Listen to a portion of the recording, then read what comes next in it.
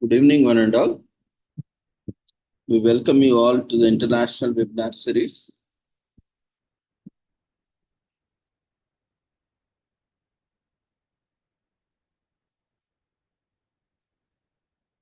And we welcome you all to the International Conference on Voting, Elections, Democracy, Public Policy and Program, Reforms, Awareness, Education, Environment, Health, Well-being and Sustainable Development 2024, commemorating Azadi Ka Amrit Mahotsav, nation celebrating 76 years of independence, and United Nations Sustainable Development Goals 2015 to 2030 as part of awareness and campaigns in collaboration with Sri Holistic Health Foundation India and Sri Research Institute Center for Arts, Sciences and Wellbeing and all other collaborators, commemorating elections 2024 as part of voters' awareness and campaigns.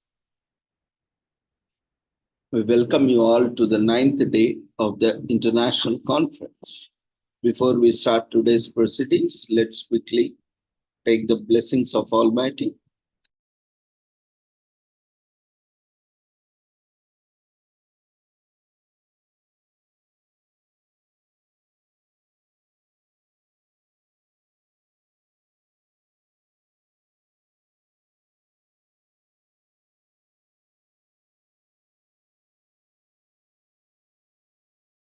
कुरुत्वं कल्याणम् आरोग्यं धनसम्पदः शुभं कुरुत्वं कल्याणम् आरोग्यं धनसम्पदः शत्रुबुद्धिविनाशाय दीपज्योतिर्नमोऽस्तुते दीपज्योतिर्नमोऽस्तुते शुभं कुरुत्वं कल्याणम् आरोग्यं धनसम्पदः शुभं कुरुत्वं कल्याणम् आरोग्यं धनसम्पदः.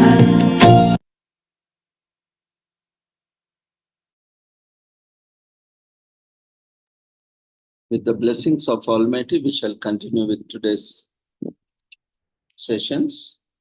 Before we start, today we have two important sessions. One is on contesting in elections, eligibility, and various other aspects, and other is myths and clarifications and various legal aspects of EVMs, VVPATs, and related machinery and equipments used in the electoral process. Before that, we shall quickly complete the commemorations and hand over the session to our presenter, so that today the entire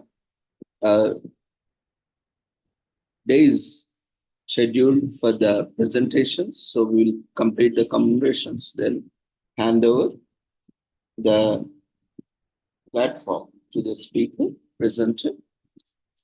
So today we are commemorating International Day of Plant Health. Every 12th May, every year, we are commemorating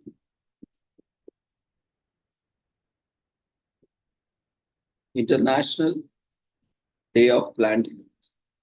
So plants are life. We depend on them for 80% of the food we eat and 98% of the oxygen we breathe. See, we have been seeing daily through various commemorations how much dependent we are on our nature and environment. But unfortunately, human activities are destroying our own planet. That means we are destroying ourselves slowly, gradually, and also at a very fast rate. So plants being life, we depend on them for most of our food requirements.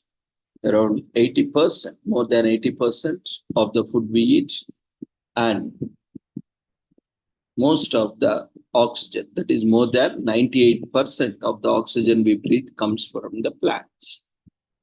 But International travel and trade have been associated with the introduction and spread of plant pests. Invasive pest species are one of the main drivers of biodiversity loss, threaten the delicate web of life that sustains our planet. The first thing is fertilizers. Even yesterday and day before yesterday, we were discussing about these pesticides, fertilizers, chemicals, and all have been disturbing. And the other aspect is invasive species, which are not local or native. They pose threat to the native species. So we see now today we are also eating lot of fruits, vegetables, which are not native to our own nation. Like say, as we are from India, we see lot of fruits like dragon fruit, which is not native from India. And we have various such fruits which are exotic fruits which are imported from various other countries.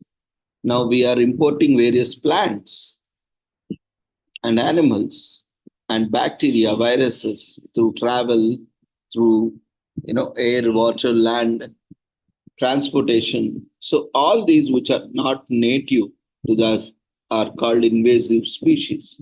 They invade, like even in our history, in our country, many people have invaded.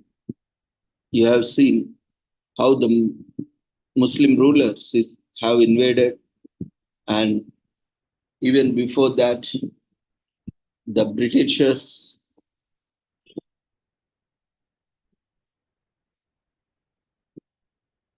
and the French, Portuguese, in the name of trade, they have invaded our country and they have looted our country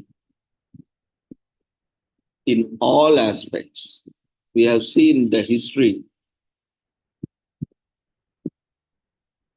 and the most heinous acts were committed by them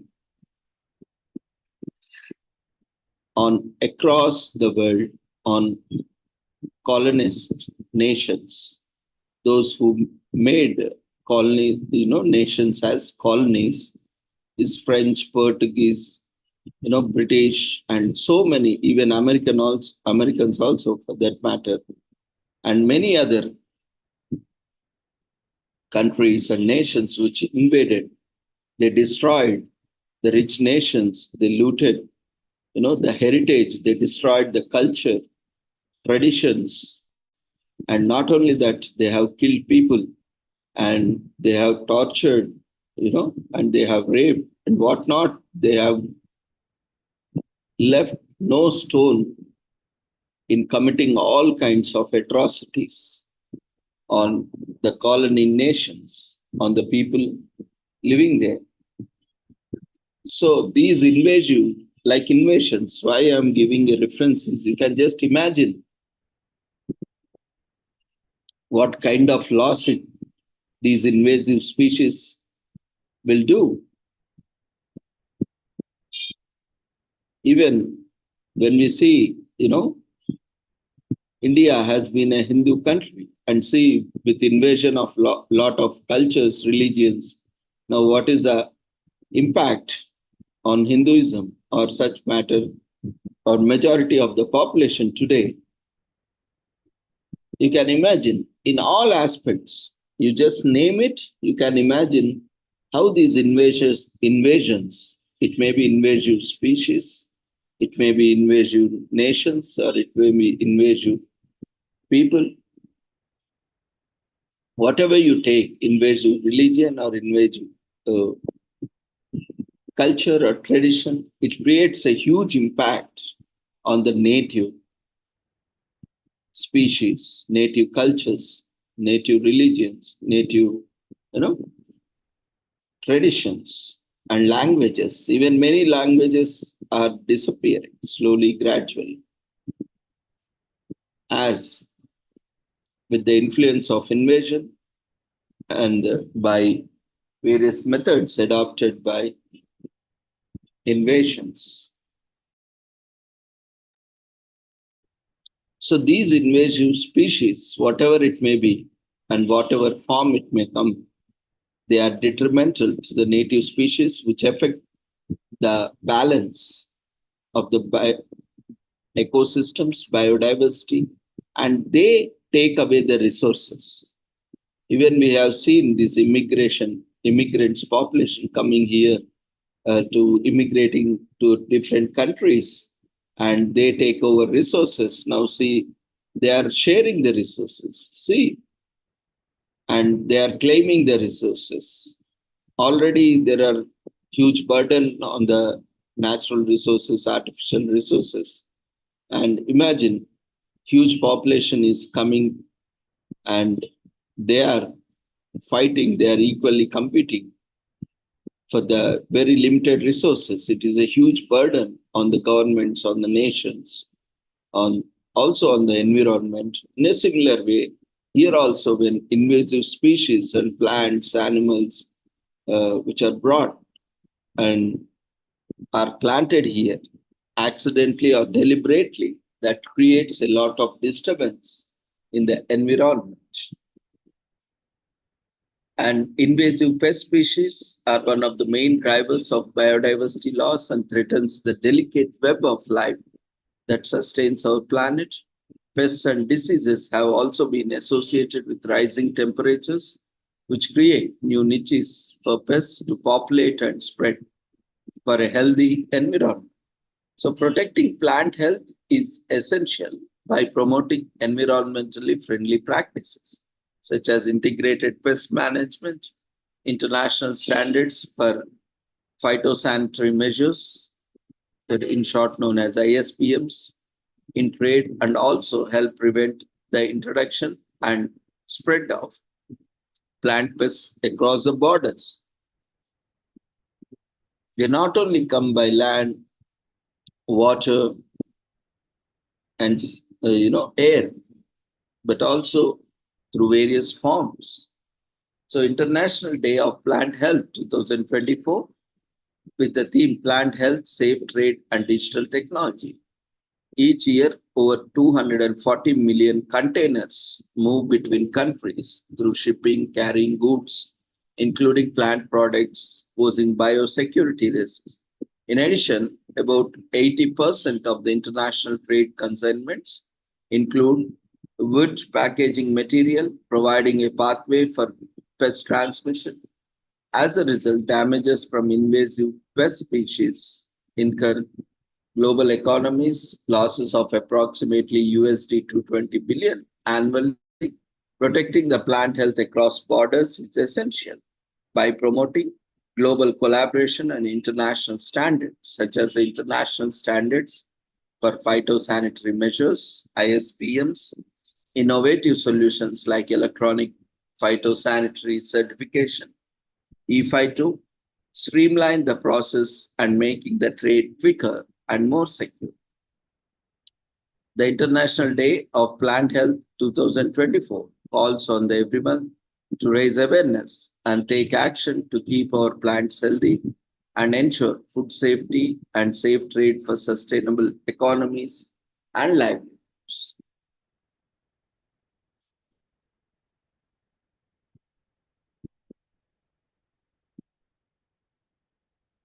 So the United Nations designated 12th May the International Day of Plant Health, in short known as IDPH, to raise global awareness on how protecting plant health can help end hunger, reduce poverty, protect biodiversity and the environment, and boost economic development.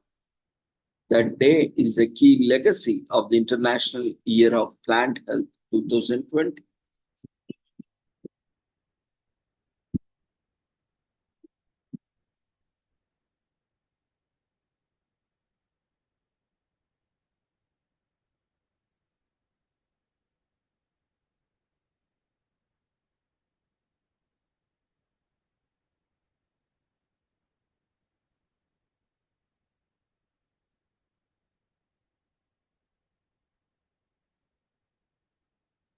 So today is also commemorated as International Awareness Day for Chronic Immunological Diseases.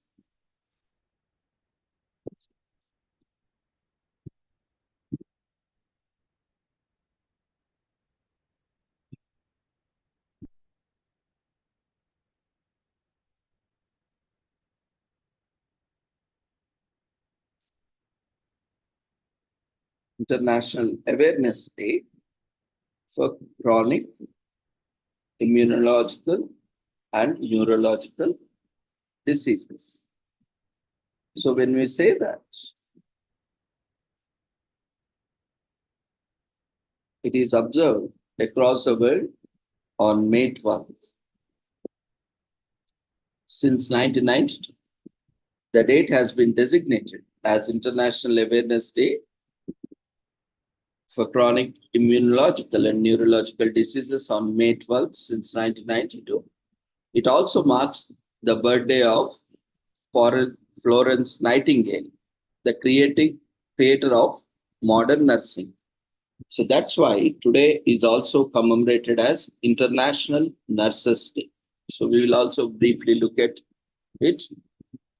So early detection, sensitivity to the disease, reduce feelings of isolation in patients and prejudice due to ignorance and all benefits of disease awareness. It also facilitates policy reforms and research. The medical community hopes to raise awareness about the variety of disorders that fall under the chronic immunological and neurological diseases, in short known as CIND, umbrella, by commemorating this day.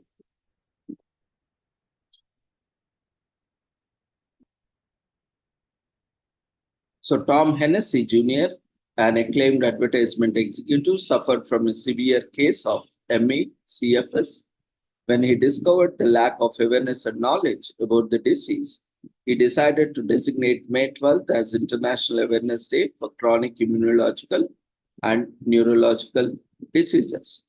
After being inspired by Florence Nightingale's story, Hennessy chose her birthday to commemorate the occasion. Florence Nightingale was a nurse in the army, a philanthropist, and the founder of modern nursing in the West. While serving in the army, she acquired ME/CFS and spent her rest of her life bedridden. Tom had also founded an organization called RESIND, Repeal Existing Stereotypes About Chronic Immunological and Neurological Disease, which is full form. There is a little understanding about the disease falling under chronic immunological and neurological diseases and often go unnoticed, unrecognized for a long time. So RESIN brought these diseases with commonalities under one umbrella and helped raise awareness. So chronic immunological and neurological diseases included myalgic encephalomyelitis, which in short known as ME, chronic fatigue syndrome, in short known as CFS, fibromyalgia, multiple chemical sensitivity, and Gulf War syndrome. Other diseases recognized on this day include Alzheimer's, Addison's, Parkinson's, etc. So people with immunological and neurological diseases suffer from joint and muscle pain and cognitive disorders, sleep disorder, poor stamina, etc. Except for palliative care, there is no cure for these diseases. These diseases often go without a diagnosis for a long time due to lack of awareness.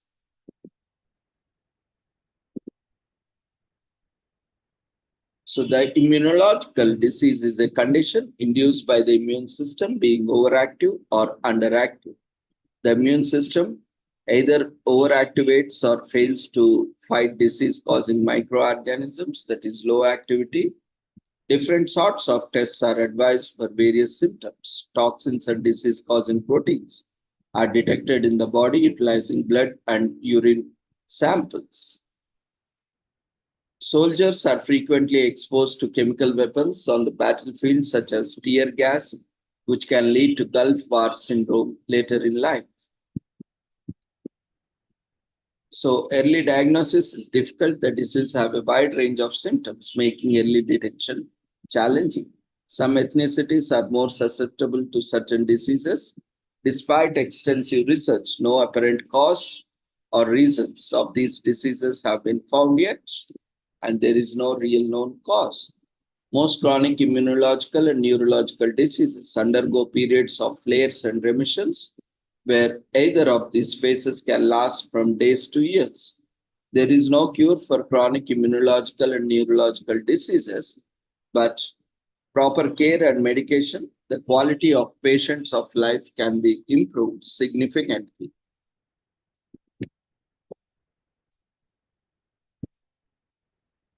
So more than 1 billion people, 23 million in America, suffer from chronic immunological and neurological diseases, with diagnosis taking an average of 4 years. Patients will receive early treatment if they are aware of the condition. Because of their impairment, people with these disorders frequently feel alienated from social networks. And the day aims to raise awareness about the disease and increase society's acceptance of these who suffer from it.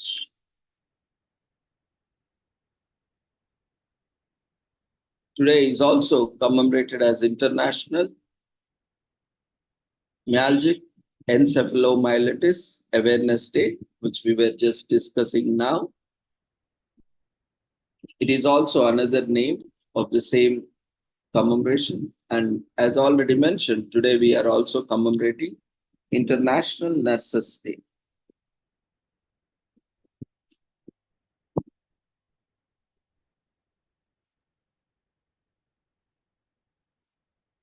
So nurses across the world commemorate International Nurses Day on May 12th every year, as some of them had beloved nurses as children, while others called at the sight of blue scrubs. Some had sweet smiles and soft expressions. They never forget our treat as we walk out of the door, while others had warmer grins and kinder faces. It's reminded us of the day we have jabbed in the eye with a sharp syringe while looking out the window. We know it was all for the best. Though nurses are the backbone of the healthcare sector, dressed in scrubs, stethoscopes in their pockets, and a doctor's most trusted ally.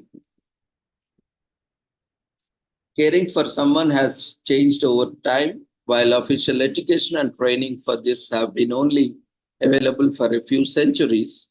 Only a wet nurse and a midwife performed nursing tasks at first. It wasn't until 16th century that it came to be defined as someone who looks after the sick, as it is now. Florence Nightingale was the first in the West to establish what is now considered contemporary nursing procedures. She was born in Florence, Italy, and was given the name Florence, and she was a nurse during the Crimean War and used what she learned there to create a holistic nursing system. When she returned home, she earned the nickname the Lady with the Lamp during the war because she was known for injuring soldiers at night. Nightingale was a prolific writer who shared nursing methods through her writing, and she was also a skilled statistician presenting her findings and drawing conclusions using data and charts. One of the first forms of a pie chart was created by her. In 1870, she established the first secular nursing school. It was in collaboration with St. Thomas Hospital in London, which is now part of King's College. She instituted several hygiene and sanitation procedures, including the use of nurse cap, and she was a modern nursing pioneer, and her birthday is commemorated as International Nursing Day.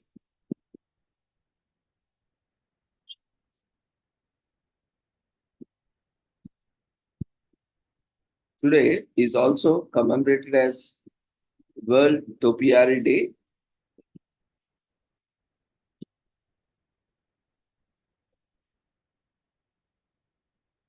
So the founder of World Topiary Day, Levens Hall and Gardens, moved the celebration to the Sunday that follows May 12th. So this year it takes place on May 12th. So while most of us would struggle to level a hedge, professional topiarists carve them to look like real life items. Many of us despise helping out in the garden as children, but we still enjoy watch rewarding hedge cutting videos, even online also.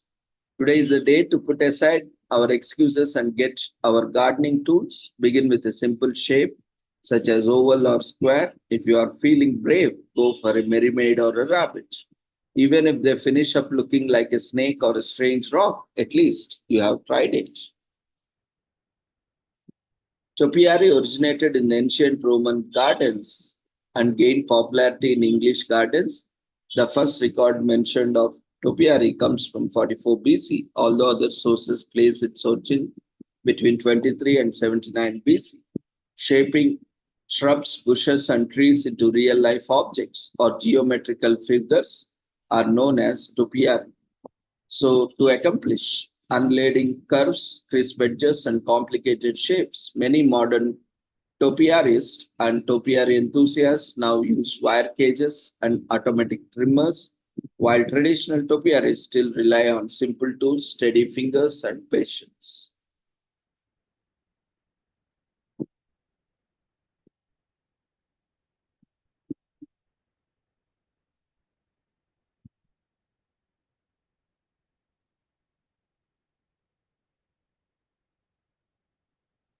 So bonsai and topiary use similar methods to achieve different results, while topiary tends to foliage to achieve a distinct shape.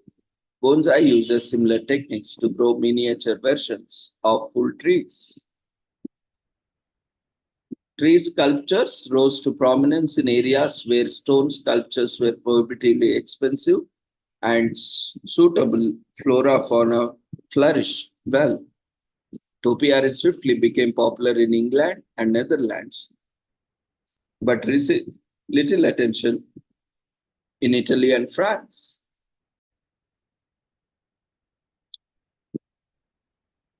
So theme parks, we have seen, Disney uses topiary to ornate its gardens at theme parks with different names. The creators of representational art using trees often garnered different names such as leaf edge sculpture, tree barber, and tree mask. The term topiary is derived from the Latin word topiaris, which means landscape gardener. Though the art of topiary has now become limited to the gardens of aficionados, some have survived over the years are Marquinsic in France, Roman Castle Gardens in Scotland, Green Animals Topiary Garden in Rhode Island, and Ladiv Topiary Gardens in Maryland. 11 salts have received the Guinness World of Record for oldest topiary garden. A Daily Mail columnist wrote that topiaries are more suitable for stately homes, yet we beg to differ. Topiary structures can be massive to fit only in expensive gardens or can be small enough to fit in our palms.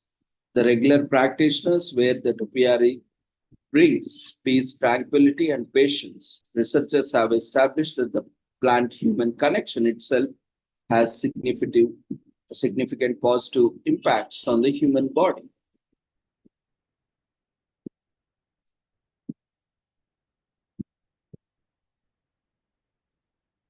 So today is also commemorated as Chronic Fatigue Syndrome Day, which is also commemorated as part of International Awareness Day for chronic immunological and neurological diseases.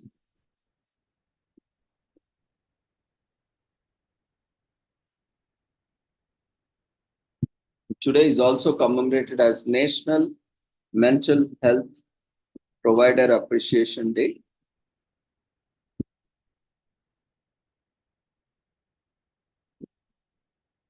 Which is commemorated on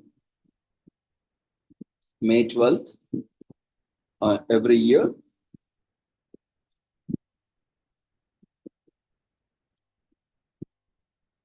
Especially in the US, some spend every week lying on a sofa talking about their trauma and sadness, and some spend weeks and months in their care, gently healing their mind and emotions, and some visit quickly to make an informed life decision. These individuals assist us in making sense of our chaotic lives and teach us how to cope up with our past so that we may go on. Thank you to the mental health professionals who help us entangle our chaotic minds. Psychology arose from the ancient science of philosophy, which notable figures included Plato and Aristotle. These thinkers speculated on a wide range of topics, including why individuals behave the way they do, the purpose of existence, and so on. Philosophy has paved the road for psychology and finally psychiatry over the years. Some of the well-known figures in the field include Sigmund Freud, father of psychoanalysis, Wilhelm Wundt, father of psychology, Ivan Pavlov, and Carl Rogers. Everyone in 4 persons over the age of 18 has a diagnosable mental disease, and many others experience brief periods of mental illness throughout their lives. Mental health workers all across the world have assisted people in confronting their traumas, worries, and insecurities, allowing them to live better lives. People are learning more about their mental health and how to manage it better as a result of their dedication, leading to happier and serene lives.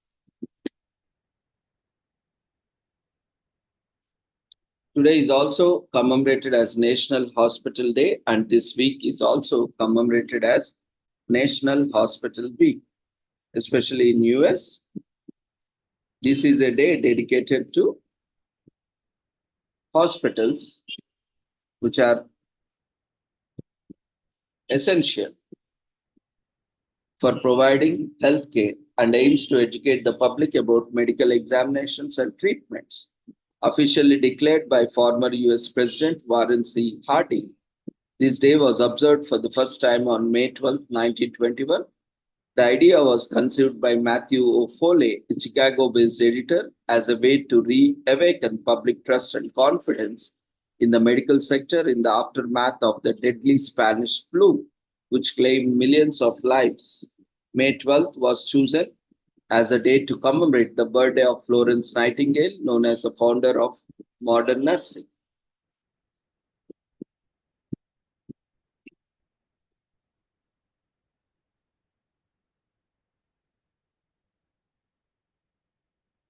Today is also commemorated as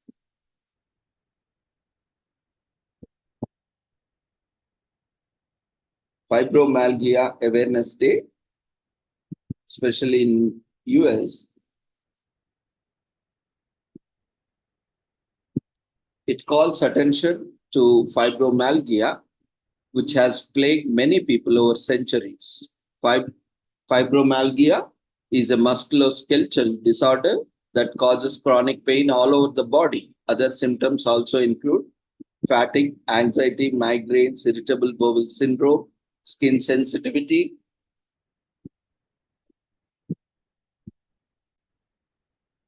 Other symptoms include fatigue, anxiety, migraines, irritable bowel syndrome, skin sensitivity, insomnia, numbness, stiffness, etc. People suffering from fibromyalgia either go undiagnosed for years or misdiagnosed due to the lack of research and the difficulty in identifying the factors that cause the illness.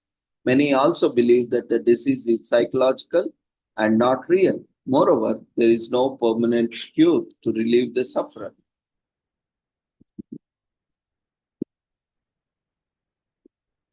And this week is also commemorated as National Women's Health Week in US.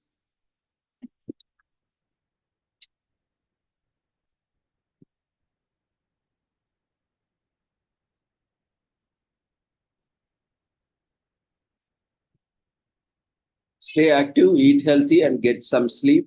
Most importantly, start today. The federal government's Office on Women's Health created National Women's Health Week as a way to encourage all women to make their choices which are right for them. Women have unique health issues such as pregnancy and menopause, and some of the health issues that affect both men and women can touch women differently, like osteoarthritis and urinary tract problems, both of which tend to affect women more. Actually, this observance, which begins on Mother's Day, that runs from May 12th, today is also commemorated as Mother's Day till 15th, 2024. So National Women's Health Week also encourages women to consider the factors that influence their mental health, such as managing stress, in order to ward off anxiety and depression. So this year it marks the 21st annual event. So let's disseminate and discuss on how to improve your overall well-being and learn valuable health resources.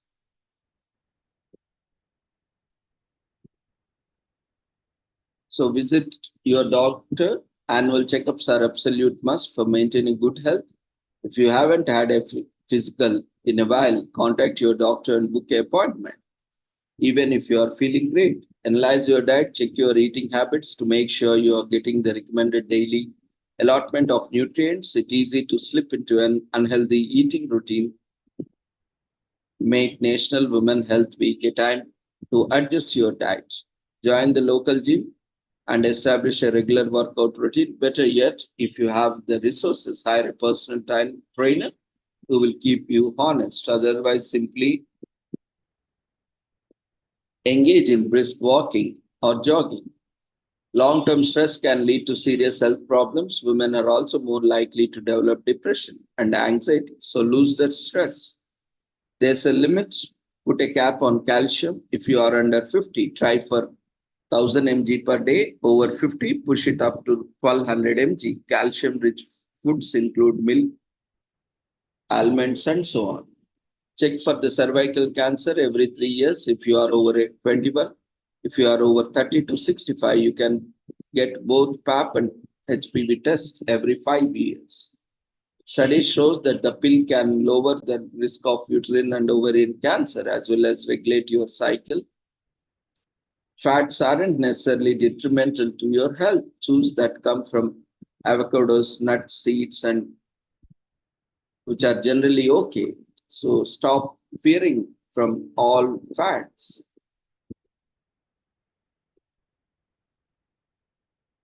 So today,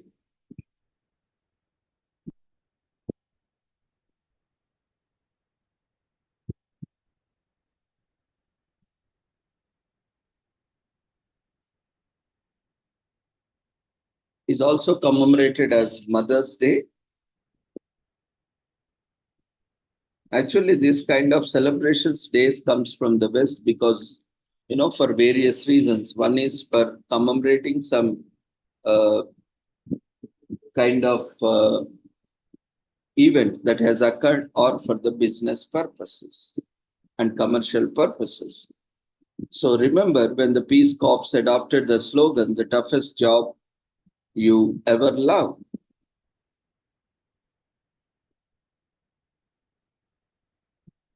No offense, Peace Corps, but the adage is more appropriate for motherhood, a job that is ever changing and frequently exasperating. Moms don't get days off, nor they do receive handsome salaries or generous pensions. Instead, their rewards come in the form of sticky kisses, necklaces made of elbow, and satisfaction of seeing their children grow up to be happy, healthy adults. That's probably not adequate compensation. So give mom an extra hug or a special gift or a complete rest on at least on this day, on Mother's Day, the second Sunday in May. The beautiful and unparalleled bond of love shared between kids and mothers is honored and celebrated on Mother's Day.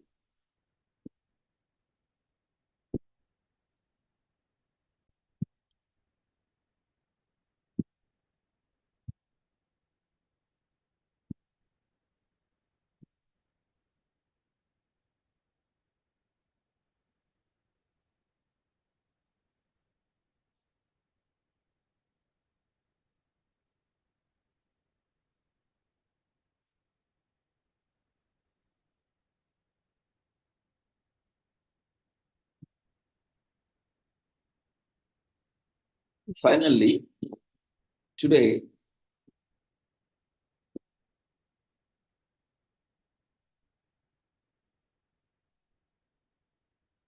is one of the birthday of great gurus of the world who is none other than Adi Shankaracharya. India is a nation with numerous learned sages, philosophers, saints who have contributed immensely to the nation and the world and enlightened millions of people with their teachings. They have a strong following Even today,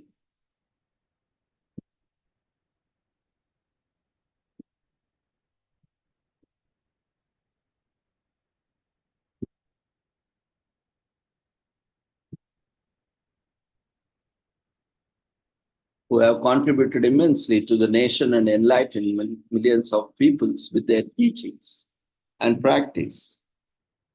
They have a strong following, and their festivals dedicated to their legacy are celebrated with grand pomp and fanfare all over the country. Shankaracharya Jayanti is one such festival commemorating the renowned Indian theologian and philosopher Adi Shankaracharya. He is believed to be one of the greatest sages and is considered to be the avatar of Lord Sri Shiva. His works had an immense impact on the doctrine of Advaita Vedanta. He established 4 monasteries which were said to have assisted in the historical expansion, revival, and circulation of Advaita Vedanta. Adi Shankaracharya Jayanti is commemorated as the birth anniversary of the iconic Indian philosopher and sage Adi Shankaracharya. He was believed to be an 8th century theologian. He is regarded as one of the most vital remembrance in Sanatana Dharma. He is referred to be by several names: Jagadguru, Adi Shankaracharya, or Bhagavad Pada Acharya, Guru at the feet of Lord, and by many more names. He illustrated, explained, and taught the Advaita Vedanta doctrine, which had a huge impact on the development of Hinduism, and he also had discourses on Vedic knowledge and Sanatana Dharma.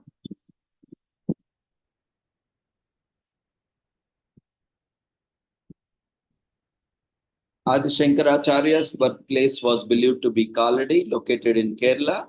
During 788 CE, he was born to Nambudri Brahmin couple who has dedicated their lives to helping the poor. They called their child Shankara, which suggests the giver of prosperity. After his father died when Shankara was extremely young, he wished to live a life of sannyasi, that is, saint, which his mother did not approve of.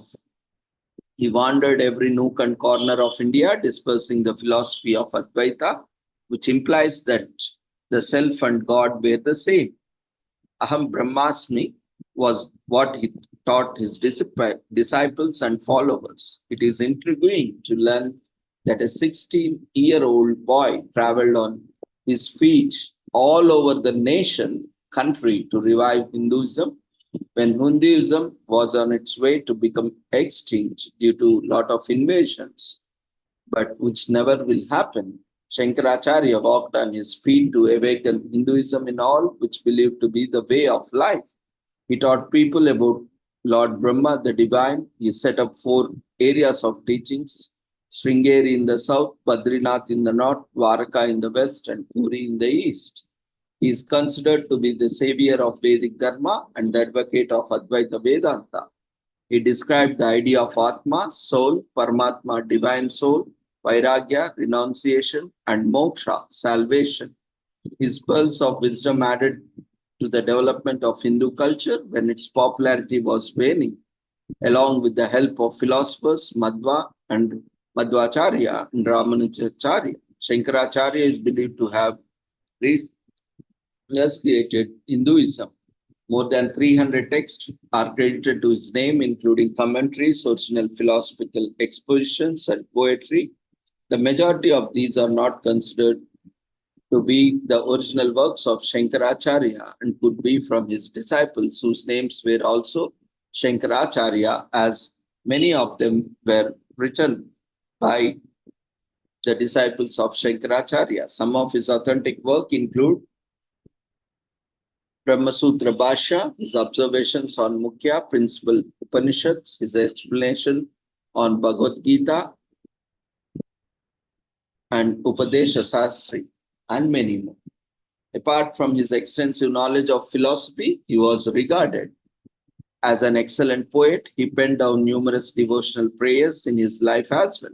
A couple of his renowned and prominent compositions are Nirvana Shalkam, Saundarya Lahari, and Shivananda Lahari.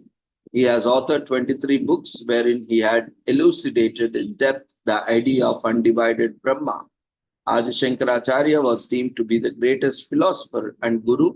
With his peaceful message of Vedanta, he assisted people and helped dispel the obliteration of truth, disorder, and confusion.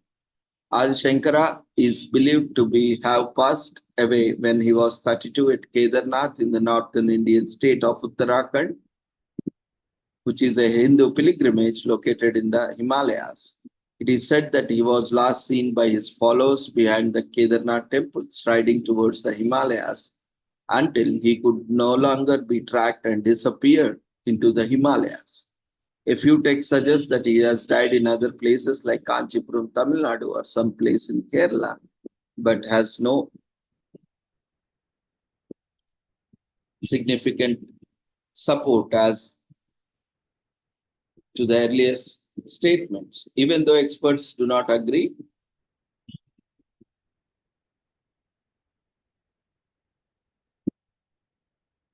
based on the historical context, because not everything is recorded and there is a lot of prehistorical aspects which are still to be agreed and explored.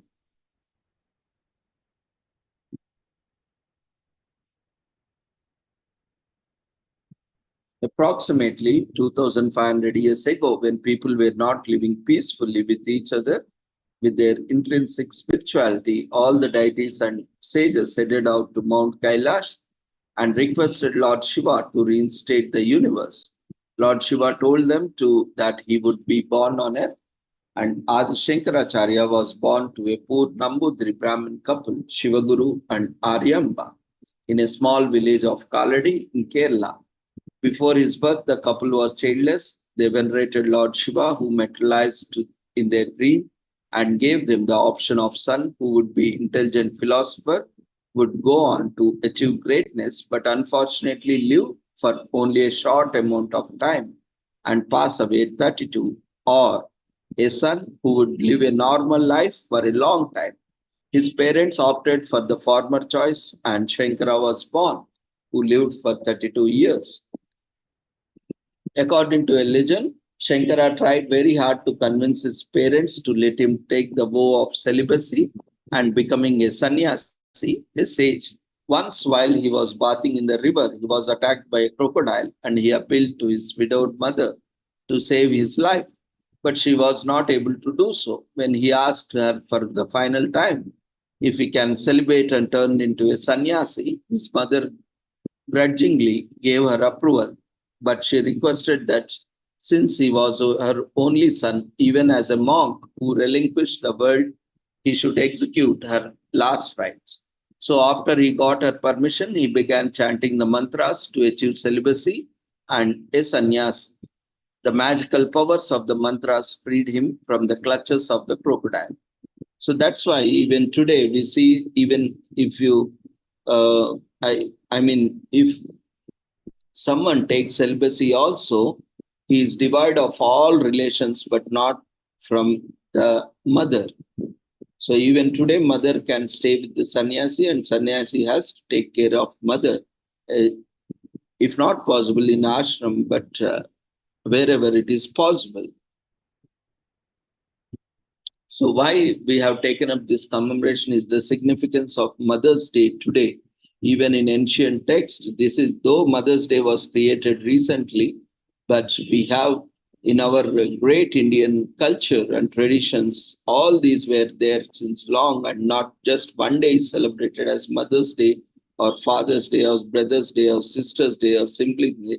Every day, every moment, every second, we rejoice the happiness, the relationships we enjoy and we celebrate. We have the memories of these days.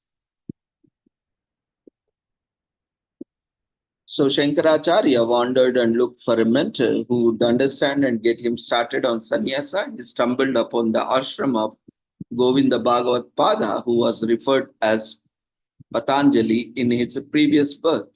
Govinda was deemed to be the most esteemed philosopher of the Vedanta school of thought and was a disciple of Gaudapada. Govinda approved Shankara as his student. He launched him into the highest type of renunciation. Shankara was made to learn several Vedas and Advaita. Shankara was directed to make everyone conscious of this truth all over the nation, all through the nation. At Badrinath, Lord Vishnu materialized to Shankara and informed him that his idol is in the Alakananda river, needs to be recovered, and a shrine needs to be built for it. The temple is now called the Badrinarayan temple. There is another tale about Shankara from central India. He traveled to Kashi where he met a Chandala, keeper of the crematorium, deemed to be the most polluted of the professions in the Hindu caste hierarchy by some people. But Hinduism never discriminated such things. When Shankara requested him to move aside, he reminded him by asking if he should shift his body or soul or his form.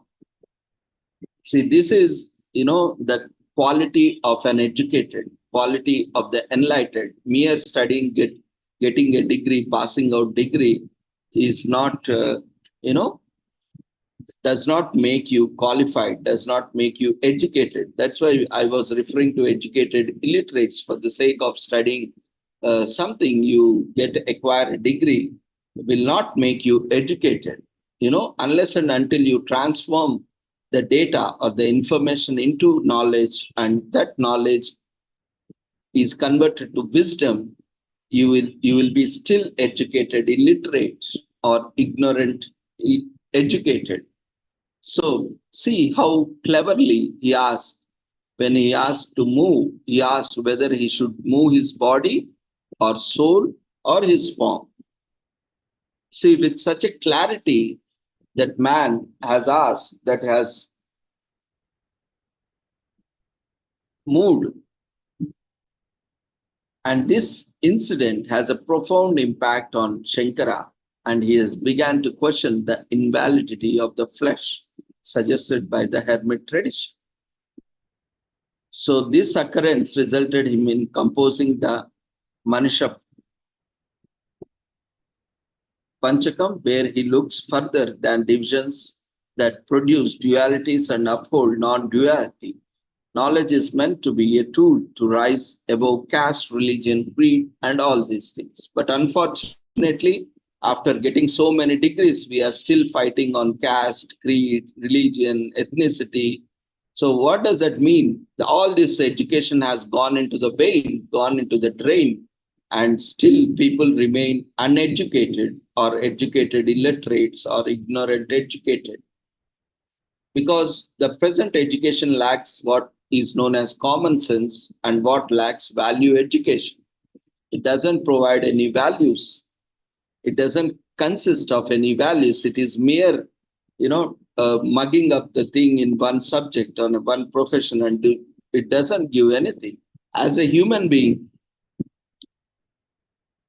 you still don't behave like a human being. That's why yesterday also I was telling, and day before day, previous days also, the greatest disease or disorder a human being has is to unable to recognize the fellow human being as an equal, competent, qualified human being as he or she is.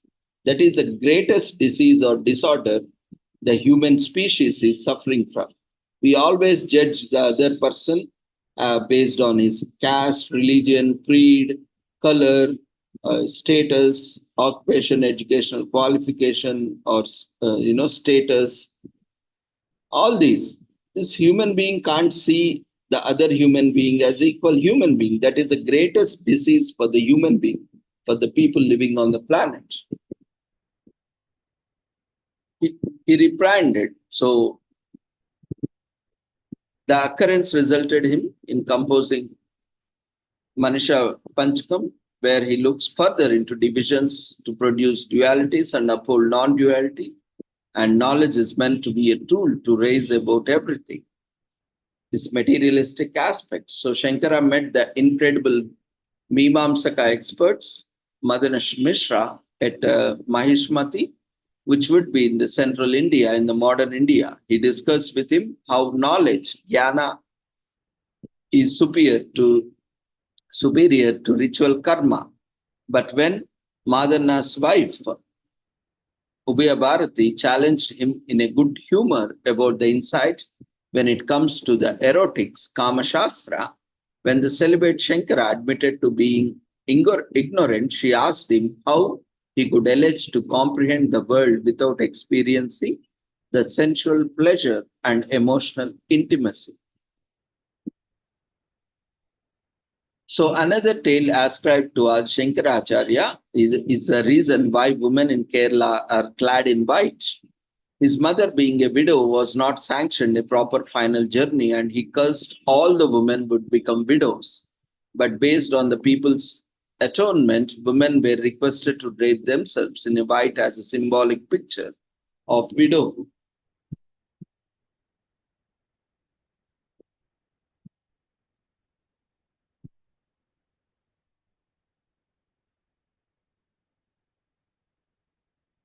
So the teachings of Adi Shankaracharya include the destruction of ignorance is believed to be the salvation. Doing charity at the appropriate moment will be valued. Truth is what will ultimately aid living beings. One's pure mind is considered to be the utmost pilgrimage. Knowledge is what eventually assists in getting bonded to the Brahman. So, few interesting facts about Adi Shankaracharya. Adi Shankaracharya discussed a key insight into how Buddhism differs from Hinduism. He declared that Hinduism backs and approves the idea of Atman, which implies soul or self exists. But Buddhism thinks that there is no soul or self. Like that, as I was mentioning in one of the days, all these religions have popped up because of deviating from the existing philosophies. They didn't believe, a group of people didn't believe in something or was against of something which was existing. So they had their own free, like nowadays I gave, like creating Telegram groups, WhatsApp group, Facebook. They also created a group and they formed slowly. The norms have come and they also became a religion. So that many religions today are popped up like that.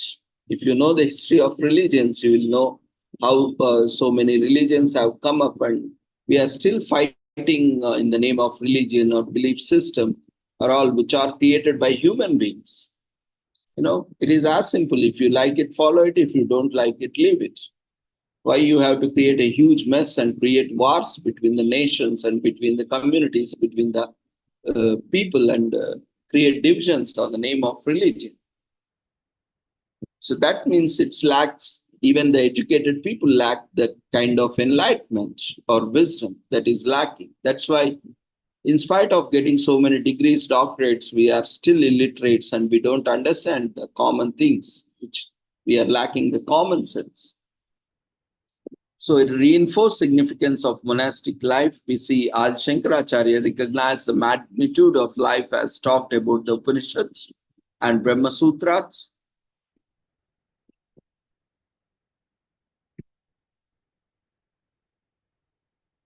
And one of the most vital works of Shankaracharya is the amalgamation of the six subsects of the Shanmata, which implies that six religions that prayed to six varied deities. Shankaracharya plants the seed of thought that there is only one supreme being, Brahman, and all these six chief deities are part of Brahman, believed to be one divine power. Adi Shankaracharya also wrote several powers that glorified many gods and goddesses. A couple of popular ones are those devoted to Lord Shiva and Lord Krishna. There are at least 14 well-known biographies of Adi Shankaracharya that showcase his life. The majority of these biographies are known as Shankara Vijaya, Guru Vijaya, Shankara Abhyudaya, and Shankaracharya Charita.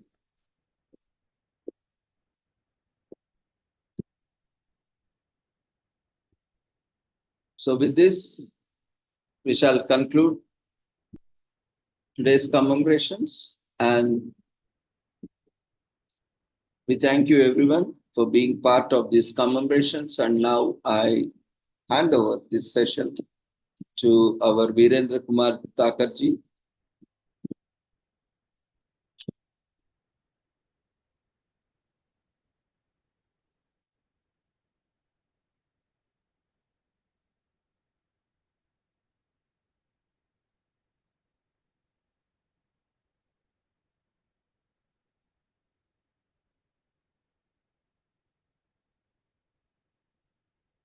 So he's a regular contributor on our platform as a participant and as a speaker, a presenter, and he is presently working as assistant professor in computer science engineering department in Govind Ballabh Institute of Engineering and Technology.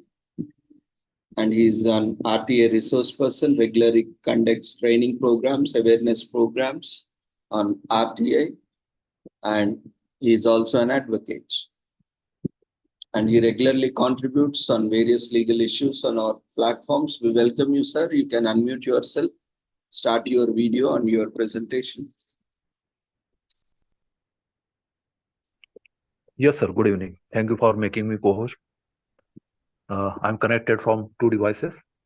I will take my presentation from share it from my laptop, and I will be using a mobile for my audio.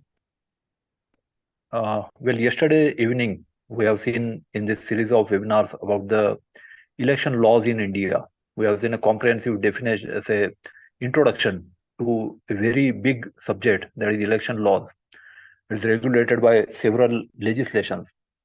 There was a question regarding contesting elections. So briefly, we shall see a small presentation on qualifications for MLAs and MPs.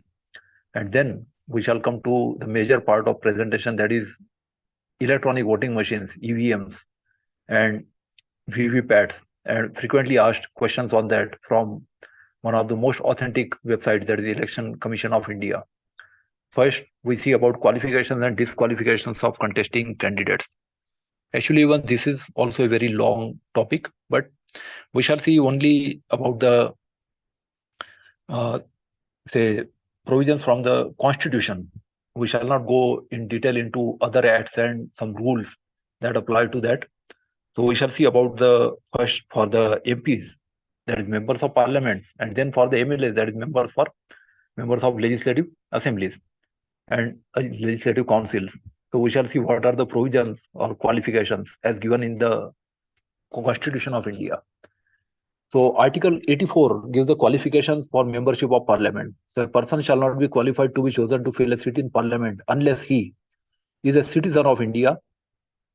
There is also a Citizenship Act of India which is separate, and makes and subscribes before some person authorized in that behalf by the Election Commission an oath or affirmation according to the form set out for the purpose in the third schedule. We shall see what that oath in third schedule is.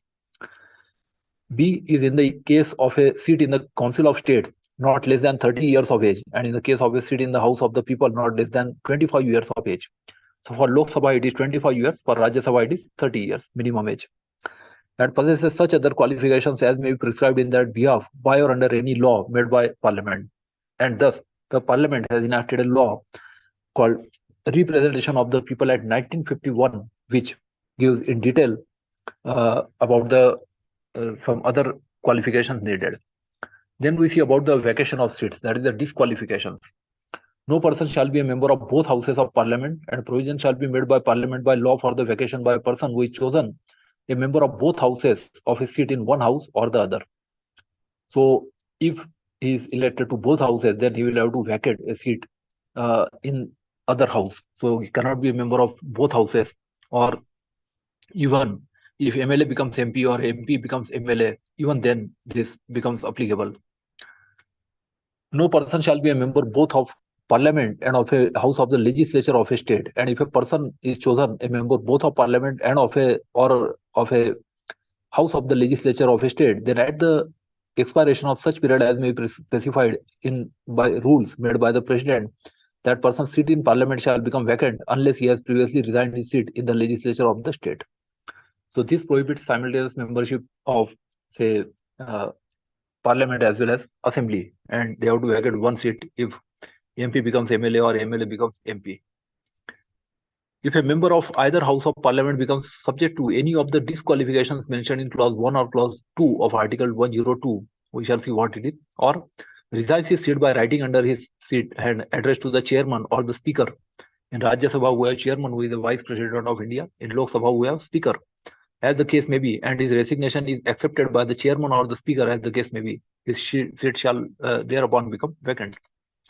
Provided that in the case of any resignation referred to in subclause B, if from information received or otherwise, and after making such inquiry as he thinks fit, the chairman or the speaker, as the case may be, is satisfied that such resignation is not voluntary or genuine, he shall not accept such resignation. That is, it should not be under duress or forcible. If for a period of 60 days, a member of either house of parliament is without permission of the house absent from all meetings thereof, the house may declare his seat vacant. This is rule regarding the attendance. So provided that in computing the said period of 60 days, no account shall be taken of any period during which the house is prorogued or is adjourned for more than 4 consecutive days. So whenever the house is in session, attendance is necessary. Absence should not be more than 60 days. Then we have Article 102. Person shall be disqualified for being chosen as and for being a member of either house of parliament if he holds any office of profit under the government of India or the government of any state other than an office declared by parliament or law, not to disqualify its holder. Advocates are allowed to practice, but for others, the office of profit simultaneous holding is prohibited. If he is of unsound mind and stands so declared by a competent court, so person must be of sound mind. And if he is an undischarged insolvent, so this is provision against bankruptcy. If he is declared bankrupt, then person has to becomes disqualified. If he is not a citizen of India or has voluntarily acquired the citizenship of a foreign state or is under any acknowledgement of allegiance or adherence to a foreign state, and if he is so disqualified by or under any law made by parliament. So there are certain disqualifications even if it is say criminally prosecuted. For the purposes of this clause, a person shall not be deemed to hold an office of profit under the government of India or the government of any state by reason only that he is a minister either for the union or for such state. So membership, that is being a minister, is not considered an office of profit, and ministers are eligible. If they are not member, then they have to get elected themselves within 6 months to either house. A person shall be disqualified for being a member of either house of parliament if he is so disqualified under the 10th schedule. 10th schedule regulates the defection. So this is an anti-defection law in India, and it is incorporated in the 10th schedule. And if somebody changes party after being elected, the person becomes disqualified according to the 10th schedule. Then if any question arises as to whether a member of either house of parliament has become subject to any of the disqualifications mentioned in clause 1 of article 102, the question shall be referred for the decision of the president, and his decision shall be final. So article 10 gives this power to the president regarding disqualification, and before giving any decision on any such question, the president shall obtain the opinion of the election commission and shall act according to such opinion. So president shall act on opinion of the election commission of India. 104 is penalty for sitting and voting before making oath or affirmation under article 99 or when not qualified or when disqualified. So if a person sits or votes as a member of either house of parliament before he has complied with the requirements of article 99, or when he knows that he is not qualified or that he is disqualified for membership thereof, or that he is prohibited from so doing by the prohibitions of any law made by parliament, he shall be liable in respect of each day on which he so sits or votes to a penalty of 500 rupees to be recovered as a debt due to the union. So there is penalty of 500 rupees per day if without oath he participates in any proceedings. Then we have 158. This article is related to conditions of governor's office. So governor shall not be a member of either house of parliament or of a house of the legislature of any state specified in the first schedule. And if a member of either house of parliament or of a house or of the legislature of any such state be appointed governor, he shall be deemed to have vacated his seat in that house on the date on which he enters upon his office as governor. So if MP or MLA becomes governor, it would be deemed that he has vacated his position as MP or MLA the day he enters the governor's office. Then Other provisions as to ministers. So total number of ministers, including the chief minister in the council of ministers in a state, shall not exceed 15% of the total amount of members of the legislative assembly of that state. This provision had to be enacted because whenever there was defection, so the MPs or MLAs who are defecting were promised ministership. And because of that, there were very large, say, cabinets or the councils of ministers in parliament as well as in the states. And therefore, this upper ceiling of 15% was brought into force. This came into effect from 2003. So provided that the number of ministers, including the chief minister in a state, shall not be less than 12. So for the state, it cannot be less than 12. For some smaller states, the limit is again different. Provided further that where the total number of ministers, including the chief minister in the council of ministers, in any state at the commencement of the Constitution 91st Amendment Act 2003 exceeds the said 15% or the number specified in the first proviso as the case may be, then the total number of ministers in that state shall be brought in conformity with the provisions of this clause within 6 months from such date as the president may by public notification appoint. So within 6 months, they had to reduce, they were forced to reduce the number of ministers in 2003. Then we have 173, this is qualification for membership of the state legislature. That is for being an MLA. So a person shall not be qualified to be chosen to fill a seat in the legislature of a state unless he is a citizen of India and makes and subscribes before some person authorized in that behalf by the Election Commission an oath or affirmation according to the form set out for the purpose in the third schedule. So again, there is oath given in the third schedule for MLAs also and MLCs. And B is in the case of a seat in the Legislative Assembly, not less than 25 years of age. And in the case of a seat in the Legislative Council, not less than 30 years of age. This is similar to Lok Sabha and Rajya Sabha. So for being an MLA or MLC, the age limit is 25 and 30 respectively, minimum.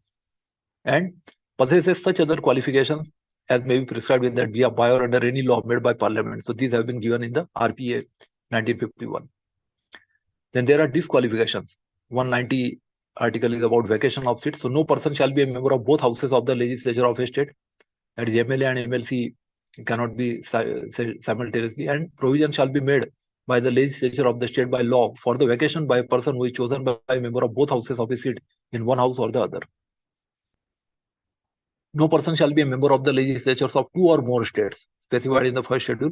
And if a person is chosen a member of the legislatures of 2 or more such states, then at the expiration of such period as may be specified in rules made by the president, that person's seat in the legislature of all such states shall become vacant unless he has previously resigned his seat in the legislatures of all but one of the states. So he can be MLA or MP only of one of the states at a time, and other positions he has to vacate. If a member of a house of the legislature of a state becomes subject to law of the subject to any of the disqualifications mentioned in clause 1 or clause 2 of article 191, or resigns his seat by writing under his hand addressed to the speaker or the chairman as the case may be, and his resignation is accepted by the speaker or the chairman as the case may be, his seat shall thereupon become vacant. Resignation has to be by writing under his hand, because it cannot be merely signature on a typed letter, because that could be say by sabotage also. So the letter has to be written under his hand. This is the procedure that is applicable to the resignation letters. Provided that in the case of any resignation referred to in subclause B, if from information received or otherwise, and after making such inquiry as he thinks fit, the speaker or the chairman as the case may be, is satisfied that such resignation is not voluntary or genuine, he shall not accept such resignation. So this is to ensure that it is not under duress or forcible resignation. If for a period of 60 days, a member of a house of the legislature of a state is without permission of the house absent from all meetings thereof, the house may declare his seat vacant. Provided that in computing the said period of 60 days, no account shall be taken of any period during which the house is prorogued or is adjourned for more than 4 consecutive days. It is similar to provisions that are applicable for the MPs. The disqualifications for membership is given in 191. So a person shall be disqualified for being chosen as and for being a member of the Legislative Assembly or Legislative Council of a state if he holds any office of profit under the government of India or the government of any state specified in the first schedule, other than an office declared by the legislature of the state by law, not to disqualify its holder.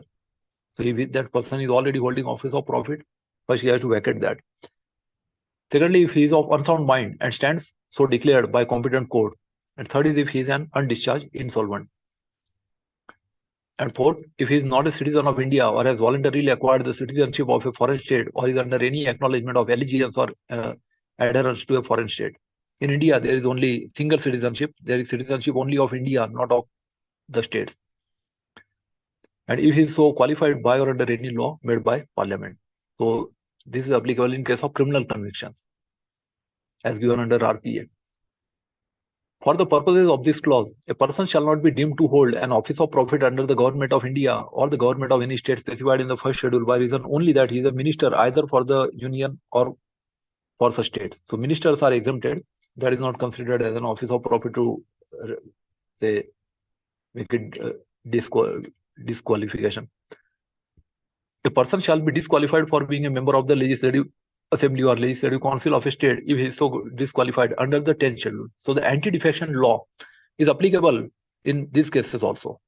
So if a person changes the party after being elected, it may result into disqualification subject to 10th schedule.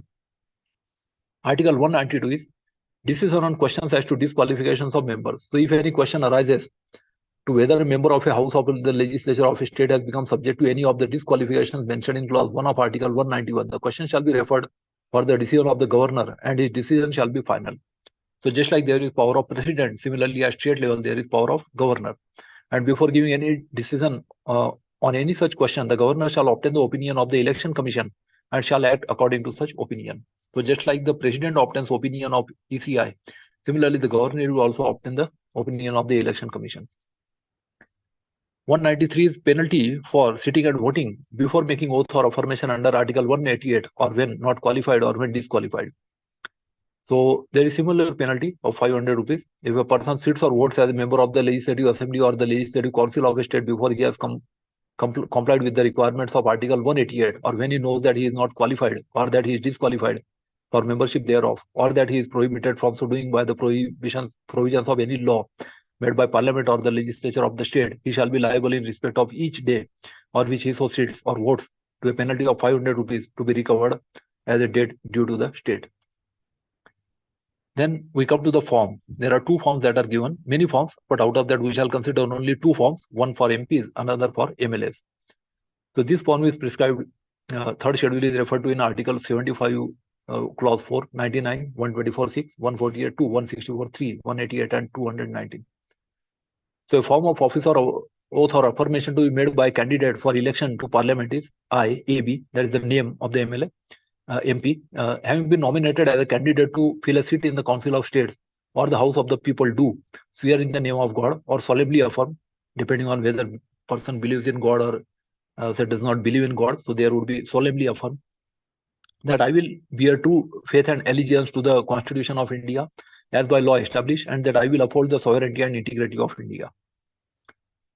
Then we have another form. This is for MLAs and MLCs. So form of oath or affirmation to be made by a candidate for election to the legislature of a state, IAB, having been nominated as a candidate to fill a seat in the legislative assembly or legislative council, do swear in the name of God or solemnly affirm that I will bear true faith and allegiance to the Constitution of India as by law established, and that I will uphold the sovereignty and integrity of India. So these are the forms prescribed in third schedule. So that completes this presentation, and then we shall move to the second one. This is one of the very interesting and one of the most controversial topics. So you can put your thinking cap on and be open to all the arguments and counter arguments. We shall see technical aspects, administrative aspects, legal aspects, and what is reported in media. This is one of the most, we can say, controversial subjects and debatable subjects. So we shall see the pros and cons of EVMs. These are the frequently asked questions or FAQs. Latest amended as per April 2024 by the Election Commission of India, published on its website. I have given the address on my last slide. So we shall see these provisions in detail. This is in the form of questions and answers.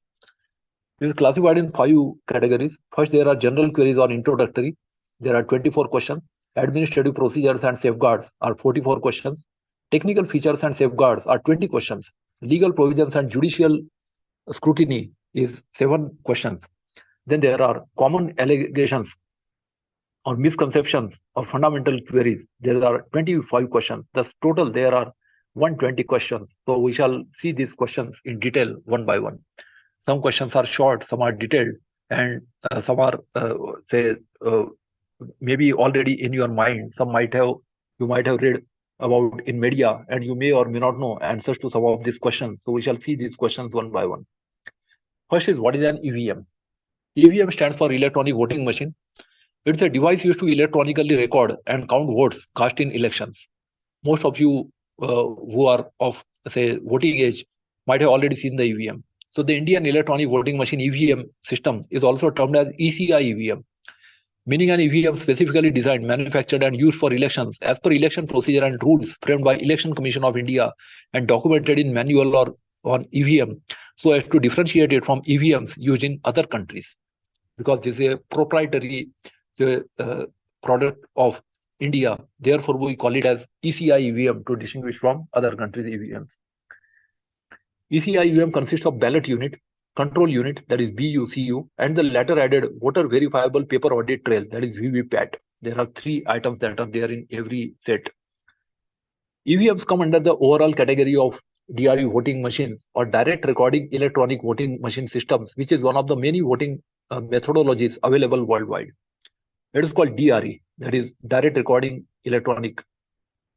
ECI EVMs are considered more efficient and accurate than paper ballots, as they eliminate the possibility of invalid votes due to unclear or improperly marked or stamped paper ballots, reduce the time required for counting, and ensure that a vote is registered for a single candidate only.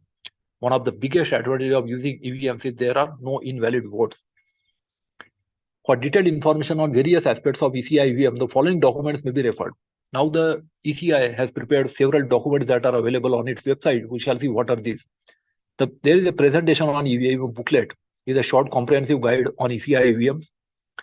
Starting with a historical perspective, it covers the technical safeguards and administrative safeguards, procedures governing the secure design, production, transportation, storage, and deployment of EVMs in elections.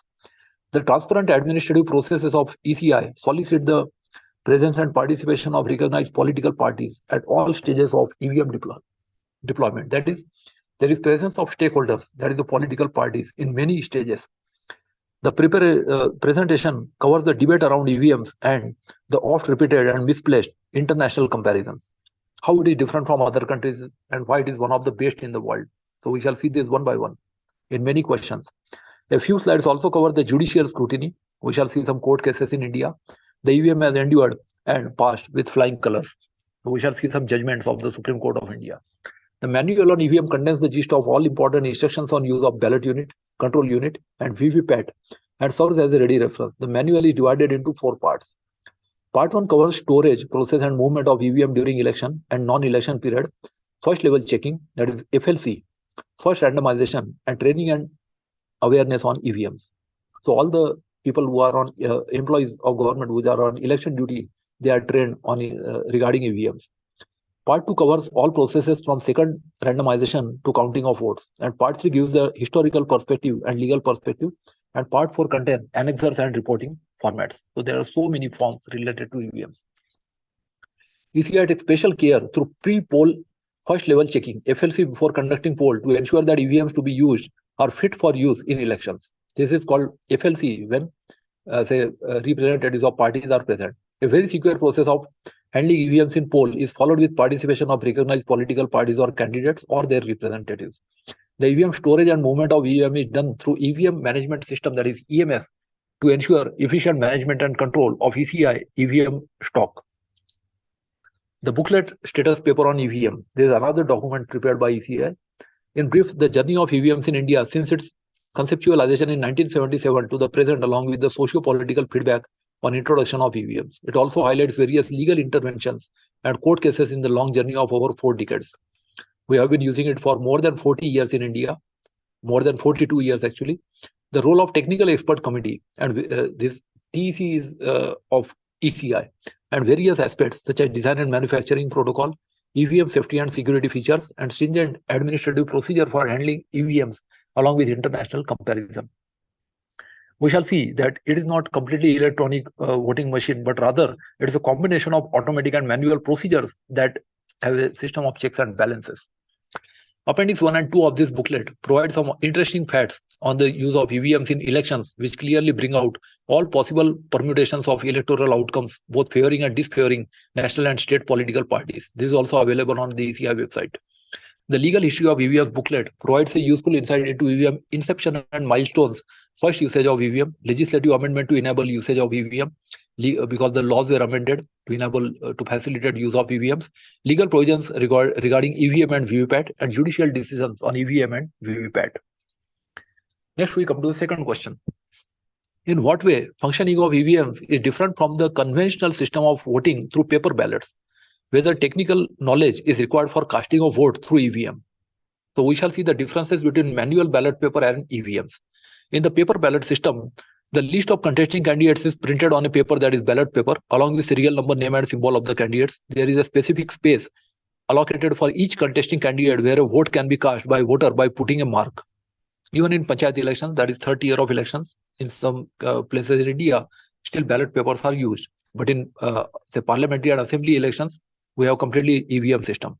Thereafter, voter needs to fold the ballot paper in a specified manner and to deposit in the ballot box. For counting votes obtained by that candidate, only correctly marked votes are counted. So there could be many invalid votes also in paper ballot system, and that's why it was obsoleted. Some of the major issues with ballot paper voting are that many votes become invalid due to improper marking or ink smudging. Ballot boxes are also susceptible to stuffing with spurious votes by capturing the booth for a few minutes. So booth capturing was frequent occurrence in India. Voting with pre-marked ballot papers and manual counting of votes is prone to errors and mischief and takes a lot of days. Earlier it used to take 3-4 days.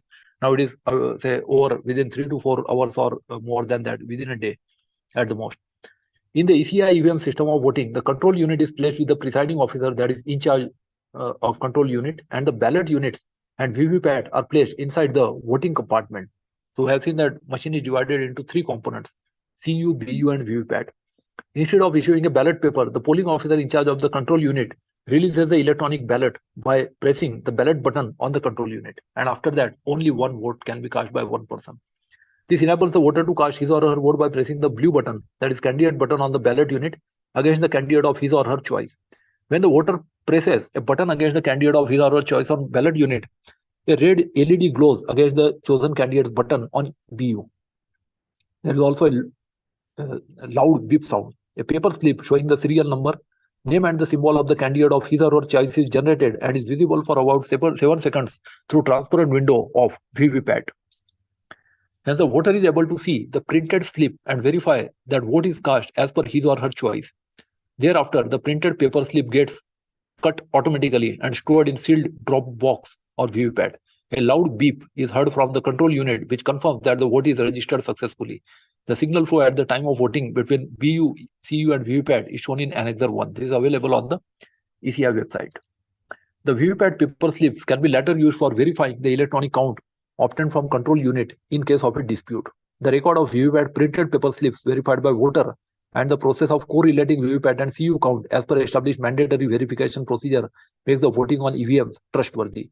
Hence, it can be seen that no technical knowledge is required for casting a vote on the EVM, and ordinary citizens can easily cast their votes on ECI EVMs. Next, we see the advantages of ECI EVM voting system.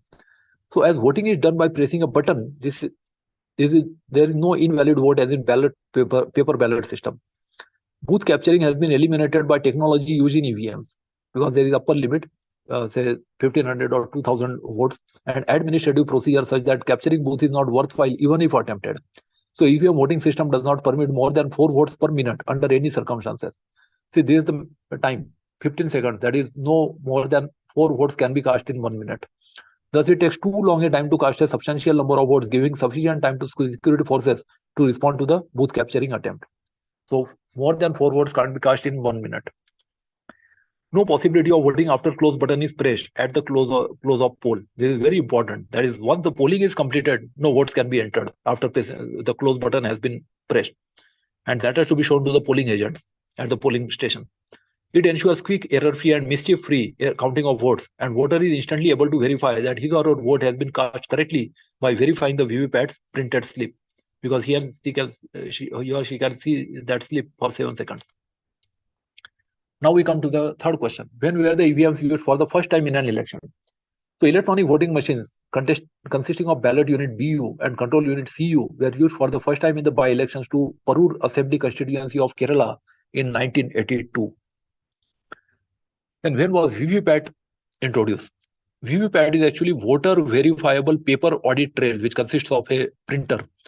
So that voter verifiable paper audit trail with EVM was used for first time in by-election to Noksen Assembly constituency of Nagaland in 2013. Next question is, when was legal framework for VVPAT introduced?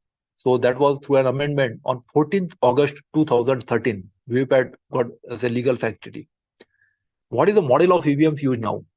So there are three models. We are using the latest model, that is the M3, model 3. So presently the M3 model of ECI, EVM and VVPAT are used. Similar to the earlier models, M3 EVMs or VVPATs are also non-networked. That is, they cannot be networked so that there is no hacking. Standalone units that run on power packs or batteries of their own.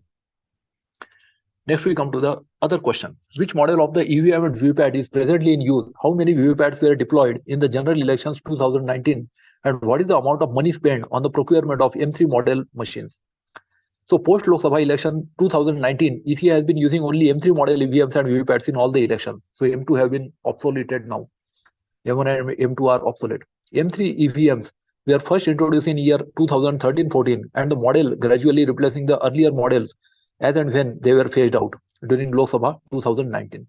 VVPATs were deployed in all polling stations of the country and a total of 17.40 lakhs VVPAT units were available for the elections. So 70,40,000 VVPATs are used. Now the amount of money spent on the procurement of M3 model machines is given in table below. So in 2013-14, it was 645.75 crore. In 2017-19, it was 4,876.71 crore. And then 2021-23, it is 3,960.10 crores. That is the total procurement and the budget.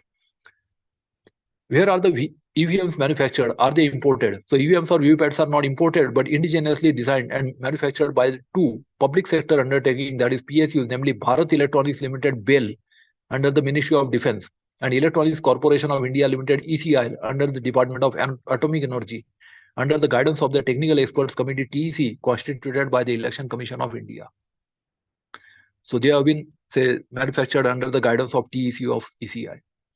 What is the cost of CU, BU and VVPAT and what is the life of EVM? So the cost of CU, BU and VVPAT is finalized by the Price Negotiation Committee constituted by the Government of India.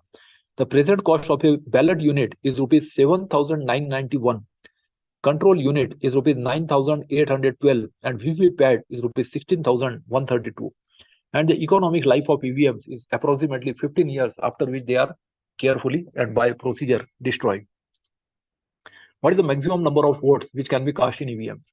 So the ECI EVM system can record a maximum of 2,000 votes, but generally it is used for recording 1,500 votes only. So this is the capacity. What is the maximum number of candidates which EVMs can cater to? So each ballot unit can cater to 16 candidates, including NOTA, that is none of the above. A total of 24 BUs can be connected to a CU to make a set of EVM. That is, if there are more than 16 candidates in a constituency, then more than one ballot units are to be connected to a single control unit, and there could be 24 BUs that can be connected to a CU. Therefore, when required, one set of EVM can cater up to a maximum of 384 candidates, including NOTA. And if there are more than 384, as happened in one case in Karnataka once, so paper ballots have to be used. How can EVMs be used in areas where there is no electricity? This is another interesting question. So EVM and VVPAT do not require any external power supply. EVM and VVPAT run on their own battery or power packs supplied by Bharat Electronics Limited, Electronics Corporation of India Limited. EVM runs on a power pack of 7.5 volts and VVPAT runs on a power pack of 22.5 volts. Next question is it possible to use EVMs for simultaneous elections for Parliament and State Legislative Assembly? Yes.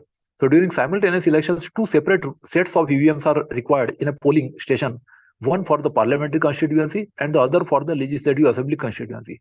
As now in 2024 also, in some states, we are having simultaneous elections, that is along with the elections to the Lok Sabha, we are also having elections for the assembly in few states.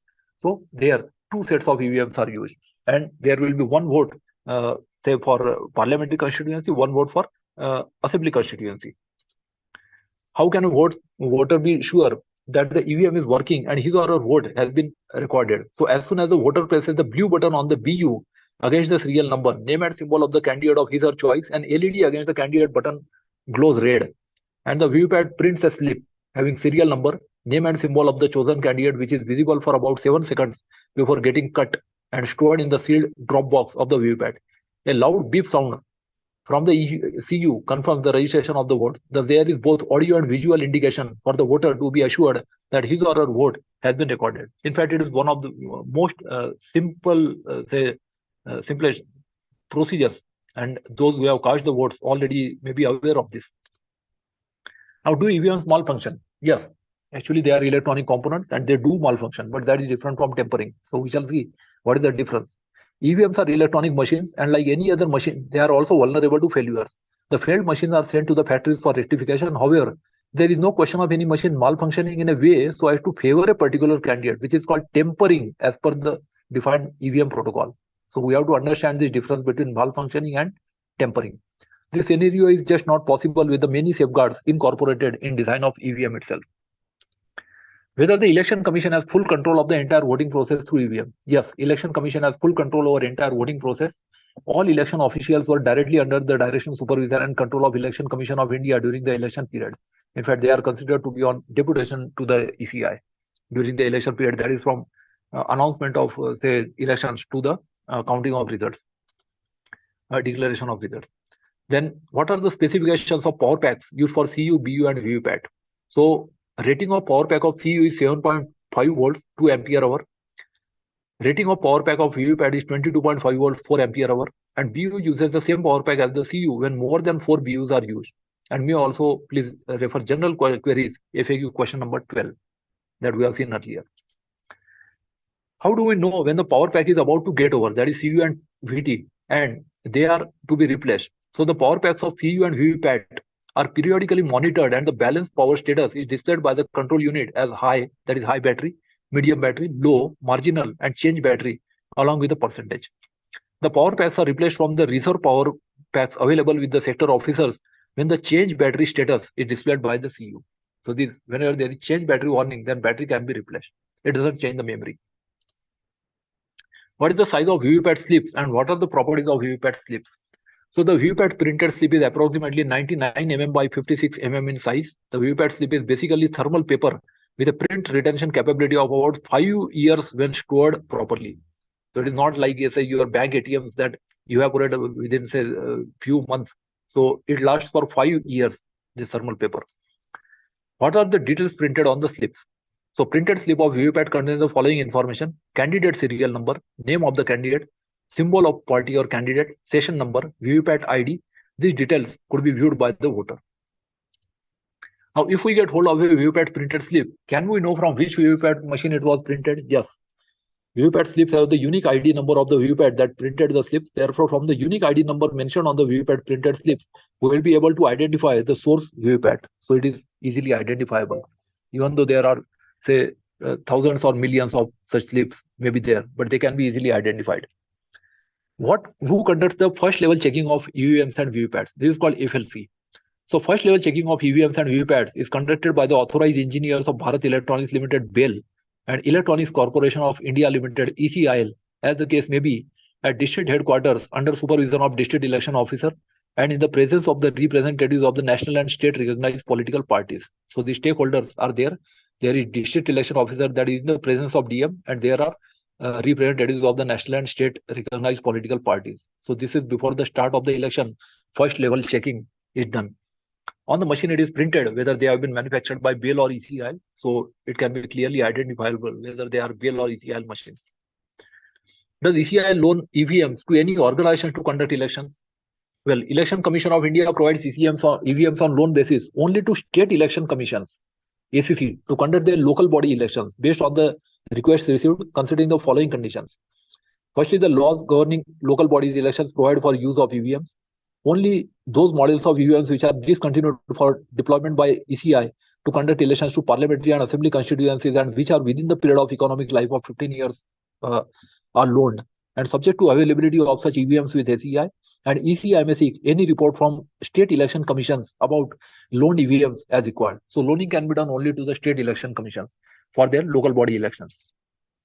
Is it true that commissioning of EVMs is done by the engineers of BEL and ECIL? No. Commissioning of EVMs is done by the election officials deputed by the district election officer or returning officer, that is either DM or SDM, ADM, in presence of contesting candidates or their authorized representatives present. And generally, two BEL or ECIL engineers per assembly constituency or segment are available to assist in symbol loading in VVPATs. So only for symbol loading, the engineers are present, 2 engineers per constituency. Then there are administrative procedures and safeguards. So we have now entered the second part of this FAQs. Question 1 is, how are EVMs VVPATs deployed after completing economic life? So we have seen economic life is 15 years. So after completion of economic life of EVMs or VVPATs, that is 15 years, EVMs or VVPATs are sent back to BEL ECIL factories for destruction as per standard protocol. Let us see what is the destruction procedure. The following procedures are followed for destruction. Printed circuit boards, PCBs, shall be separated from plastic housings.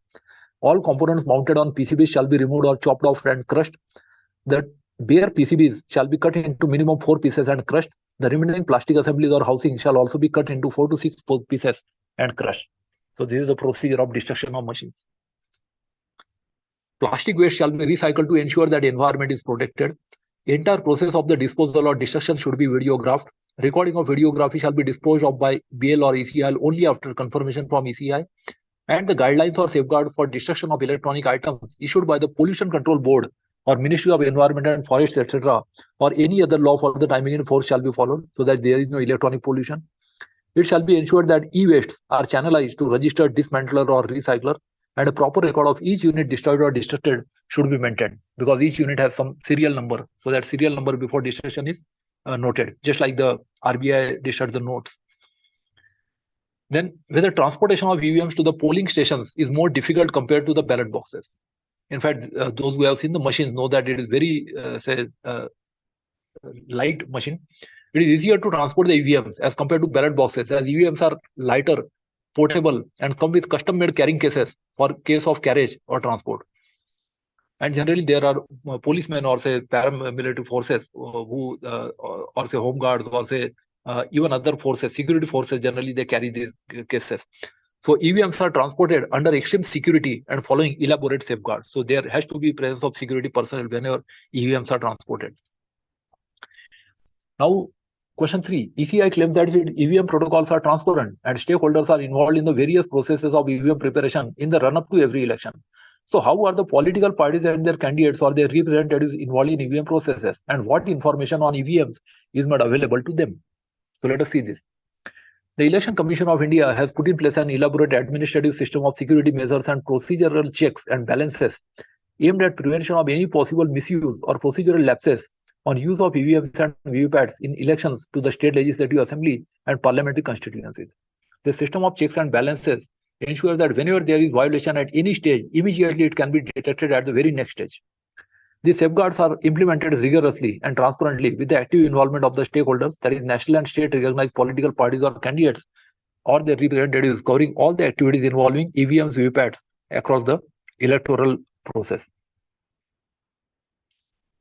All these activities are well documented by way of proceedings, letters, intimation, etc. by the district election officers, DEOs, returning officers, ROs, and assistant returning officers, AROs, and other field officials. Listed below are the various stages in the electoral process where active participation of political parties and candidates is solicited by ECI for transparency and confidence building of the stakeholders. So let us see what are the stages and where these candidates are or the representatives are present. Firstly, opening and closing of EVM warehouse. So during non-election period, till finalization of list of the contesting candidates, EVM VVPAT warehouses are opened or closed for any purpose like movement of EVMs, quarterly inspection, etc. in the presence of the representatives of national and state recognized political parties. With finalization of list of the contesting candidates, candidates and the representatives are involved while opening and closing of EVM VVPAT warehouses or strong room. And opening or closing of EVM warehouse strong room is done under videography. So this process is videographed. Second stage is first level checking, that is FLC of EVMs and VVPATs. So first level checking of EVMs and VVPATs is conducted before every election by the authorized engineers of Bharat Electronics Limited BEL and Electronics Corporation of India Limited ECIL at DEO level.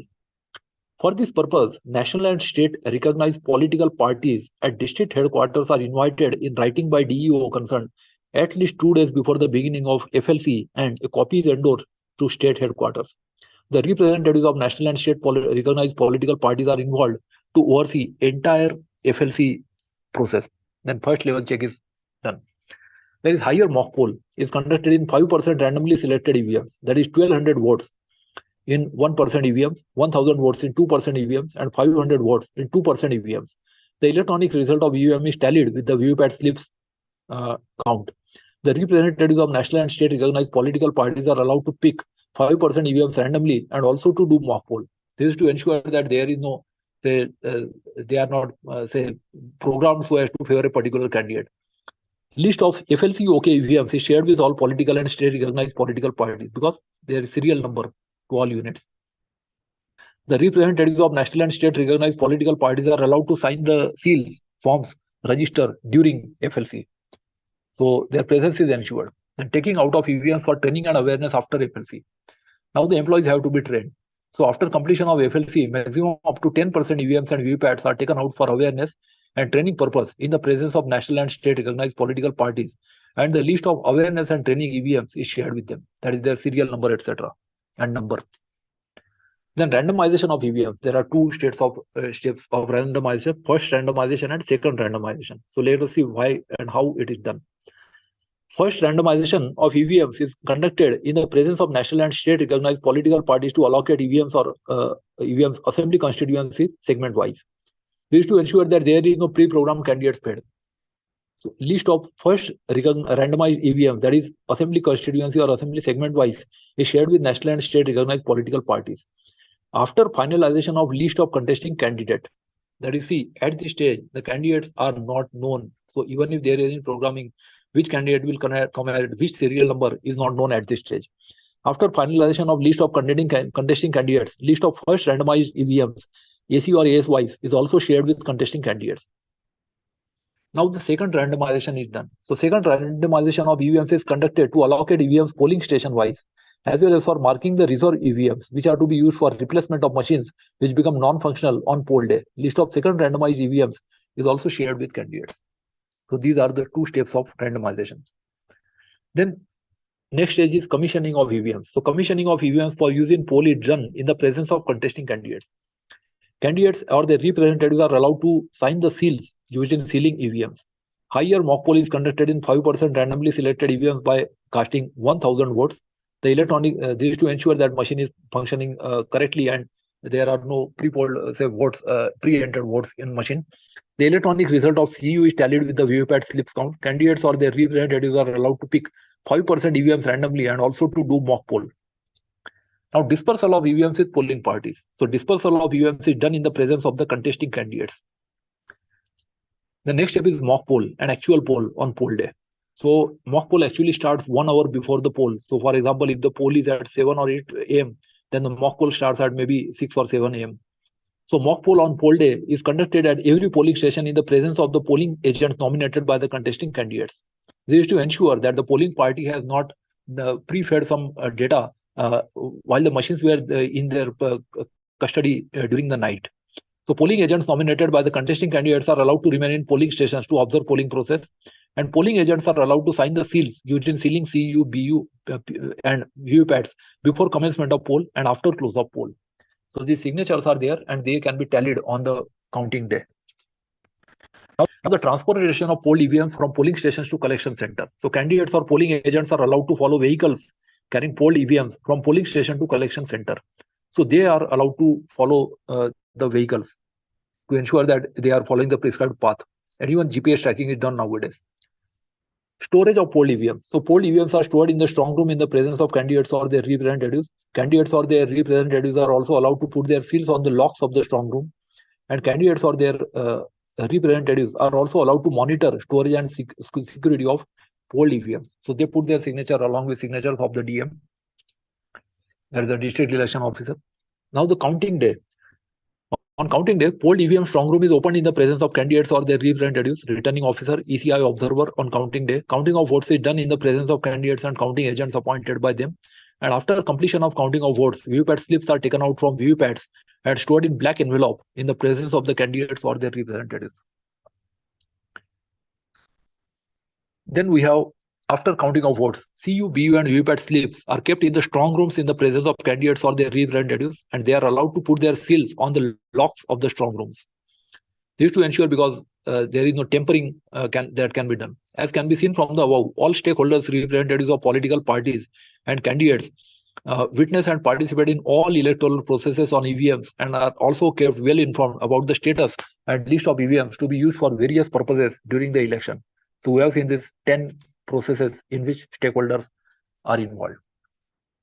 Now, here are the EVMs stored during election and non-election period, and after announcement of the result, where are the BU, CU and VVPATs kept and for what period? So EVMs are always in secure storage during pre-poll, poll and post-poll stages. They are kept in EVM warehouse or strong room under the custody of district election officer at all times. Normally, there is security of this Central Industrial Security Force, CISF security or other security forces. Also, EVMs are always stored in warehouse or strong room with 24/7 CCTV coverage, double lock system, armed security, that is minimum half section during non-election period and full section during election period. Polled EVMs are kept in strong rooms with one platoon of CAPF security at the inner cordon and state armed police at the outer cordon. So there is 2-layer security. DEOs conduct monthly inspections to check the external condition of the EVM warehouse and quarterly inspections to check the internal condition of the warehouse and submit inspection reports along with photos. So these are generally at district headquarters in all districts of India.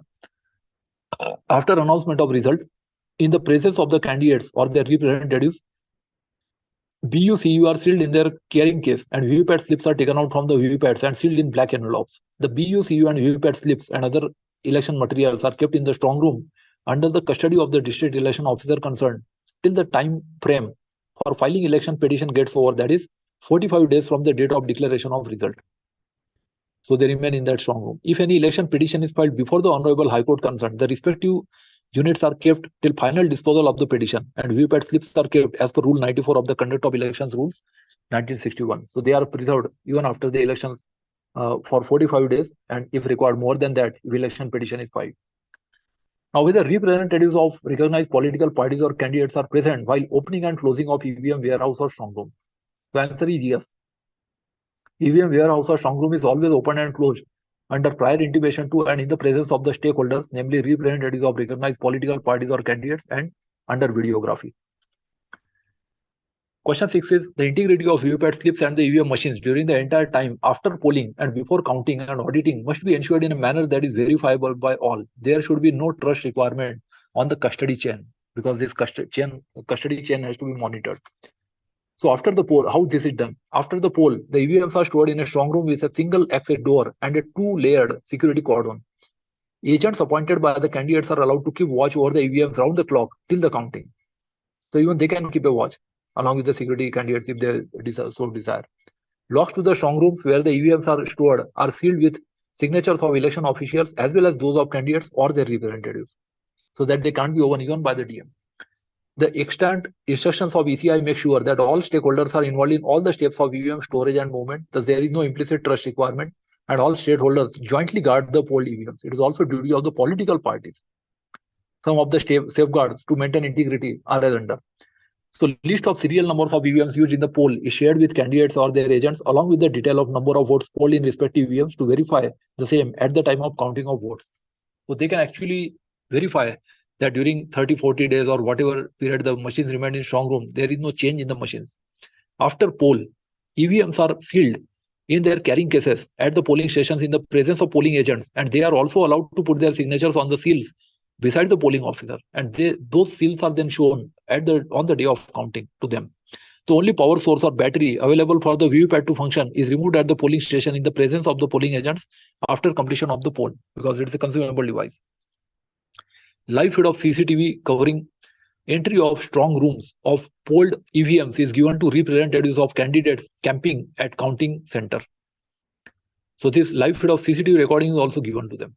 2-tier security arrangements are made at the strong room having polled EVMs. Further, on counting day, the EVM seals and serial numbers are also checked by the counting agents of candidates before start of counting. As can be seen, every aspect of polled EVMs is handled transparently with active participation of representatives of candidates, and nothing is left to trust on the custody chain.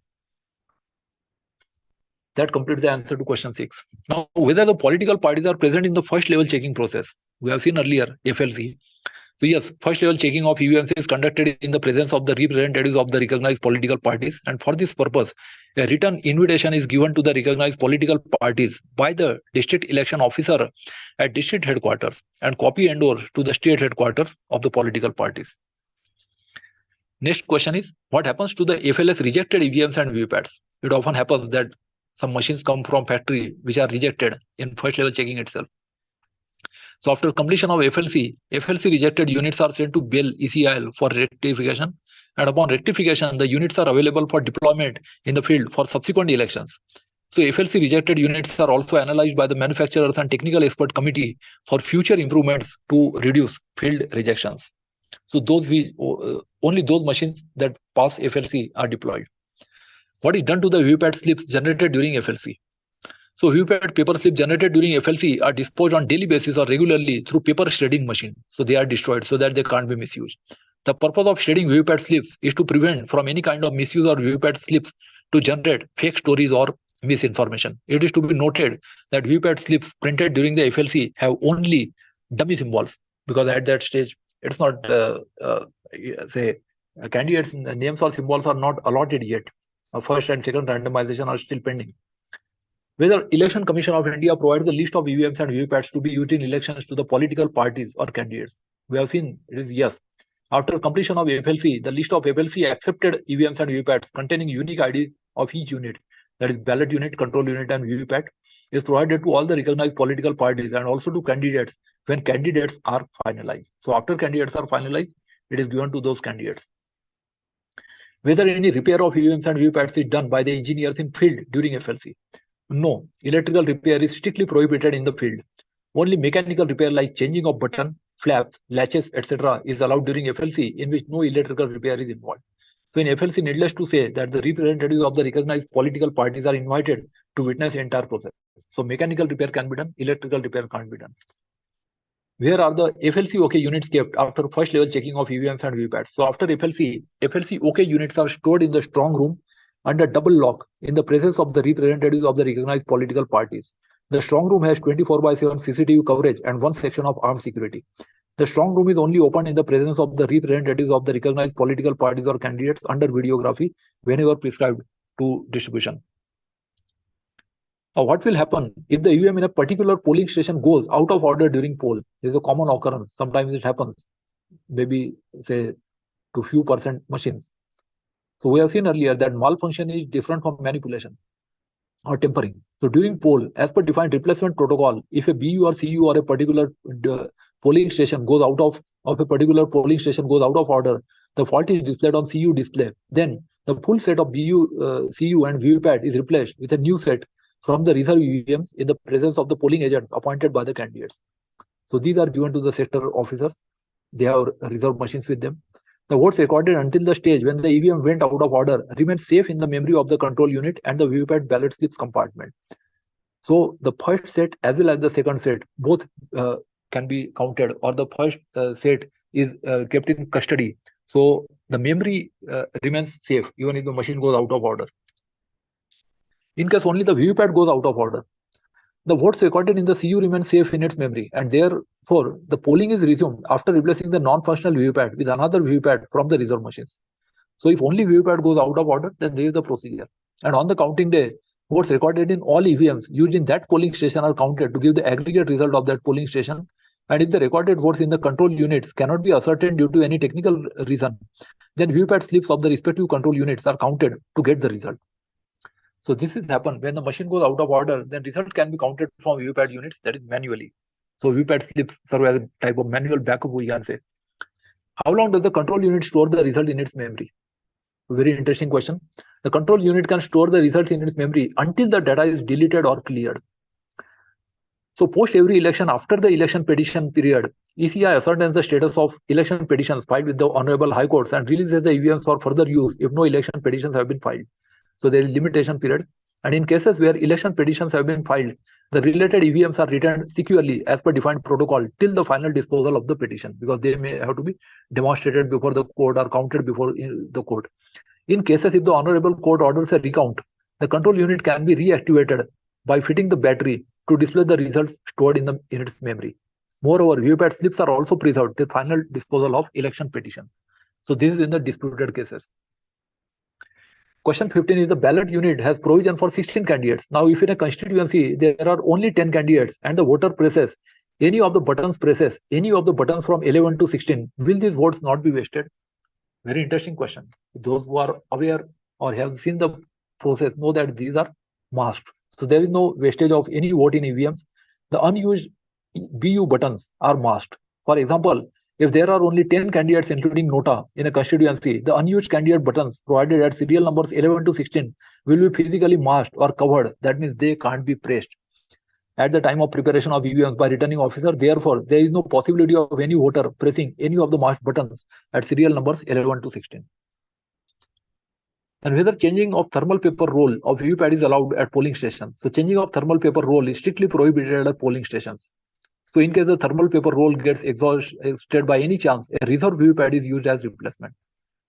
So that because the slips are there in the VVPAT. In the conventional system, before the commencement of poll, the presiding officer shows to the polling agents present that the ballot boxes to be used in the polling station is empty. Is there any such provision to satisfy the polling agents that there are no hidden votes already recorded in the EVMs? Yes. So we already know about the mock polls. So this mock poll procedure is carried out.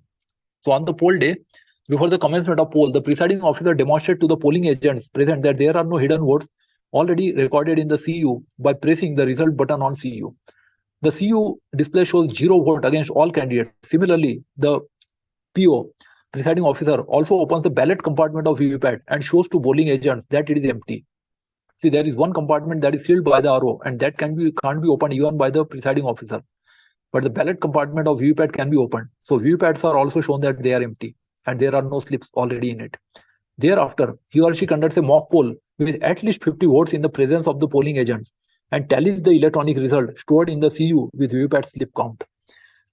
Now, even after the results of mock poll are cleared, the fact that the mock poll was conducted is recorded in the unit, say one of the memory of the unit, so that mock poll was conducted or not and memory was cleared or not is also recorded, so that there cannot be tampering. After mock poll, the presiding officer presses the clear button to clear the result of the mock poll before commencing the actual poll. This is to ensure that the results votes of mock poll are not added to the actual poll results. Then he again demonstrates the polling agents by pressing total button that CU display shows 0 votes and that VVPAT ballot compartment is empty. After that, the machine is sealed for casting the ballots, and then after the close of polls, again it is sealed. There are different compartments in the machine. He then seals the control unit and VVPAT in the presence of polling agents before starting actual poll. Now, question 18, in the conventional system, it will be possible to show the total number of votes polled at any particular point of time. In EVMs, result portion is sealed and will be opened only at the time of counting. So how can the total number of votes polled be known on the date of poll? So we know that there is periodical SMS that are sent by all presiding officers, that is at the end of 1 hour, 2 hour, 3 hour, 4 hour, 5 hour, 6 hour, and like that throughout the polling day. So there is total button for this purpose, totally different from close. So in addition to the result button, there is a total button on control unit of EVMs. By pressing this button anytime during poll, the total number of votes polled up to the time of pressing the button will be displayed without indicating the candidate-wise result. So total gives only the total and result can't be seen. And at the end of the poll, the close button is pressed, after which the machine does not accept any more votes. So by pressing the total button at the end of poll, the total number of votes polled in the CU after poll is obtained and recorded by the presiding officer in Form 17C and presiding officer's diary. Copy of Form 17C is shared with the polling agents of the candidates. So the total number of votes that are entered in the diary, that is in Form 17C, tallies with votes entered in the machines. And this can be verified on the counting day also. With ballot boxes, counting is done after mixing the ballot papers. Is it possible to adopt this system when EVMs are used? So yes, a prototype of the device called totalizer that can accommodate up to 14 CUs at a time and aggregate votes without revealing the candidate-wise count of individual EVMs used at a particular polling station was considered. However, totalizers are not in use at present, as its technical aspects and other statutory or administrative related issues are under examination and matter is sub judice. So this say technical innovation, that is totalizer, so that there is no discrimination against any polling station or polling booth, that these people have voted for a particular candidate can't be identified. So for that purpose, and there cannot be any victimization or harassment of voters, and there is secrecy. For this purpose, this totalizer unit is under examination. Whether counting of printed paper slips of VVPAT is compulsory on the counting day. So compulsory counting of printed paper slips of VVPATs is done only in the following cases. It is not done for all polling booths. Firstly, in case of no display of result on the control unit, the printed paper slips of respective VVPATs are counted. So if the control unit does not display, then VVPATs are counted. These slips have been verified by voters at the time of casting their votes. Secondly, as directed by the Honorable Supreme Court of India, mandatory verification of printed VVPAT paper slips of 5 randomly selected polling stations of each assembly constituency or each assembly segment in case of election to the House of the People before declaring result. So 5 machines per segment, per AC or AS. Who loads the serial numbers, names of candidates and symbols allotted to contesting candidates in VVPAT unit and how? So before poll, details like serial number, symbol, etc. are allocated to the candidates. For that, there is section 1 in the every machine. During commissioning of EVMs or preparation of EVMs, serial numbers, names of the candidates and symbols allotted to them are used to prepare the ballot sheet on laptop or PC provided by DEO, and this sheet is loaded in VVPAT units using symbol loading unit, that is SLU. The preparation of ballot sheet and its loading in the VVPAT is done with the help of manpower for preparation authorized engineers of the manufacturer, that is ECIL BEL, in the presence of candidates or their agents. So RO DEO does that in presence of candidates or their representatives. SLU also facilitates the representatives of recognized political parties or candidates or their agents to simultaneously view symbols being loaded in the VVPAT on a big monitor or TV screen, so that they can view how the process is being done. How are symbols loaded in symbol loading unit, that is SLU? This unit will be sealed after, say, the symbols have been loaded. So, and they can't be seen by the presiding officer later. The symbols are loaded in symbol loading unit SLU in presence of contesting candidates or their authorized representatives present from a Windows operating system based symbol loading application SLA developed by the manufacturer, that is BEL ECI. So it can be done using computer. The SLA is installed in the PC or laptop provided by DEO-RO. In SLA, a VVPAT sheet or electronic ballot paper is created as graphic image, that is .bmp bit image picture format, by entering number of candidates including nota, name and symbol of the candidates. So there are number of candidates and the last one is none of the above. This graphic image in graphic data .bmp format image or picture in digital format is uploaded into the SLU from PC or laptop through a USB cable, universal serial bus. Then what is the size of graphical data loaded onto the VVPAT through symbol loading unit SLU? So this is generally 4 KB. Size of graphical data loaded onto the VVPAT through SLU is 4 kilobytes with a graphical resolution of 192 by 168 pixels. This is the quality of pictures, that is symbols. This data has the serial numbers, names and symbols of the contesting candidates, including nota. Is analogous to, we can say, manual ballot paper of the olden days. During commissioning of EVM, symbol loading is done in VVPAT using symbol loading unit SLU. Is there any process to confirm that correct symbol is loaded? It's a very critical question. So after finalization of list of contesting candidates, that is after the last day of withdrawal of nominations and second randomization of EVMs, that is polling station wise allocation of EVM plus reserve EVMs. The entire process of commissioning of EVMs is done in the presence of candidates or their representatives. There are several ways to confirm that correct symbols are loaded in VVPAT. As part of the commissioning process, symbol loading is done through symbol loading unit, that is SLU. The candidates or their representatives can view live loading of the serial number, name and symbol of the candidate in the VVPATs on specially provided TV or monitor. They can view it completely. That process is demonstrated to them. Please refer the annexer A for block diagram of the symbol loading process. It is available on ECI website. Further, a long VVPAT slip containing the serial number, name and symbol of all the candidates, including nota, is printed in the sequence in which they are in ballot paper affixed on the ballot units. The test printout is signed and certified by RO or ARO, generally SDM or Tahsildars. During commissioning, 1 vote to each contesting candidate, including nota, is cast in each EVM or BU each EVM, that is BU plus CU plus VVPAT, and verified with VVPAT slip count. In addition, 1000 votes are cast in randomly selected 5% of EVM, that is BU plus CU plus VVPAT. This we can say second testing that is done. And electronic result from CUs is tallied with VVPAT slip count. Candidates or their representatives are allowed to pick VVPATs and cast votes if they so desire. So all can participate in this mock poll process. On the poll day, mock poll is conducted in each polling station. This is the third stage. Again, that is on the polling day, the machines are again tested. Polling agents present can again confirm use of correct symbols for their respective candidates. Question 25 is, what is done to the VVPAT slips generated during commissioning of EVMs? So VVPAT slips generated during commissioning of EVMs are destroyed daily or regularly through paper shredding machine. The purpose of shredding VVPAT slips is to prevent any kind of misuse of VVPAT slips to generate fake stories or misinformation. And it is to be noted that VVPAT slips printed during the commissioning process have actual symbols of the candidates. These are different from the FLC. At the time of FLC, candidates were not decided. Now, candidates are decided. So there are actual candidates who are participating in the process. Then whether the test printout of the serial numbers, names of candidates and symbols that are loaded in VVPAT is taken. So during the preparation of VVPAT, the test printout of the serial numbers, names and symbols of candidates loaded in VVPAT is mandated to be taken by the returning officer or assistant returning officer at the time of preparation for cross-checking with the ballot paper in ballot unit. So test printout is done. Thereafter, one vote to each candidate, including note is cast to check that the VVPAT is printing the paper slips correctly in respect of all the candidates. This also checks that all the buttons are functioning correctly. How can one rule out the possibility of recording further votes at any time after close of the poll? So very simple, there is close button and before the commencement of counting by interested parties. So after completion of poll, that is when the last voter has voted, the officer in charge of the control unit or presiding officer presses the close button. Thereafter, the EVM does not accept any vote. The poll start time and end time are recorded in the machine as well as by the presiding officer. So this start time and end time are also recorded to ensure that no votes were cast before or no votes are cast after the polling.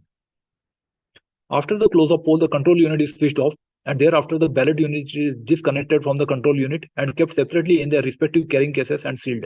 Further, the presiding officer has to hand over to each polling agent a copy of the account of total votes recorded in Form 17C. That is how many polls have been polled actually. At the time of counting of votes, the total votes recorded in a particular control unit is tallied with this account. And if there is any discrepancy, this can be pointed out by the counting agents or candidates. Now, is there transparency in the counting of votes and ascertainment of the results from the EVM reliably without special knowledge on EVM? Yes, it is very simple process. Those of you who might have seen polling agents or have worked as polling agents might be knowing it. At time of poll, a voter casts his or her vote by pressing the candidate button of his or her choice and verifies from printed slip of VVPAT which has the details of candidate he or she has voted for. Counting of votes is conducted in absolute transparency in the presence of all the contesting candidates and counting agents authorized by the candidates. So there are tables that are there in a hall and candidates, their agents are near those tables and machine is demonstrated twice to them. To ascertain the result from the control unit, no special knowledge is required. It's very easy process. Very user-friendly. The counting officials just press the result button of the control unit and candidate-wise result is automatically displayed on the display panel of the control unit. It remains there for 10 seconds so that everybody can even note down on their papers. For this, only the basic training required for the officials is imparted to them. A list giving serial numbers of BU, CU and VVPAT deployed in all polling stations in the AC or AS is shared with the candidates after the second randomization. Assembly constituency in case of assembly elections, AS in case of parliamentary elections, assembly segment. Because each parliamentary constituency is divided into assembly segments. All votes of CUs and VVPATs are counted in the presence of political parties and candidates present after verifying the intactness of seals and serial numbers of the EVMs with the list of EVMs deployed in the polling stations which was given in advance. If there are any discrepancies, any complaints, so they can register their complaints at the time and then they have to be verified and they have to be satisfied on the spot. Subsequently, the matching of VVPAT slips of 5 randomly selected polling stations with their CU counts is also done in the presence of all political parties and candidates to establish the correlation between the votes cast and vote counted with a very high level of confidence. Voters can therefore ascertain that their vote has been cast as intended, recorded as cast, and counted as recorded without any expert knowledge. The tallying of a sample of 5 VVPATs per AC or AS with the CU count has been mandated by the Honorable Supreme Court of India. And in fact, for the parliamentary general election, this mandate boils down to tallying the ballot slip counts of 20,625 randomly chosen VVPATs with the electronic counts of their control units. So 20,625 VVPATs all over India are counted. If no mismatch between EVPAT and VVPAT counts is found in such a sample, then it provides a very high statistical guarantee that the sanctity of the election process is not affected by the use of EVMs. Till date, ballot slips of 41,629 randomly selected VVPATs have been tallied with the electronic counts of their control units, and not a single case of transfer of vote meant for candidate A to candidate B has been encountered. Differences in count, if any, have always been traceable to human errors like non-deletion of mock poll votes. Because the mock poll results are not deleted, that could give rise to manual error, and from control unit, or non-removal of mock poll slips from VVPAT. So these two have to be cleared. If this clearing is not done, it could result into discrepancy in votes. Then Form 17C is to be used. How ordinary citizens can check the essential steps in the voting process without technical knowledge on EVMs. So the EVM system is as simple as a basic calculator. No expert knowledge is required to operate or cast votes on EVM. All ECI EVM related processes are easy to monitor and are conducted transparently in the presence of stakeholders. Ordinary citizens are able to check the truthful recording of their votes through verification of printed VVPAT ballot slip by each voter and the subsequent tallying of VVPAT slips of 5 randomly selected polling stations of every AC or AS with the electronic count of the corresponding control units to establish a strong correlation between the vote cast and the vote counted as cast with an extremely high level of confidence. In fact, for the parliamentary general elections, the mandate of the Honorable Supreme Court of India boils down to tallying the ballot unit slip counts of 20,625 randomly chosen VVPATs with the electronic counts of their control units. If any mismatch between EVM and VVPAT counts is found in such a sample, then it can be said with near certainty that the sanctity of the electoral process is not disturbed by the use of EVMs. Till date, ballot slips of 41,629 randomly selected VVPATs have been tallied with the electronic counts of their control units, and not a single case of transfer of vote meant for candidate A to candidate B has been detected. And differences in count, if any, have always been traceable to human errors like non-deletion of mock poll votes from control unit or non-removal of mock poll slips from VVPAT, wherein it is possible to identify and remove the mock poll votes.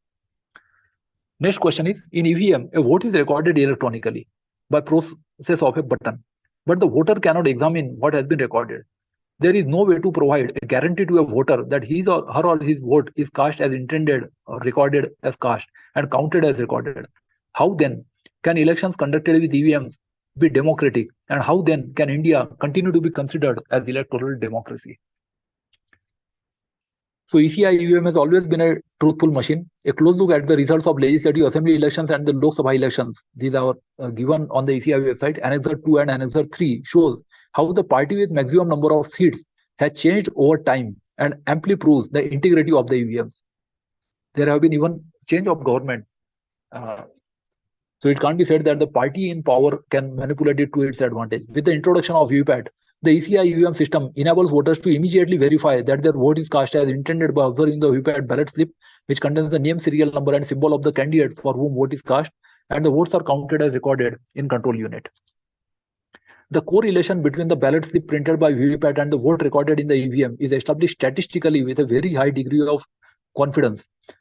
We shall see about that also by tallying the electronic count of the control unit with the VVPAT slip count of 5 randomly selected polling stations in each assembly constituency segment. The matter regarding mandatory verification of VVPAT slips count has already been settled by the Honorable Supreme Court of India by its order dated 8th April 2019. And in pursuance of that order, ECI has been mandatorily verifying VVPAT slips of randomly selected 5 polling stations per assembly constituency or segment in parliamentary constituency elections.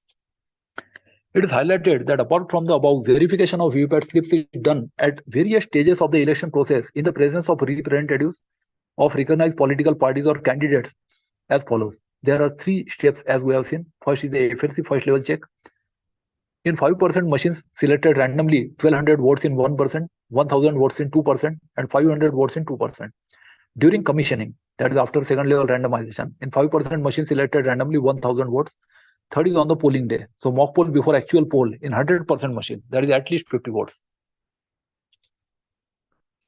The extent Instructions of ECI make sure that all stakeholders are involved in all the steps of EVM storage, movement, checking FLC, and preparation, that is commissioning, distribution to polling parties, mock poll on poll day, and during polling itself. This is to ensure transparency and to build trust amongst the public at large, because these are all public representatives.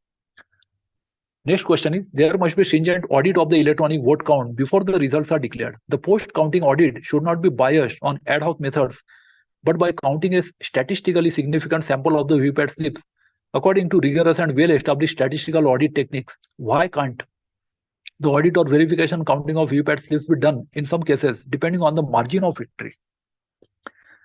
Now, whenever there is less margin of victory, so these cases become controversial, and sometimes there are election petitions also. So firstly, the counting of VVPAT slips is done as per well-established procedure as directed by the Honorable Supreme Court of India and is not done in an ad hoc manner.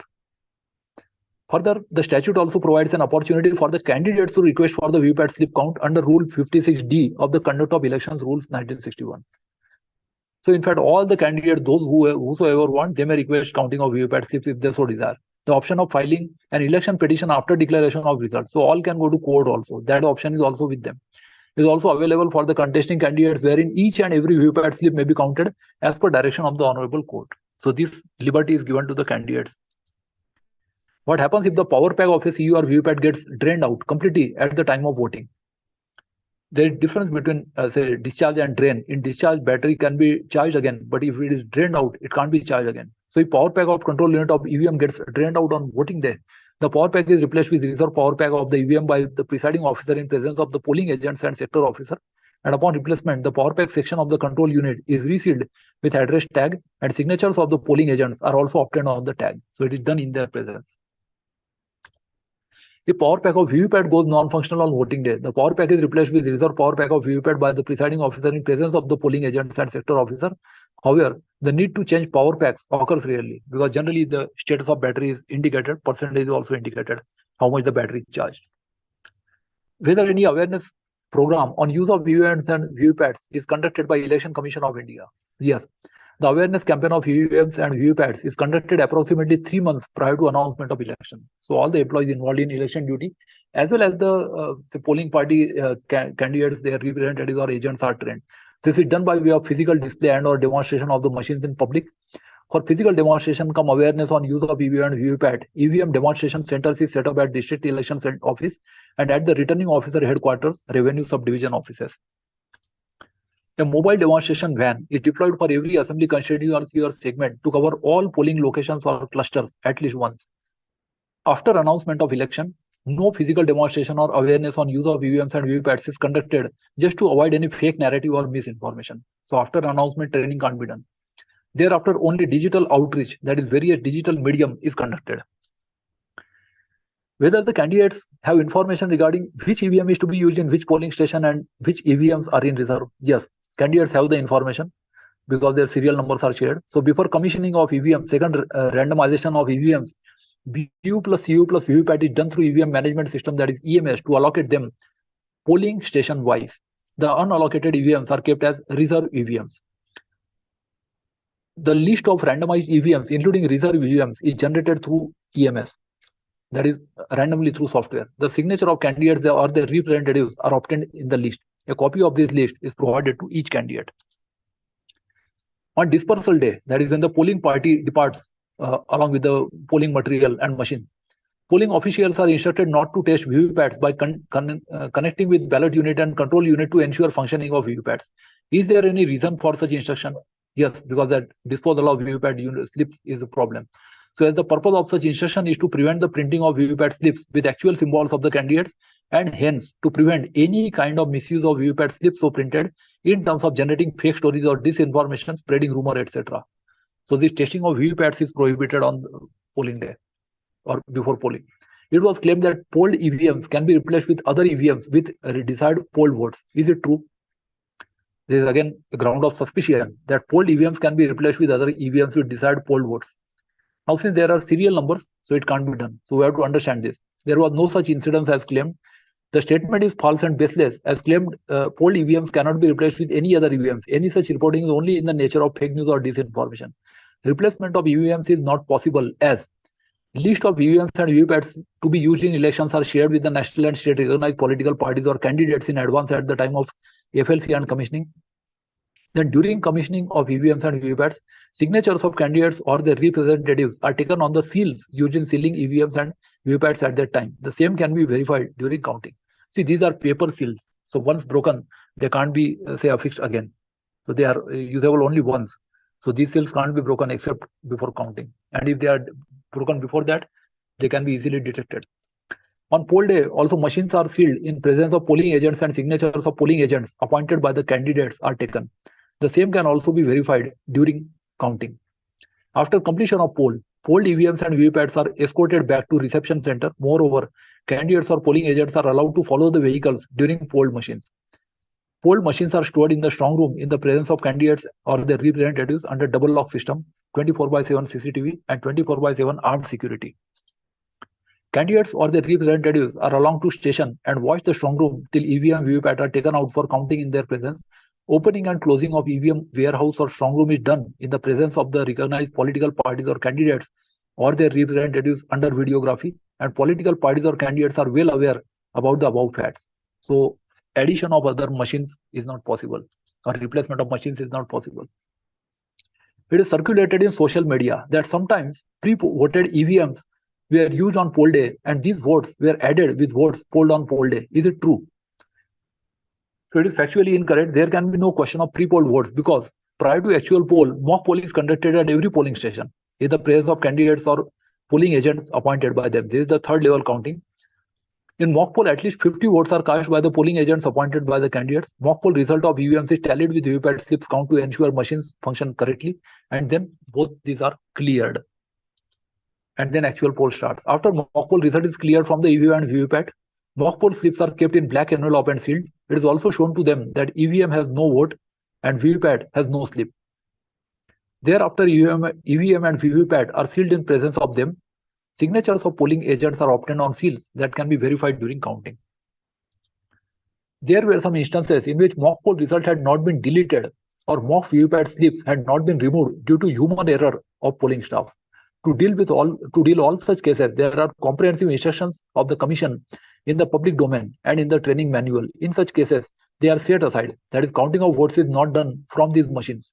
And if the winning margin is more than the votes recorded in such machines, such cases are very rare in number. Moreover, when result button of the control unit is pressed to ascertain the result, the display panel of the control unit also displays poll start time, PST, and poll end time, that is PET. Hence, any vote cast before scheduled poll time can be identified. So these are the technical safeguards. Ballot boxes are engraved so as to avoid any scope for complaint of replacement of these boxes. Is there any system of numbering EVMs? So yes, every unit is numbered. Each ballot unit, control unit, and VVPAT has a unique serial number ID, which is engraved on the cabinet or on the metal plate riveted to the cabinet. While all EVM units are identical in operation and looks, their allocation is subject to various processes like randomization, need to be transported and pre-tested, that is FLC, first level check before polls. Hence, for accounting purpose, ID is needed for every unit. For example, EVMs go through first randomization, first time to allocate them assembly constituency wise, and second randomization, second time to allocate them polling station wise.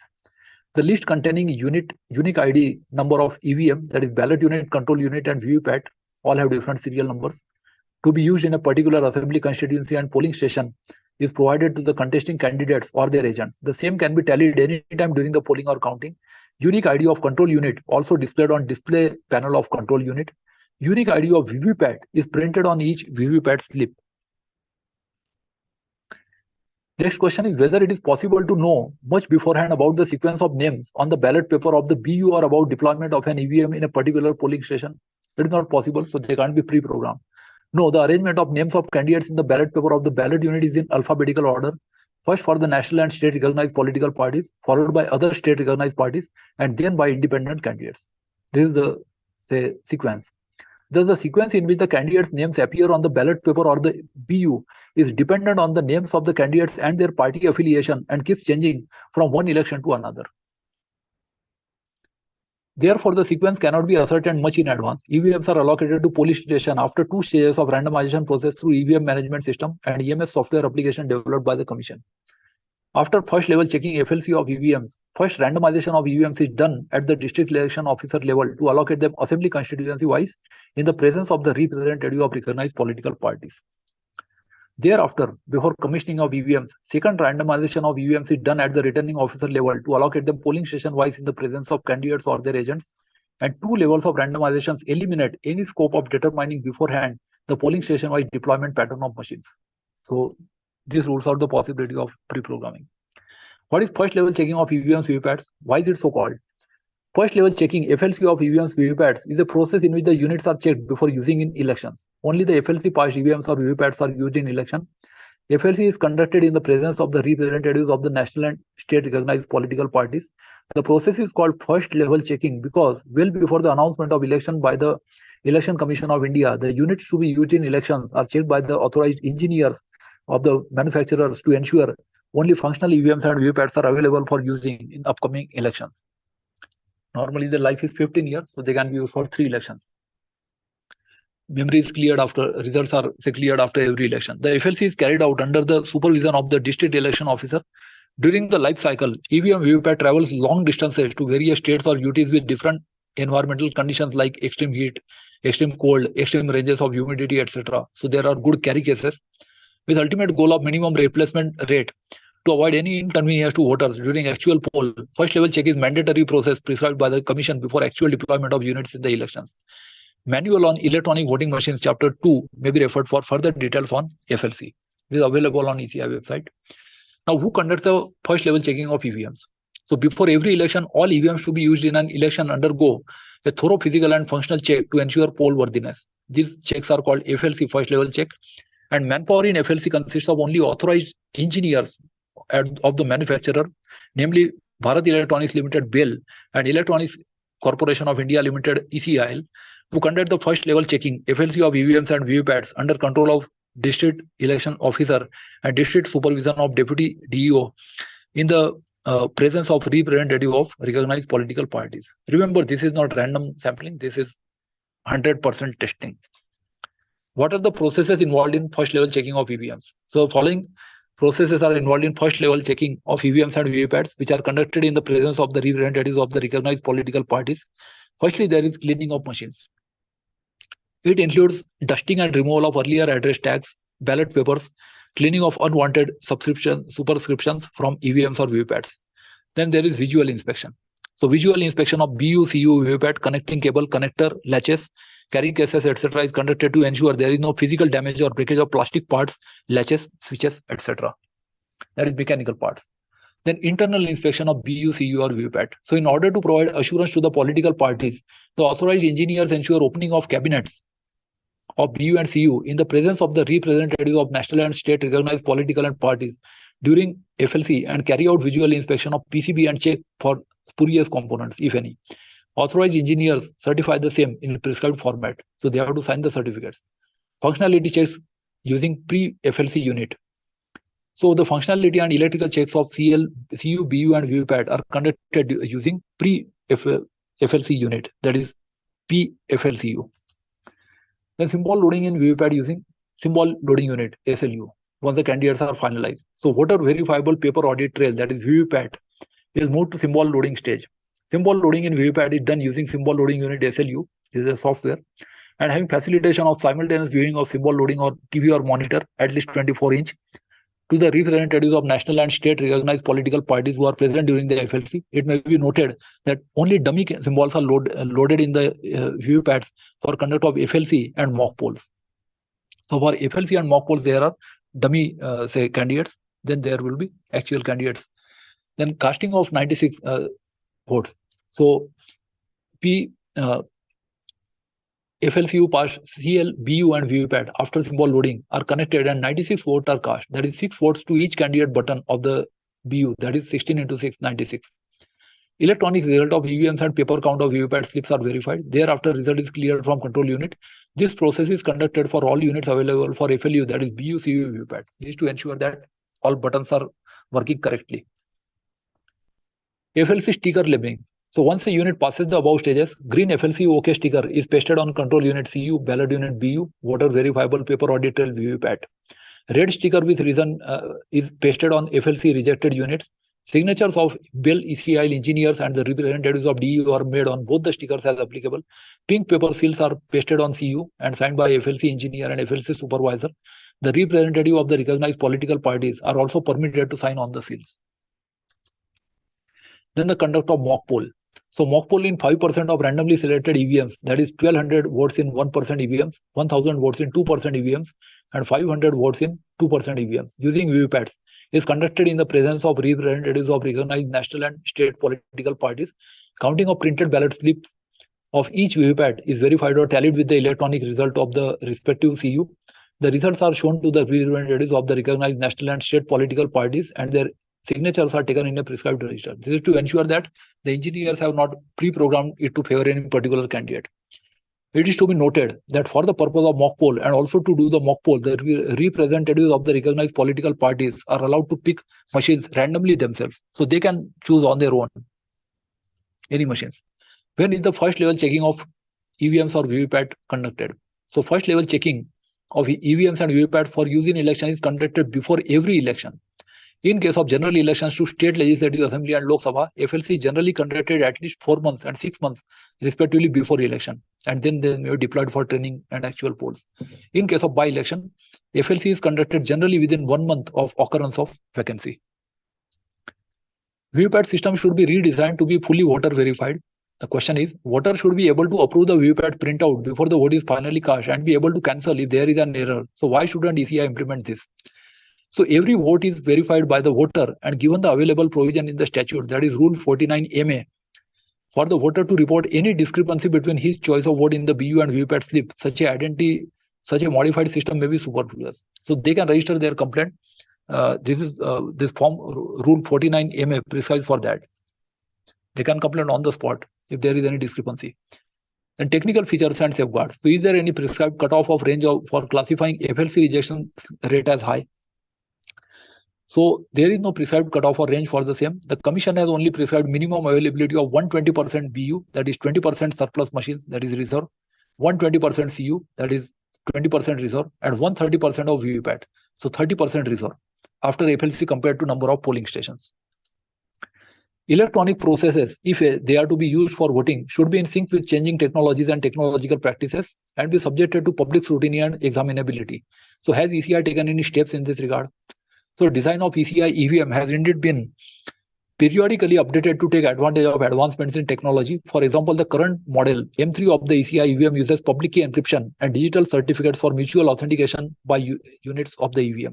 All computer engineers know about this public key encryption and digital certificates. Thus, in EVMs, power models have upgraded technology, including security measures commensurate with emerging threats. The salient features of ECI EVMs are in public domain, as in publications, namely presentation on EVM, manual on EVM, status paper on EVM, and legal history of EVM, starting from broad overview, go to minute details. All these are available on ECI website. Further, there are laws and rules in above mentioned references that allow voter or candidate to make a complaint or take a legal recourse. ECI also holds open debates around EVM and election processes time to time. Sometimes they have open challenges also. Even the court challenges candidates to come and demonstrate that they can be manipulated. Is it possible to vote more than once on an EVM by pressing the button again and again? Very common, simple question. No, it is not possible to vote more than once on an ECI EVM by a particular voter because there is control unit which controls it. As soon as a particular button on the ballot unit is pressed, the vote is recorded on CU for that particular candidate, and a loud beep sound is emitted for officials and election agents to note that the vote has been completed. Thereafter, the ECI EVM machine does not respond any further, and any subsequent button pressing is ignored. So even if you press 5 times, 10 times, vote is recorded only once. After that, unless the presiding officer allows from control unit, it can't be cast. The next vote is enabled on BU only when the presiding officer in charge of the control unit releases the ballot by pressing the ballot button on the control unit for the next voter after due verification of his or her identity. This is a distinct advantage of the EVM or the ballot paper system, where the ballot box can be physically captured and stuffed with voter. So there cannot be like capturing in such cases. The ECI says the EVM can be programmed only once, making hacking unlikely. However, there are reports that it can be programmed several times. There are other reports saying that EVM machines can be manipulated by connecting it to cell phones, Bluetooth devices, replacing parts of it and other parts of manipulation apart from physical replacement of it by the EVMs. Again, very common question. The ECI EVM use secure controllers which can disable further programming after a step known as one-time programming, that is OTP. The technical information about the microcontrollers is available in public domain and can be accessed on the website of microcontroller manufacturers. Further, ECI EVM is a standalone device without any wired or wireless connectivity outside the EVM systems. That is, only BUC and VVPAT can be connected among themselves. Then BUCU and VVPAT units have digital certificates and carry out mutual authentication when connected together. Hence, any other look-alike machine cannot be connected to the ECI EVM.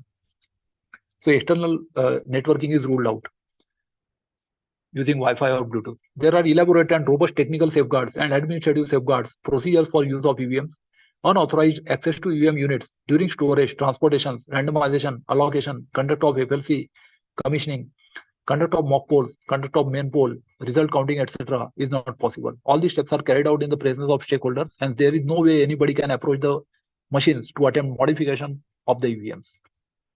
Mock polls are routinely held, and 5% of randomly selected EVMs undergo a mock poll with a large number of votes, where the electronic results from CU are tallied with VVPAT slip count to ensure proper functioning of the EVMs, and there is no question of EVMs being programmed several times or manipulated by connecting to cell phone, Bluetooth devices, replacing part of it, or through any other form of manipulation. Next question is, in case of election dispute, is reconstruction of vote possible for authentication possible in EVM voting? So in case of election dispute, reconstruction of the vote for authentication is possible in EVM VVPAT system from the data stored in control unit of EVM. It is only done as per court orders. The same has been demonstrated in the courts whenever there was a need in cases of election disputes. So this reconstruction is possible. It can be demonstrated to the court.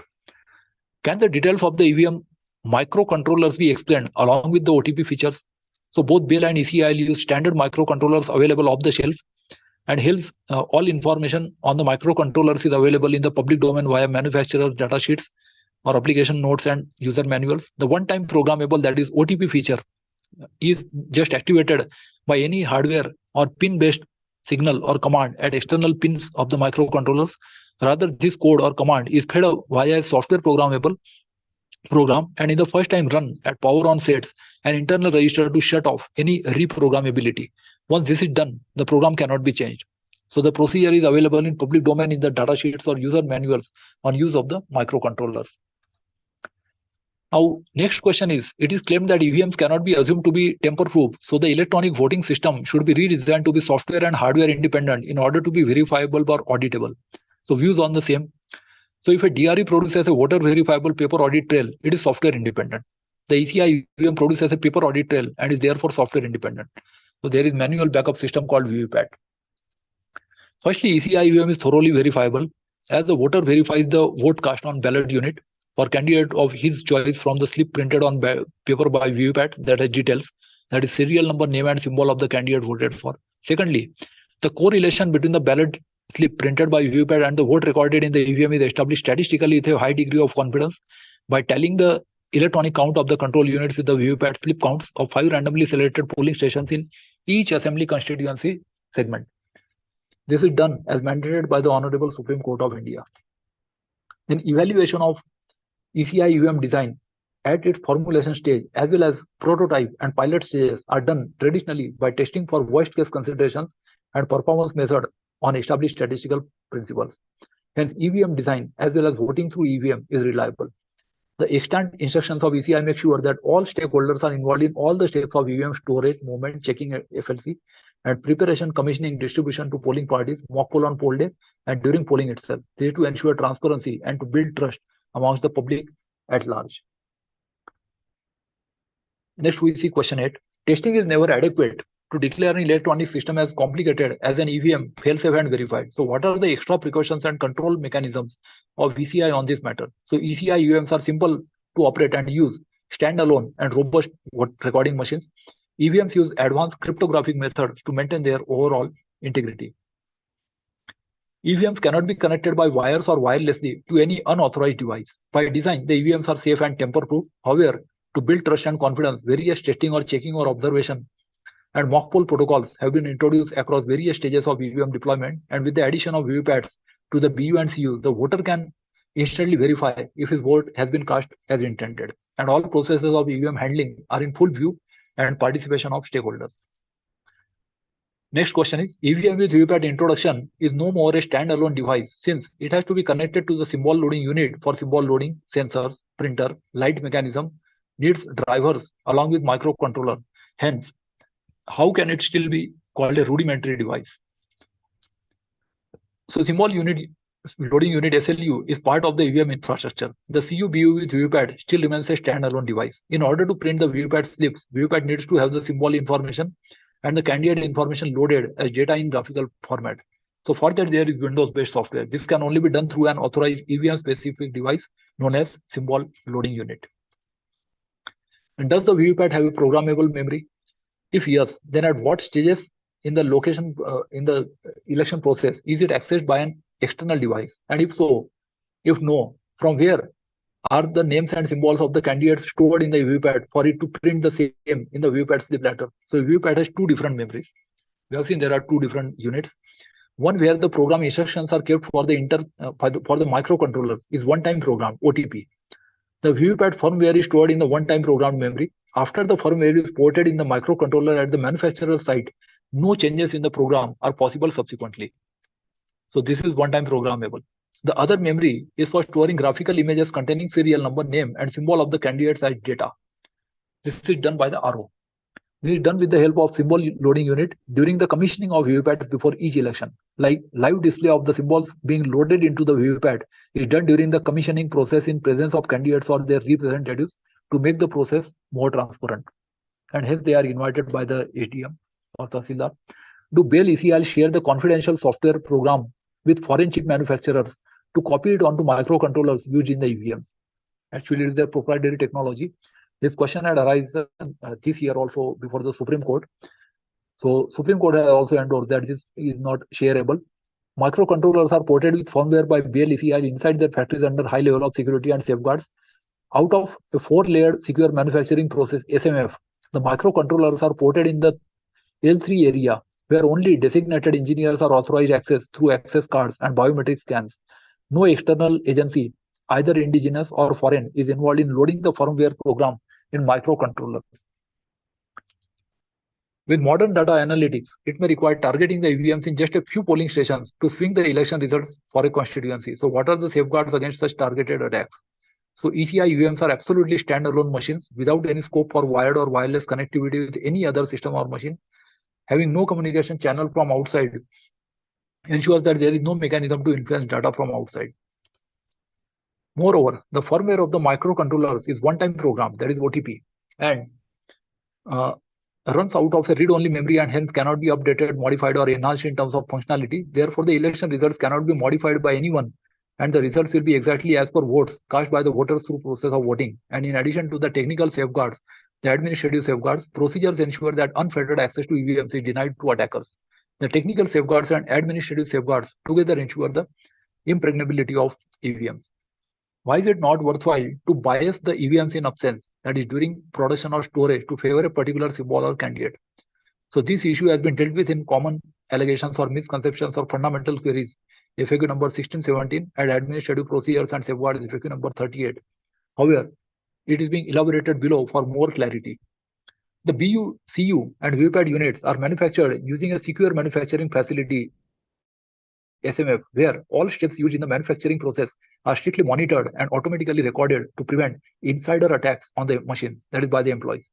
After the program has been loaded into the EVM unit, it is one-time program OTP. Hence, reprogramming is permanently disabled by the secure processors used in these units. In addition, each unit of the ECI EVM contains an unauthorized access detection module UADM, which renders the machine unusable if it detects an attempt to open the UADM. So if anybody opens, the machine becomes unusable. Thus, any attempt to modify the machine after its production will fail. It may also be noted that the ECI EVM is agnostic to names and symbols of candidates. The EVM CU recognizes only the key numbers of the BU. The ballot paper placed under the BU screen only aligns the names and symbols of the candidates with the key numbers on the BU, but there is no electrical connection between the two. So there is no connection between only the key numbers are aligned with this. The arrangement of names of candidates on the ballot paper of the ballot unit is in alphabetical order. First for the national and state recognized political parties, followed by other state registered parties, and then by independent candidates. Thus, the sequence in which the candidates' names appear on the ballot paper of the BU is dependent on the names of the candidates and their party affiliation and keeps changing from one election to another. So at the manufacturing stage, the manipulation can't be done. The list of contestants is finalized after the date of withdrawal, that is a few days before the poll, after which the EVMs are commissioned and kept in the strong room under tight security. It may be noted that the sequence of names cannot be ascertained much in advance. In addition, EVMs are allocated to polling station after 2 stages of randomization process through EVM management system EMS software application developed by the commission. After first level checking FLC of EVMs, first randomization of EVMs is done at the district election officer level to allocate them assembly constituency wise in the presence of the representative of recognized political parties, and thereafter, before commissioning of EVMs, second randomization of EVMs is done at the returning officer level to allocate EVMs polling station wise in the presence of candidates or their agents. As can be seen from above, the candidate agnostic nature of EVM, the process and time of finalization of the list of contestants and 2 levels of randomization in the allocation of EVMs eliminate any scope of EVM manipulation through any prior biasing. Next question is, in some constituencies, due to a high number of contesting candidates, more than one ballot unit may be required to be connected to the CU. In such cases, how does the CU know that a particular vote has been cast from the first ballot unit or second ballot unit or third ballot unit and so on? Very interesting question. If there are more than 16 candidates, so each BU can accommodate up to 16 candidates, that is including nota. Accordingly, first BU has the names of candidates from serial number 1 to serial number 16. Second BU has names of candidates from serial number 70 to serial number 32 and so on. At the time of commissioning, the BU, the top cover of the ballot unit is opened and the ballot sheet with the serial number, name and symbol of the candidates is inserted under the transparent screen of the ballot unit and the screen is sealed. At the same time, the thumb wheel switch on each ballot unit is set to the physical position of the BU, that is at 1 for first ballot unit, 2 for second ballot unit, 3 for third ballot unit, and so on. This setting is done as per the ballot sheet inserted in the BU. That is, the ballot units are arranged. All unused keys in the BU are marked to avoid them from being pressed by any other voter, and that is on the last ballot unit. And the top cover of the BU is sealed with pink paper seal to eliminate access to the ballot sheet, thumb wheel switch, and inside circuit of BU. And in the polling station, if any BU is connected in the wrong position, the CU display will give an error message. So they have to be aligned and they have to be in correct sequence. A combination of the thumb wheel switch position and ballot unit key number is used by the microcontroller of CU to determine the key number pressed and the ballot unit number from which the key is pressed. For example, 7 means ballot unit 1 and candidate key 7. 33 means ballot unit 2 and key 7. 39 means ballot unit 3 and key 7, etc. And what is the VVPAT display window of a darker shade? The color of glass is a delicate balance between visibility to voter for vote verification as provided in law with illumination vis-a-vis to comply with the constitutional requirement to maintain the secrecy of vote. So they are not transparent. So VVPAT window glass has a tint necessary to maintain the secrecy of voting so that even by mistake, anyone other than the voter is not able to view the slip easily. So although they are transparent, but it is not light shade, it is dark shade. It may be noted that while the initial samples of VVPATs made for conducting trials had a viewing window with transparent glass based on experience and other practical considerations, the final model of VVPAT was approved by the TEC January 2013 with a tinted glass so that the print slips are not visible unless internal LED lights are turned on. The same was demonstrated to the political parties in a meeting on 10th May 2013, and bulk production of VVPATs has always been done with tinted glasses only. And how does signal or command flow between various units of EVM, namely BU, CU, and VVPAT? Since the VVPAT is kept along with BU inside the voting compartment of the voter, does VVPAT receive any signal or command from BU and vice versa? Because control unit is connected with both, but is BU connected to VVPAT? So in M3 EVM, CU always acts as master, irrespective of the position in which it is placed or connected. BU and VVPAT act as slave units in the connected network, which receive commands from CU to act as per the application program. BU and VVPAT do not communicate with each other. So BU is separate from VVPAT. Both are slaves. It is the CU that communicates with both the BU and VVPAT. When a voter presses a candidate button on BU, the BU sends the button number to the CU, and in turn, the CU communicates to VVPAT to print the slip of the corresponding button number. And only after printing and cutting of the printed VVPAT slip, the CU registers the vote. So it gets signals from both. Then only the vote will be registered. The recording of votes in EVM VVPAT system. So votes are recorded only in CUs and not in BUs or VVPATs. See, BUs and VVPAT do not contain any votes. When a particular candidate's button in BU is pressed by the voters, BU sends the button number to CU and CU commands printing of slip related to that button number to VVPAT. The VVPAT actually contains the slips, hard copies. The VVPAT slips are printed remains visible to the voters for about 7 seconds to verify their votes cast through the VVPAT display window, and VVPAT then sends an acknowledgement to the CU to mark completion of printing of slip, and the CU then initiates the cut of the printed slip, and the slip falls in the sealed drop box of the VVPAT, rules 49A and 49M, the conduct of election rules 1961. And after the successful completion of all these steps, that is printing and cutting of the VVPAT slips, the VVPAT sends an acknowledgement to the CU, and upon receiving the message from VVPAT, CU records the vote electronically and emits a long beep. The beep marks the completion of the voting process for the voter, and after he can leave the polling station. Signal flow details in M3 model EVM VVPAT. Now, in M3 model, master-slave bus architecture is used. VVPAT can be connected anywhere in the EVM M3 bus. The control unit CU implements communication, command processing, handling of key operations, and handling of all the commands or responses to or from BU and VVPAT. The master-slave protocol is used to control access to the communication bus. Communication on the bus is initiated by the master CU with a command to a slave, that is BU and VVPAT. Bus is connected to all the 3 units. The slave, which is constantly monitoring the bus for commands, will recognize only the commands addressed to it and will respond on performing an action and by returning a response, and only the master can initiate a command. CU is always the master in the ECI M3 EVM system setup. The signal flow diagram in Annexer 1 may also be referred for further clarity. EVM has all these available on its website. Now, what are the criteria for rejection of EVMs and VVPATs as non-functional? So only those EVMs and VVPATs are used in elections which are found functional in first level checking. If any of the following is noticed in any EVM VVPAT, it is considered as non-functional and subject to rejection. Firstly, the ballot unit. So damage of connecting cable, connectors, switches, toggle, buttons, thumb wheel, LED, etc. Blinking of LED, not power on, etc. Control unit can be rejected because of damage of connectors, switches, toggle, LED, etc. Buzzer problem, display problem, no display or partial display, blinking of LED, clock error, not responding, etc. VVPAT can be rejected because of paper lock problem, damage of connector, cable, etc., mechanical error, paper stuck not printing, various sensors error, that is length error, contrast error, deplete error, fall error, fail error, etc., not responding, etc. Non-functional unit is no way signifies erroneous result. It only signifies stoppage of functioning. Since they are electronic components, so they can say become non-functional. Now, what is the factory limit and field limit in case of VVPAT? So VVPAT is having electrical, optical, and mechanical subsystems. 4 optoelectrical sensors are used in VVPAT, namely deplete sensor, contrast sensor, fall sensor, and length sensor to ensure forewarning of deletion of paper roll, to maintain prescribed contrast of image on the slip, ensuring fall of the slip in sealed drop box. A vote is recorded only after slip fall is confirmed, and maintain prescribed length of the slip. Whenever VVPAT is switched on, self-diagnostic slips are generated. These slips have reports, namely deplete diagnostic report, contrast diagnostic report, fall diagnostic report, length diagnostic report, battery LED report, and VVPAT unit post report. So VVPAT has these systems. For optimal performance of sensors in the field, a limit, that is maximum and minimum electrical values, has been fixed for each sensor as per design. This limit is called field limit.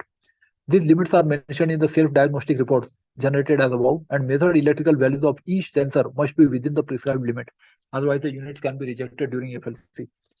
Upon self-diagnosis, if measured values are found to be outside the field limit, the corresponding sensor is declared non-functional, and hence VVPAT is also declared non-functional. In order to ensure that failures in the field are minimal, the VVPATs are cleared from the factory at much tighter electrical limits called factory limits. In simple terms, if field limit for a sensor in the VVPAT is say 100 to 150 for acceptance, that is in diagnostic report, the measured electrical value of that sensor should neither be less than 100 nor more than 150. Then the factory limit for passing a VVPAT with the sensor will be considered as 110 to 140 to ensure negligible chances of sensor errors in the field, and the VVPAT will not be cleared if the measured electrical values for the sensor are, say, even 109 and 141. So then they fail. Now, does the EVM have an operating system? Very common question. See, the EVM does not have any operating system. It only has a firmware or machine level instructions which is sealed, embedded in a one-time program OTP memory to eliminate any scope of reprogrammability. So it is unlike many other say, devices or computers or washing machine or mobile phones. EVM do not have any operating system. Do EVM VVPATs have firmware or software? And what is the difference between firmware and software? So firmware is a form of microcode or instructions embedded into hardware devices to help them operate effectively. Firmware is often referred to as software for hardware. Typical examples of devices containing firmware are home and personal use appliances like cameras, printers, calculators, etc. Firmware size is usually small and generally ranges in few kilobytes. Firmware memory is usually inaccessible and rarely or never gets changed. In the case of EVMs, since the firmware is in one-time programmed OTP memory, it is never changed. Software, on the other hand, is installed onto a device and used for interaction, such as browsing the internet, computing, running application, word processing, and many more complex tasks. Software usually runs on the top of operating systems and are usually large in size between few hundred kilobytes to gigabytes. Software is upgradable or updatable. Software memory usually accessible and designed for user interactions. So there is difference between firmware and software. Now, next part is legal provisions and judicial scrutiny. It is 9:19. So may I continue the next section, sir? Please. It will take about 15 minutes more. Yeah, it's okay, sir. Please continue. Okay. So let us finish this because that would make this completely comprehensive. Because there are very interesting questions in this also. Can the ECI implement an independent review system to review the voting system and the integrity of election process? The voting system designs go through an independent review and even an independent audit by Technical Expert Committee, TEC. Various design details are also available on the site at a level that the stakeholders may be interested in. The outcomes accepted by voters and candidates are the biggest form of review. Annexure 2 and Annexure 3, these are available on the ECI website. The ECI EVM voting system goes through an independent review by way of third party, that is HTQC checks, statistical testing and quality control. So they also go through independent audit by various political parties or candidates or their representatives, like in mock polls. The processes are well defined and are put on the website of the ECI for public view. Question 2 is, what are the provisions to handle any claimed discrepancy in the votes cast? So the contesting candidates have opportunity to request for the VVPAT slip count under Rule 56D of the Conduct of Election Rules 1961 after completion of counting of votes from the EVMs. So any candidate or all candidates can request for VVPAT slip count. Further, as per existing legislation, Rule 56D4B of the Conduct of Election Amendment Rules, in case of a discrepancy between the electronic count in the CU and the ballot slip count of the VVPAT slip count shall prevail. So if there is any discrepancy, and we have seen that it can happen due to manual error, so VVPAT slip count shall prevail because it is manual hardware count. ECI has to define which one is true representative of the will of the voter, vote recorded on control unit or voter verified slip in VVPAT. If counting is based on the control unit count, what is the use of verifiable paper slip? Very interesting question again. The system of VVPAT has been introduced only for the purpose of greater transparency and enhancing the confidence of voters by way of immediate verification of the printed ballot slip, having the chosen candidate's name, serial number, and symbol, and recording of vote in the control unit. As per existing legislation, Rule 56C of the Conduct of Elections Amendment Rules clearly states that after the returning officer is satisfied that a voting machine has not been tampered with, he shall have the votes counted by pressing the appropriate button marked result provided in the control unit. This is what is done on the counting day by pressing the result button, whereby the total votes polled and votes polled by each candidate shall be displayed in respect of each candidate on the display panel provided for the purpose in the unit, and it displays for 10 seconds so that they can even write on their paper in tabular form. This is done by all people involved in counting. The candidate-wise results so obtained from I have performed many different duties, say during past 25 years in different positions, election-related duties. The candidate-wise results obtained from all control units used in the election is to be tabulated in a result sheet in Form 20, and the particulars were entered in the result sheet announced. Contesting candidates have the opportunity to request for the VVPAT slip count under Rule 56D of the Conduct of Elections Rules 1961 after completion of counting of votes from the EVMs. Rule 56D 4B clearly states that in case of a discrepancy between the electronic count in the control unit and the ballot slip count of the VVPAT slip count shall prevail. There must be compliance audit verifiable by all candidates and interested members of the general public to ensure the integrity of the VVPAT slips. The VVPAT slips may be trustworthy at the time of voting, but is it necessary to ensure that they remain trustworthy later while auditing? So the answer to this question is mandatory verification of randomly selected 5 polling stations per assembly constituency or segment is a strong post-audit of the veracity of vote count in the presence of stakeholders. So this is post-audit trail. Till date, slips of 38,156 randomly selected VVPATs have been counted, and not a single case of transfer of vote meant for candidate A to candidate B has been encountered. Differences, if any, have always been traceable to human errors, such as not removing votes cast in a mock poll.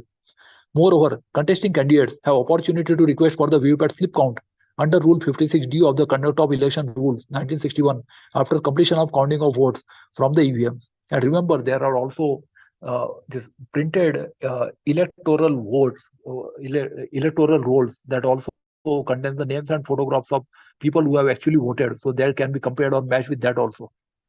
Further, aggrieved candidates voter can challenge the election by way of election petition before the competent court, where upon directions of the honorable court, each and every VVPAT slip may be counted. Next question is, the general opinion was that at a time when there had been strong calls for the back to ballot paper system, it was the duty of ECI officials who were strongly opposed to the demand to ensure maximum transparency to belie any suspicion over EVMs. So EVMs are used in the Indian elections as mandated by the Representation of People Act 1951. Therefore, EVMs are used in Indian elections as per the statutory mandate of Parliament. The same has the backing of judiciary also. The matter of bringing back the manual ballot system and discarding the use of EVMs has been brought up before various courts time and again. However, on all occasions, the courts, including the Honorable Supreme Court of India, have dismissed the petitions. Sometimes the discrepancy have been pointed out, but then the procedures have been changed so that manipulation can't be done. In a latest judgment dated 3rd August 2021, CR Jayasukin versus ECI, SLP Civil 13278 of 2021, the Honorable High Court of Delhi even imposed cost on the petitioner while dismissing the pleas to stop the use of the EVMs for these frivolous petitions. Further, ECI constantly strives to bring in more transparency and wider participation in the electoral process. Now, what are the important legal provisions on the use of VVPATs? So, voter verifiable paper audit trail was introduced by the ECI in compliance to the pronouncement of the Supreme Court in Dr. Subramanian Swamy versus Election Commission of India 2013 to ensure further transparency in the system by introducing paper trail in respect of EVMs. Accordingly, the necessary amendments were made to the Conduct of Election Rules 1961 as under Rule 49A, that is design of electronic voting machines. So every electronic voting machine, hereinafter referred to as the voting machine, shall have a control unit and a balloting unit and shall be of such designs as may be approved by the Election Commission, provided that a printer with a drop box of such design as may be approved by the Election Commission may also be attached to a voting machine for printing a paper trail of the vote in such constituency or constituencies or parts thereof as the Election Commission may direct. So this underlined and bold text was inserted. Rule 49M, that is maintenance of secrecy of voting by electors within the polling station and voting procedures. So every elector who has been permitted to vote under Rule 49L shall maintain secrecy of voting within the polling station and for that purpose observe the voting procedure hereinafter laid down, and immediately on being permitted to vote, the elector shall proceed to the presiding officer for recording of electors' vote. The elector shall thereafter forthwith proceed to the voting compartment, record his vote by pressing the button on the balloting unit against the name and symbol of the candidate for whom he intends to vote, and come out of the voting compartment and leave the polling station.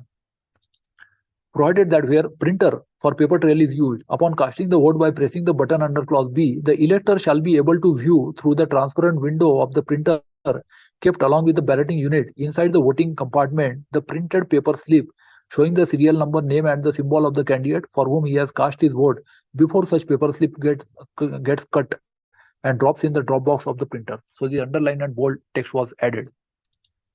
Is there any provision for a voter to lodge a complaint of the paper slip generated by VVPAT shows the name or symbol of a candidate other than the one he voted for? Yes. If an elector, after having recorded his or her vote, alleges that the paper slip generated by the printer has shown the name or symbol of a candidate other than the one he or she voted for, as per the provisions of Rule 49A of Conduct of Election Rules 1961, the presiding officer obtains a written declaration from the elector as to the allegation, after informing the elector about the consequences of making a false declaration as per Indian Penal Code. Because if there is false declaration, then he may be sent to jail immediately. Otherwise, polling may stop or machine has to be changed. If the elector gives the written declaration referred to in sub-rule 1 of Rule 49A MA, the presiding officer permits the elector to record a test vote in the voting machine in his or her presence. So now a public vote shall be cast in presence of officers and in the presence of the candidates or polling agents who may be present in the polling station, and observe the paper slip generated by the printer. Now, if the allegation is found true, the presiding officer will report the facts immediately to the returning officer, stop further recording of votes in that voting machine, and act as per the directions that may be given by the returning officer. So the polling stops using those machines.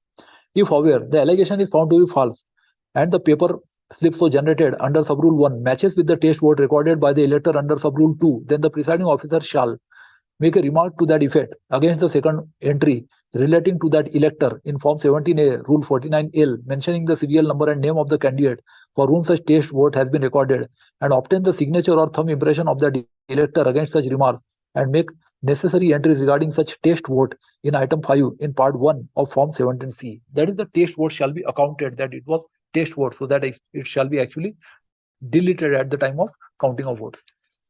Now, is the entire process on use of EVMs transparent or free and fair? We are coming to the next section, that is common allegations or misconceptions and fundamental queries. So the strong technical safeguards and elaborate administrative safeguards procedures put in place by ECI, along with encouraging wide participation of all stakeholders at every stage of the election process, ensures that the elections are transparent, free and fair. The elections are transparent as these are conducted openly under the watchful eyes of the public. For example, all processes involving ECI EVMs such as storage, transportation, randomization, FLC, commissioning, voting procedure, counting, etc., is conducted in full view and participation of stakeholders and representatives of recognized political parties. Hence, the election is held in transparent way. Then elections conducted with ECI EVMs are free, since elaborate security arrangements are made at election booths and in their vicinity, so that voters can come and vote freely without the influence of inducement, fear, or coercion. Fairness of the election is ensured through the technical design of the EVM system, as well as the strong processes followed in election steps. A vote cast on BU is verified by the voter by viewing the slip printed on VVPAT with the candidate's name, serial number, and symbol on it, and the voter verified slips are later correlated with the control unit count during counting as per specified procedure. The EVMs used for elections are thoroughly tested during first level check, FLC, in presence of stakeholders, and mock poll is conducted during FLC, commissioning, as well as at start of the poll, to ensure that EVMs used are functioning properly. Due to double randomization of EVM units, which is conducted in the presence of recognized political parties or candidates, it is not known in advance as to which machine will go to which constituency or polling station. Then insider attacks on the machines are prevented through secure manufacturing processes, that is SMF, where all steps used in the manufacturing process are strictly monitored and automatically recorded.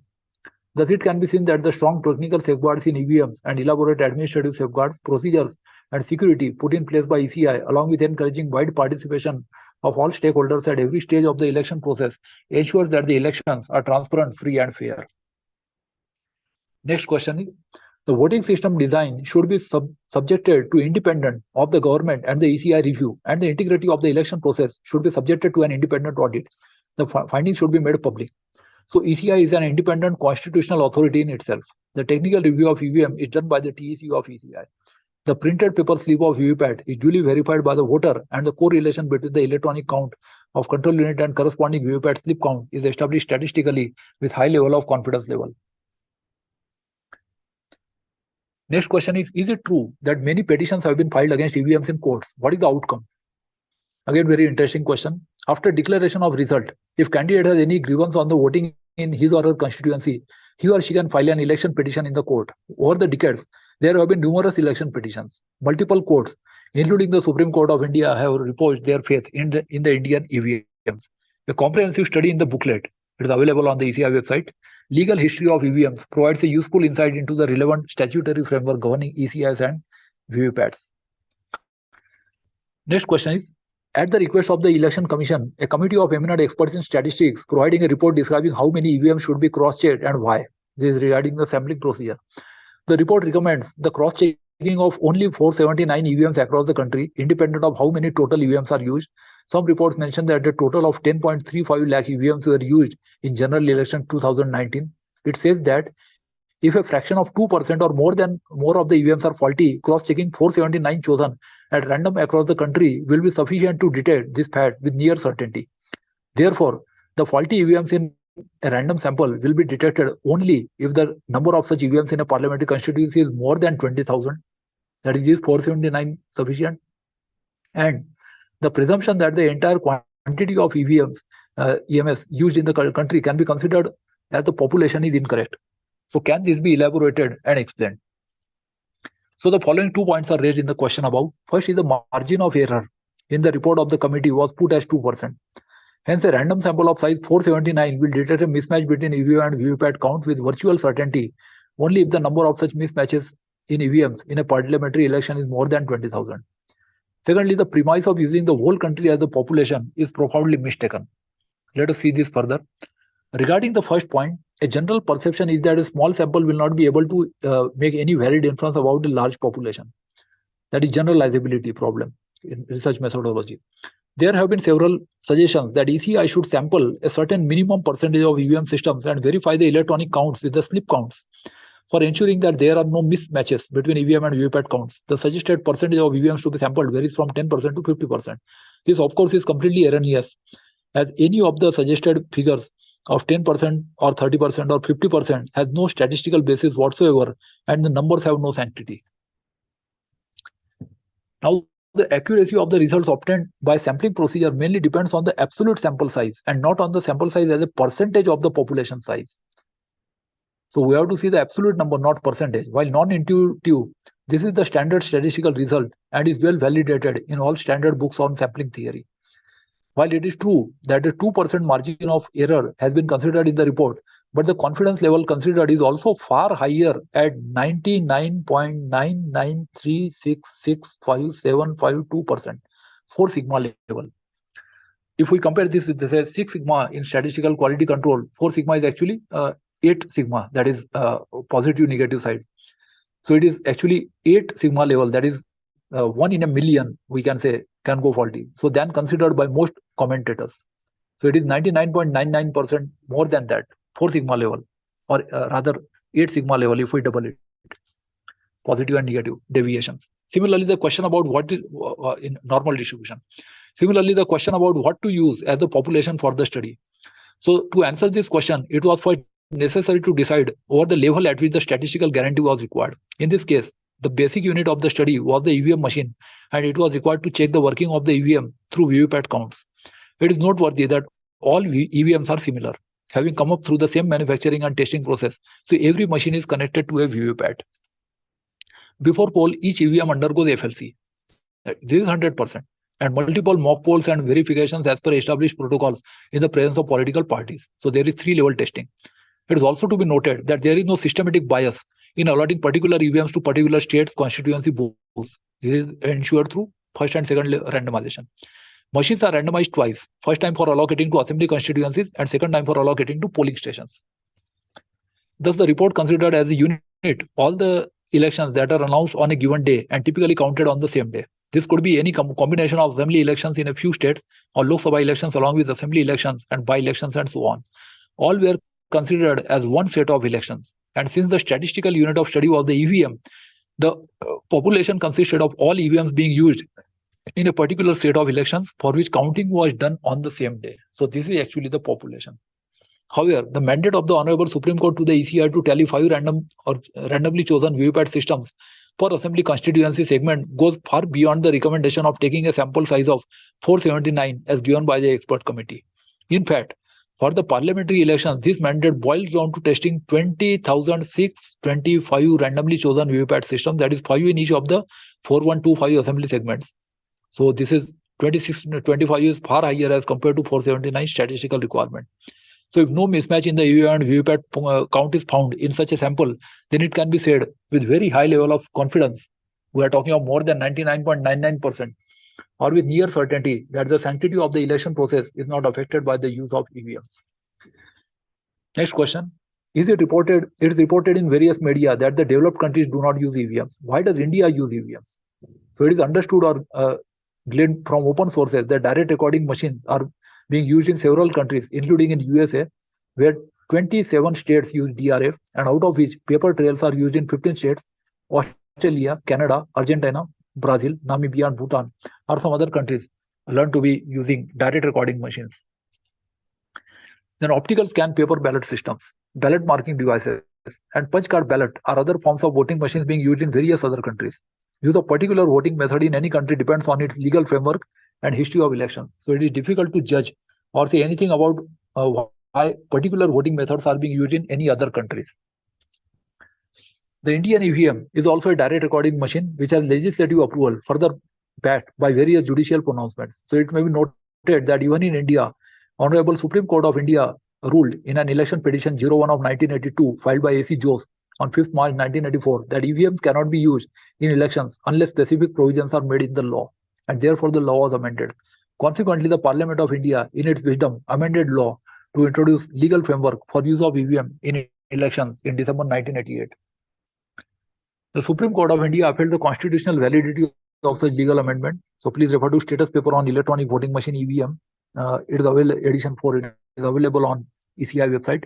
Further, over a period of decades, on various occasions, the Honorable Supreme Court and High Courts of India have examined the matter and placed their confidence in the Indian EVMs. Please refer to Legal History of EVMs and VVPATs, that is edition 1.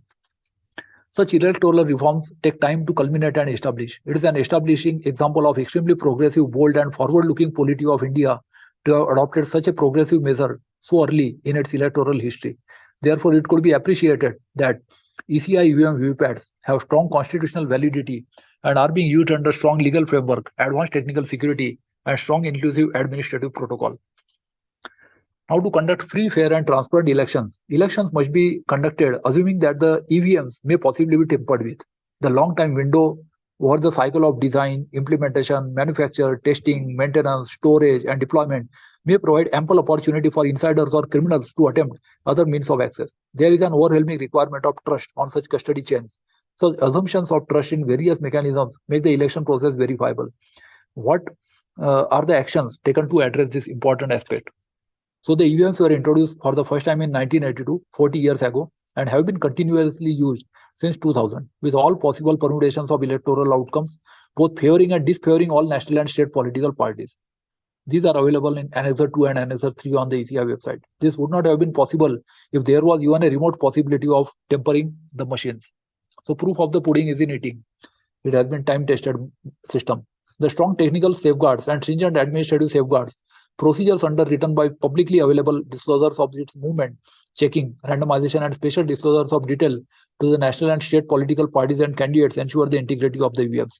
The stakeholder participation is so designed that each step of ECI EVM deployment is in full view and participation of all stakeholders.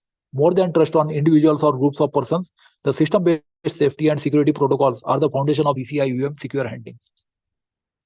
Next question is, non-verifiability of the EVM VVPAT-based voting protocol makes it impossible to rule out unpredictable manipulations by unpredictable entities, including foreign players. It is essential that all aspects of an election be observed, audited, and independently verified by the public to engender trust.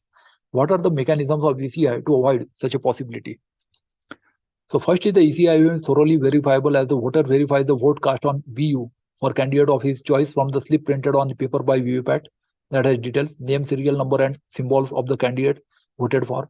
And secondly, the symbol of the candidate voted for. And secondly, the result as per control unit count is strongly correlated to the corresponding VVPAT slips count with a high level of confidence as per sampling plan mandated by Honorable Supreme Court of India, which is even higher than the statistical requirement.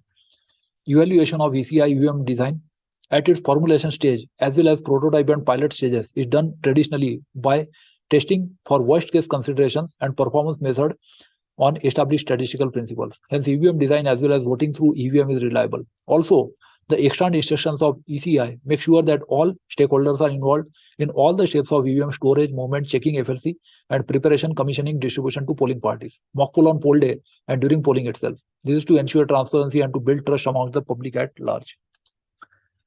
Next question is, in an EVM where votes are recorded electronically by the press of a button and the voter cannot examine what has been recorded, there is no way to provide a guarantee to a voter that his or her vote is cast as intended, recorded correctly in the EVM. Recorded as cast. What is recorded in the EVM is what is collected in the final tally and counted as recorded. So this casts doubts on a purely EVM-based system.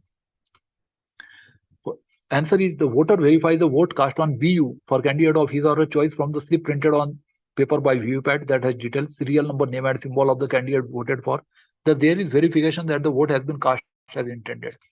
Secondly, the count from the control unit where the vote is recorded and from VVPAT slips are strongly correlated as per the sampling plan advised by reputed experts in statistics. This correlation process has been accepted by the Honorable Supreme Court of India in 2019, wherein, as an additional measure for enhancing public confidence, the Apex Court recommended a higher sampling rate compared to that suggested by the experts. So legal requirement is even stringent as compared to statistical requirement. ECI has indeed been following this higher sampling rate. The vote count reported by the control unit and that obtained from a count of VVPAT slips has matched over a large number of machines and over several elections. Till date, slips of 41,629 randomly selected VVPATs with more than 2.3 crore votes have been tallied, and not a single case of transfer of vote meant for candidate A to candidate B has been encountered. After successive elections, the excellent match between the control unit count and VVPAT slip count strengthens the correlation between votes cast,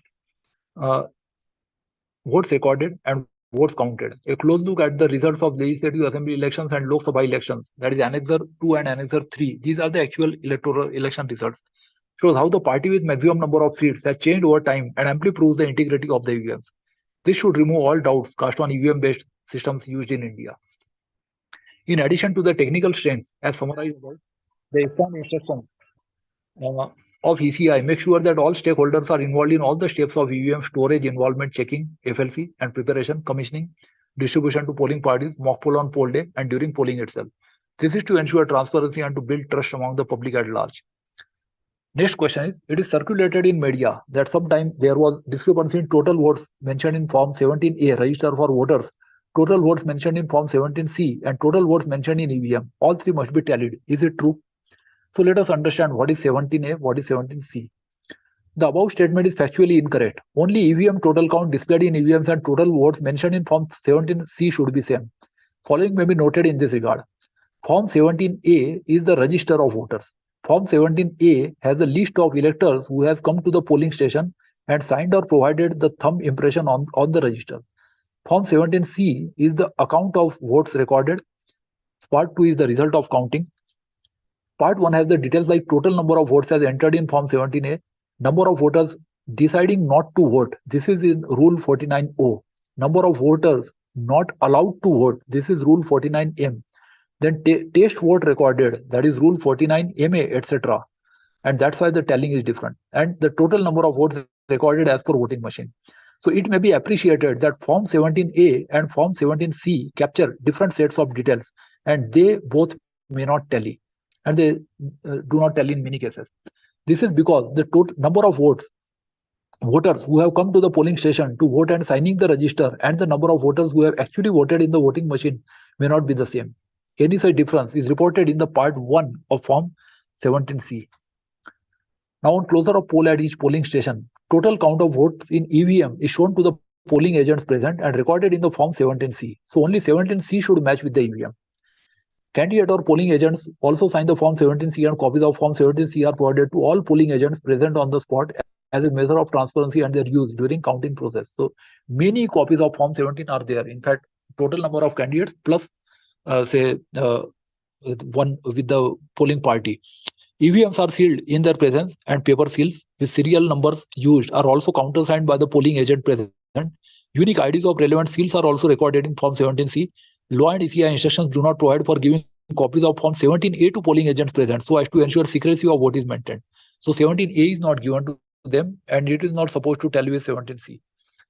On the very next day of poll, scrutiny of Form 17A, register for voters and other documents prescribed by the Commission, including complaints received from the candidates, is done by the returning officer and observer appointed by the Commission.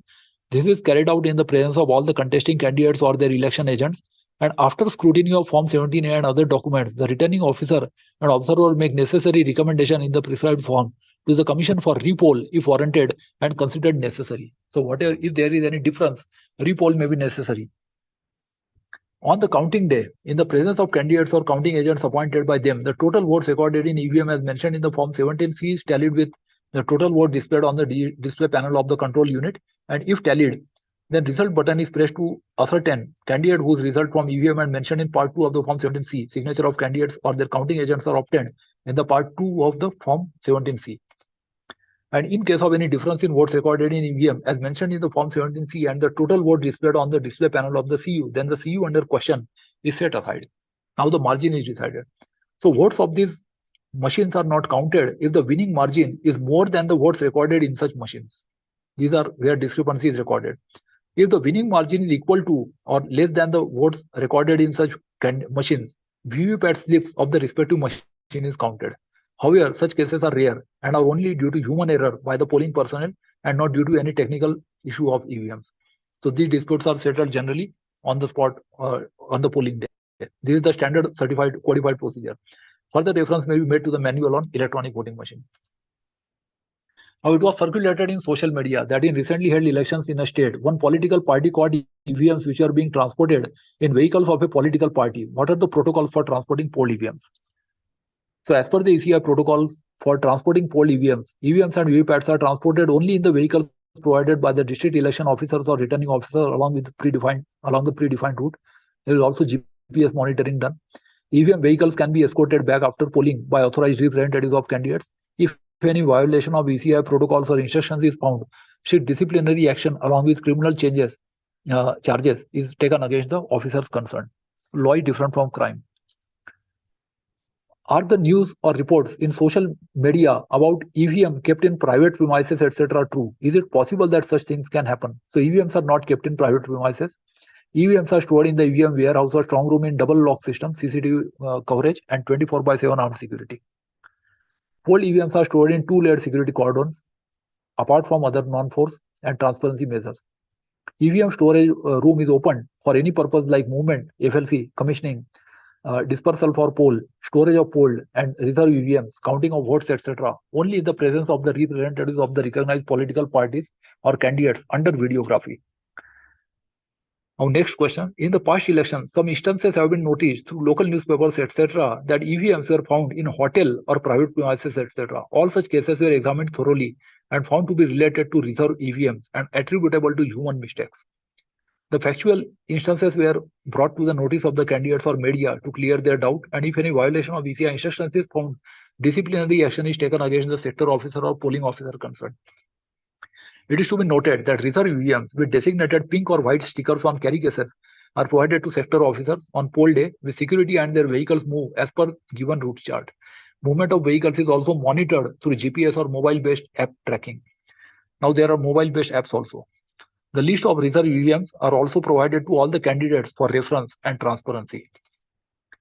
Next question is, it is claimed that higher percentage of EVMs and VVPATs got defective during first level checking of EVMs and VVPATs pertaining to Lok Sabha 2019. So what action taken by Election Commission of India to reduce the percentage of defects of EVMs and VVPATs? So in general elections to Lok Sabha and simultaneous elections to the states of Andhra Pradesh, Arunachal Pradesh, Sikkim and Odisha, 37,377 ballot units, that is 1.8%, 57,775 control units, that is 3.8%, and 85,905 VVPATs, 5.4%, were rejected during FLC. However, during actual poll in Lok Sabha 2019, replacement rates were BU 0.74%, CU 0.79%, and VVPAT 3.36%. After every election, an analysis of non-functional EVMs and VVPATs is carried out as an integral part for enhancing the performance of EVMs and VVPATs to reduce replacement rates during actual poll. Post general election 2019, the Technical Expert Committee TEC carried out an exhaustive analysis along with Bharat Electronics Limited BEL and Electronics Corporation of India Limited ECIL. Analysis got delayed due to COVID-19 pandemic period. In analysis, it was concluded that some corrective actions are required to be taken to reduce the replacement rate of M3 VVPATs and to ensure voter is not put to any inconvenience. So M2 model machines used during general election 2019 had been discontinued as their economic life, that is of 15 years, completed. M2 M3 VVPATs used along with M2 EVMs during general election 2019 are upgraded to M3 VVPATs as originally planned to ensure that they are compatible with M3 EVMs. So now there are full M3 systems, EVMs as well as VVPATs. It was reported in media citing Election Commission of India order that 6.5 lakh defective VVPATs were sent to the manufacturers, that is BAIL and ECIL, for rectification. Is it true? So such reports are misleading. Non-functional, that is so-called defective VVPAT, does not signify erroneous or biased functioning. It only signifies stoppage of functioning. It is different from manipulation. So in 2019 Lok Sabha elections, 17.4 lakhs VVPATs, that is M2 2.71 lakhs, M2 M3 2.18 lakhs, and M3 12.51 lakhs were deployed and used first time at every polling station throughout the country. Post general election 2019, the TEC carried out an exhaustive analysis along with BAIL and ECIL. Analysis got delayed due to COVID-19 pandemic period. In analysis, it was concluded that some corrective actions are required to be taken to reduce the replacement rate of M3 VVPATs and to ensure voter is not put to any inconvenience. So M2 VVPATs used during general election 2019 had been discontinued as their economic life completed. And M2 M3 VVPATs used along with M2 EVMs during general election 2019 are upgraded to M3 VVPATs as originally planned to ensure that they are compatible with M3 EVMs. As far as the number is concerned, so on the basis of said analysis and suggested corrective action, work of T1 to T4 rectification for VVPATs were initiated, and VVPATs falling in these categories were ordered to be sent to manufacturers for preventive maintenance. It is to be noted that no movement of EVM VVPATs can be done without informing recognized political parties at source and destination. So let us see what is the T1 to T4. T1 to T4 task involves following corrective measures. T1 tasks are 2.62 lakhs, fixation of paper tensioner wire to reduce paper flutter during printing and to mitigate the problem of length error, installation of modified hood of contrast sensor to mitigate contrast error, and installation of modified paper exit guide and electricity conducive and optically transparent e-court assembly to mitigate the problem of fall error of printed ballot slips. T2 tasks, that is 1.94 lakhs, replacement of degraded sensors due to dust deposition rate, etc. T3 task, that is 2.2 lakhs, replacement of PCBs using halt cleared MLCC in cases where replacement rate due to MLCC is expected to be more than 5%, not yet started by the manufacturers. And T4 task is no special movement, replacement of defective MLCCs during using halt cleared MLCC in cases where replacement rate due to MLCC is expected to be less than 5% as and when any VVPAT becomes non-functional during use. Now see, same machine may fail in more than one task, and that's why the total is less than these individual components. So halt is highly accelerated live tests are now introduced for clearing MLCCs as a standard manufacturing practice to avoid future cases of T3, T4 rectifications. Since there is an overlapping of T1, T2 or T3 tasks in several VVPATs, that is, one machine may have multiple tasks and the individual numbers under each task are not to be added. So this adding makes false figure of 6.5 lakhs. However, in the media reports, it is seen that the number of machines have been wrongly labeled as 6.5 lakhs, considering the errors to be exclusive and not overlapping. The actual number of VVPATs to be moved for preventive maintenance is 3.43 lakh as per the ECI circular dated 27 January 2022. The mere agreement of electronic and VVPAT counts cannot rule out spurious vote inspection, injections or deletions in both. So what are the safeguards in place on this crucial matter? So ECI UM is designed in such a way that no vote can be cast over the close once the close button is pressed. After poll, machines are sealed in their carrying cases at the polling stations in the presence of polling agents, and they are also allowed to put their signatures on the seals. Even the times are recorded on the machine. Candidates and their agents are allowed to escort the machines to the polling collection centers and permitted to watch the strong rooms, having polled EVMs till the counting day. Further, poll start time and poll end time is displayed in the control unit at every switch on. Hence, spurious injection or deletion of votes after polling and before counting can be detected. See, we are not saying it can't be done, but it can be detected readily because it won't match with the paper records then. These timings are also recorded in the presiding officer's diary and can be cross-verified with the time displayed by the EVM. The number of votes as per Form 17C is also a record of the total votes polled in EVM in that PS. polling station, thus completely eliminating the possibility of spurious injection or deletion of votes. And this tallying is done by all in presence of all agents. Now, regarding Lok Sabha 2019 elections, after the final vote was cast, there were video reports for format list at least 10 different places of new EVMs being moved into strong rooms. The ECI said these were reserve EVMs, but provided no evidence for this and no explanation for why they need to be moved just before counting rather than at the time of voting, when there were, in some cases, a period of several weeks between the voting and counting. So there were no security officers accompanying the vehicles, and why these vehicles were often unnumbered, unofficial vehicles. There have also been reports of irregularities in the counting process. So the answer to this is, as explained in answer to Administrative Procedures FAQ3, information about EVMs being used in an election is shared with political parties and candidates at different stages of preparation for the election and was accordingly done in this case too. All these allegations were false and factually incorrect. A press note number ECI PN 56 2019 was issued by the Commission on 21st May 2019 and is still available for reference on ECI website. In spite of many videos on social media regarding tampering of EVMs, why ECI is keen to use EVMs? What steps is ECI taking to allay the fear that EVMs can be tampered? So none of the videos showing tampering of EVMs use the ECI EVM, nor do they follow the procedure prescribed by ECI for polling. So there may be some foreign videos, they are not Indian machines.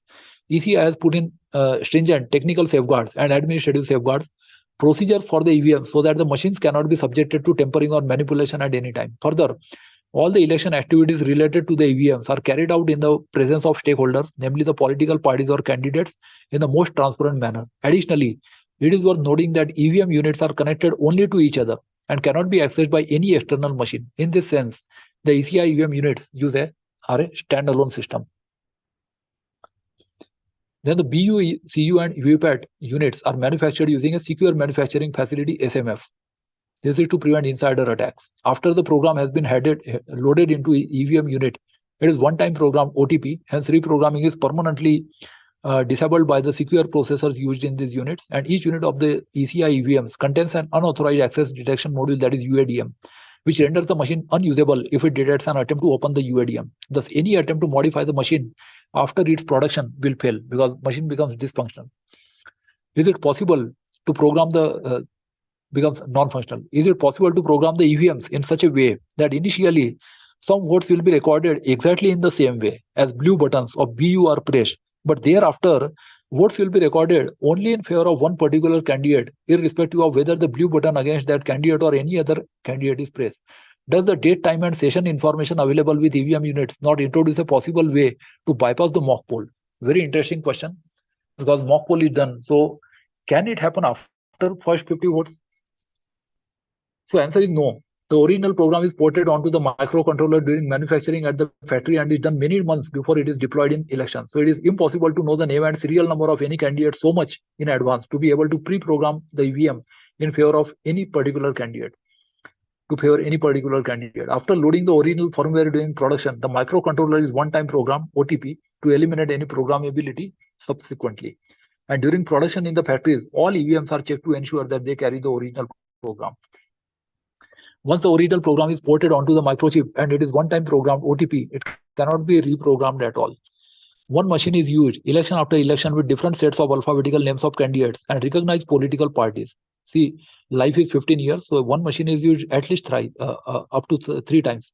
Further, before using any election, the first level checking and commissioning of all EVMs is conducted in the presence of recognized political party or candidate representatives, and high-level mock poll is conducted using 1% randomly selected EVMs with 1200 votes, 2% randomly selected EVMs with 1000 votes, and 2% randomly selected EVMs with 500 votes. This is much higher as compared to 50 votes. So electronic result on CU is tallied with VPAT slip count to ensure proper functioning of the EVMs during FLC and commissioning.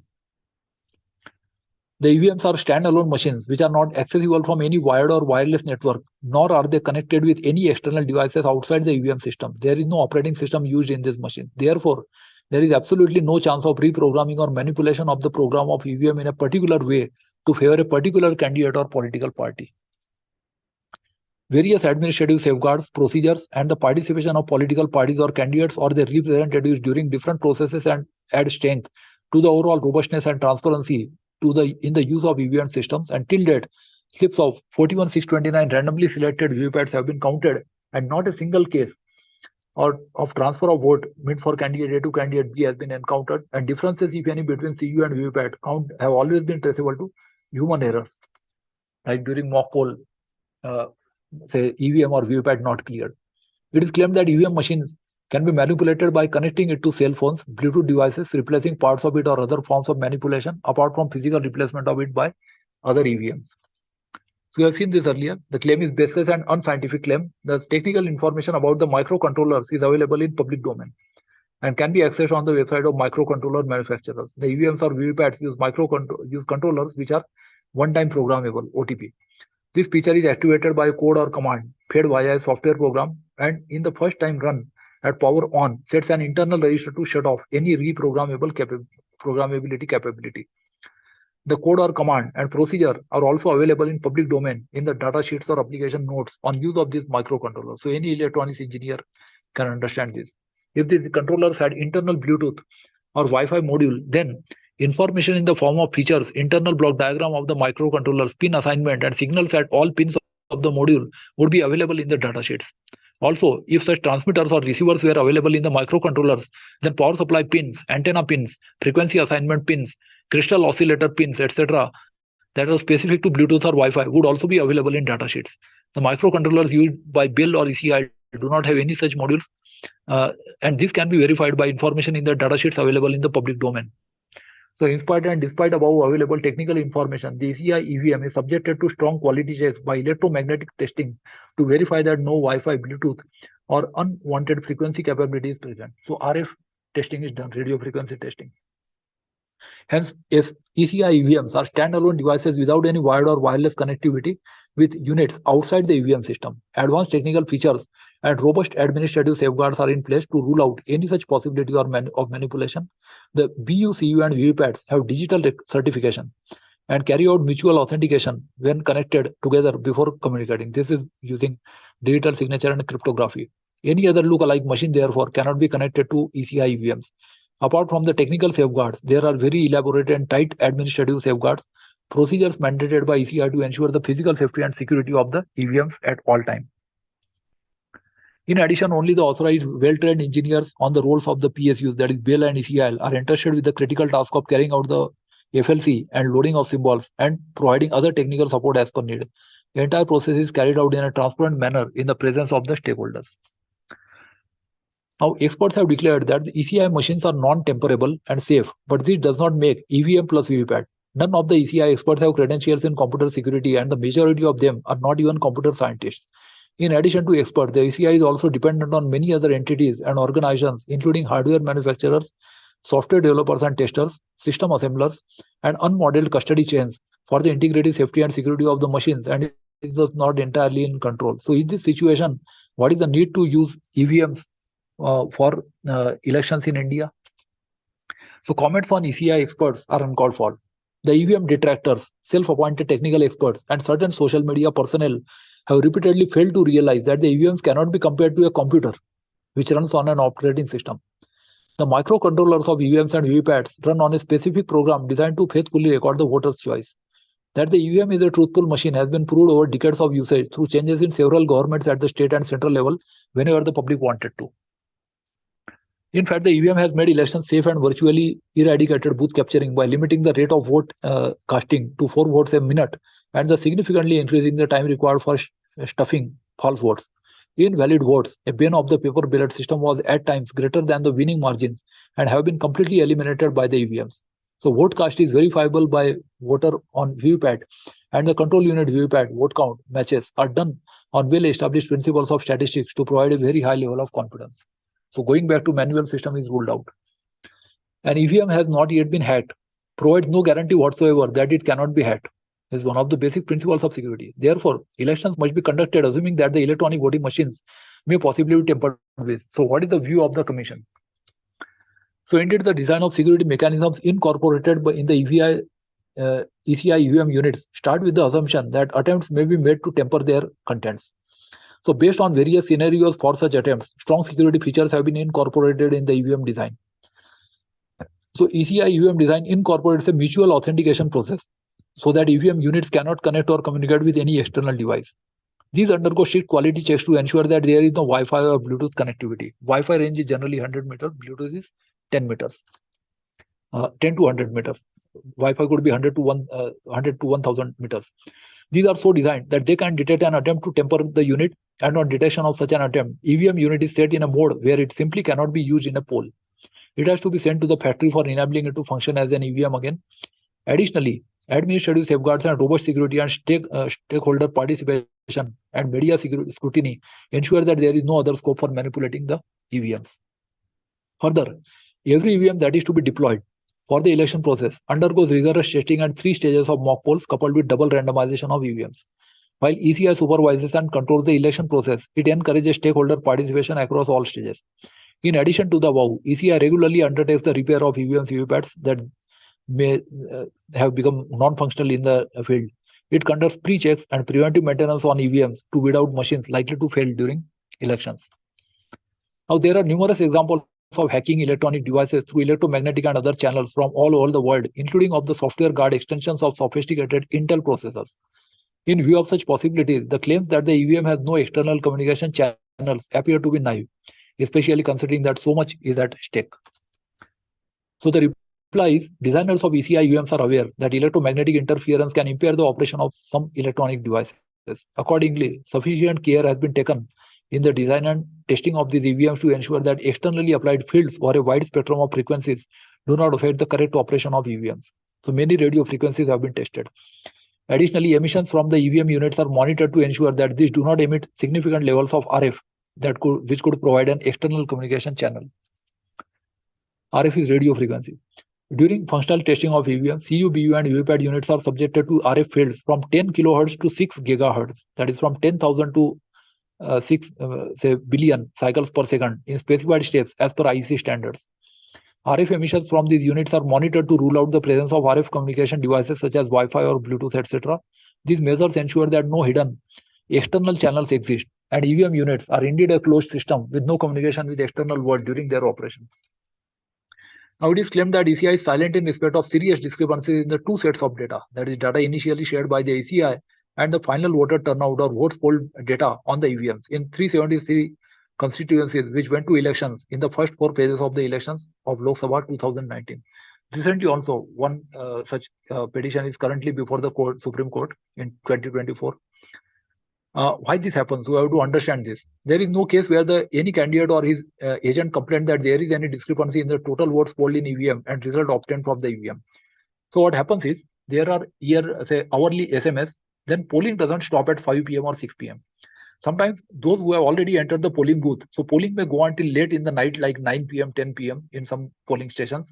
And after that, these figures are added. Plus, there are manual ballot papers also. And this updation may take around 1 day sometimes. So it is also pertinent to highlight that the voter turnout is a dynamic figure. The final voter turnout is finalized by the returning officer when related documents are scrutinized and shared with all the contesting candidates. So what we observe on TV is just flash news or an estimated figures. It is well circulated in the media that according to replies to right to information RTI queries, about 2 million EVMs were stated to be missing from the ECI, whether it is true or not. So the matter was heard in Honorable Supreme Court in writ petition civil number 151 of 2024 Indian New Congress Party versus Union of India and another, wherein the grounds of the case were on the matter of missing EVMs. The Honorable Supreme Court dismissed the same, mentioning that it was not inclined to entertain the writ petition, order dated 15 March 2024, this year only. Further, as per the proceedings reported in media, the Honorable Supreme Court termed the petitioner's apprehension as completely baseless and dismissed the petition. Further, in the case of Manoranjan Santosh Rai versus Union of India and others, writ petition civil number 482 of 2023, the Honorable Supreme Court, while adjudicating various grounds on the matter of EVMs, including inconsistencies in the number of EVMs, mismatch between the EVMs, work orders and supply, etc., dismissed the petition. Therefore, it may be appreciated that the news on lacks of missing EVMs is a classic case of disinformation on media or social media platforms. ECI has stringent protocols governing every aspect of EVM storage, transportation and use. Question 24 is, while banning electronic voting, the German Constitutional Court made the following observation We are almost at the end of the presentation. The use of voting machines which electronically record the voters' votes and electronically ascertain the election result only meets the constitutional requirements if the assembly steps, essential steps of the voting and of the ascertainment of the results can be examined reliably and without any specialist knowledge of the subject. So if Germany has banned, why India is using? That is the question. The legislature is not prevented from using electronic voting machines in elections if the possibility of a reliable examination of correctness, which is constitutionally prescribed, is safeguarded. A complementary examination by the voter, by the electoral bodies, or the general public is possible, for example, with electronic voting machines in which the votes are recorded in another way beside electronic storage. So, how are ECI EVMs different from the voting systems banned by the German Constitutional Court? The reply is, across the world, both paper ballot voting system as well as EVMs are used for conducting elections as per the preference and mandate of the authorities concerned. The Election Commission of India is a constitutional body mandated to conduct elections to state legislature, both the houses of the parliament and the offices of the President of India and Vice President of India as per Act and rules passed by the Parliament of India. Use of ECI EVMs for conducting elections in India is approved by the Parliament and upheld by various high courts and Honorable Supreme Court of India. ECI EVMs are manufactured by central government public sector undertakings in a secured manufacturing facility. Rigorous third-party testing is carried out by STQC, that is standardization testing and quality certification, at the manufacturing premises before acceptance and dispatch to various states of deployment. Then stringent and elaborate protocols are mandated by ECI are followed during EVM movement, storage and deployment. The German Constitutional Court made its observation in the context of EVMs used in German elections and in relation to German law. Indian EVMs are robust and implement technologies and processes which are different and non-comparable. So Honorable Supreme Court of India and various high courts have time and again scrutinized the machines and have reposed their confidence and faith in ECI EVMs. So there cannot be comparison of Germany and India because the basis of comparison are different. Can display be manipulated to show different results than actually stored in the control unit of the EVM? This last question is about display manipulation. Display of the control unit cannot be manipulated in any way as it is housed in the unauthorized access direct detect module UADM of EVM, which disables the EVM if any attempt is made to even open the UADM because it becomes non-functional.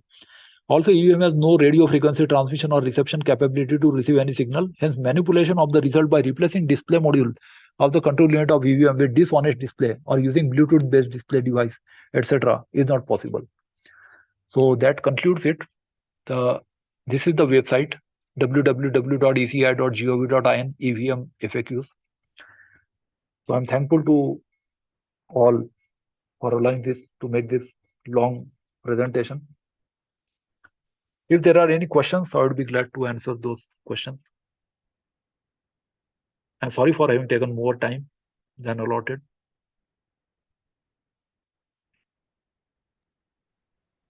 Thank you. Still, I must appreciate all the viewers are still the number remains same. I must appreciate all the viewers for their patience. Thank you. Yeah. We understand. This is also very important and interesting. Lot of especially when coming to aspect of disinformation, misinformation, widely spread, and there is a lot of curiosity in understanding what is true, what is facts. This is an interesting presentation. Dear participants, if you have any queries, feel free to share in chat box, or you can raise your hand and share any feedback, suggestions, queries, if any, on the presentation. Yes, you may ask questions because I'm a computer engineer also. I'm a lawyer also. I have worked as a presiding officer. I have worked for videography to monitor poll expenses. I have worked as counting officer and performs various duties in manual as well as electronic machines. Plus, for Election Commission of India, I have printed EPIC electoral photo identity cards in 95-96 when TN Session was the election commissioner and then chief election commissioner of India. So in Nagpur district in Maharashtra and Sivni, Balaghat and Murena district of Madhya Pradesh, I have printed electoral photo identity cards for 38.5 lakh voters in India. I was computer engineer cum shift supervisor and used to work around 16 hours per day at that time because the penalty was prescribed for that small scale industrial unit was 25,000 per day if the deadlines are not met. So we have to prepare, and the quality control was increased in such a way that the rejection rate of EPIC, electoral photo identity cards, of 16% in Nagpur district was reduced to 4% in Sivni and Balaghat district, and it was reduced to less than 1% in Morena district of Madhya Pradesh. So I was myself monitoring this quality control as well as rejection rate through various processes as computer engineer come shift supervisor. So I'm familiar with this. We use the software of CDAC, Center for Development of Advanced Computing, for this data entry in Marathi and English. So I had learned the complete ASCII code also at that time. I remembered that, and it was on my table. So I remember I had performed this work in 95, 96. So I'm familiar with many of the processes related to elections. So you could ask technical as well as legal questions.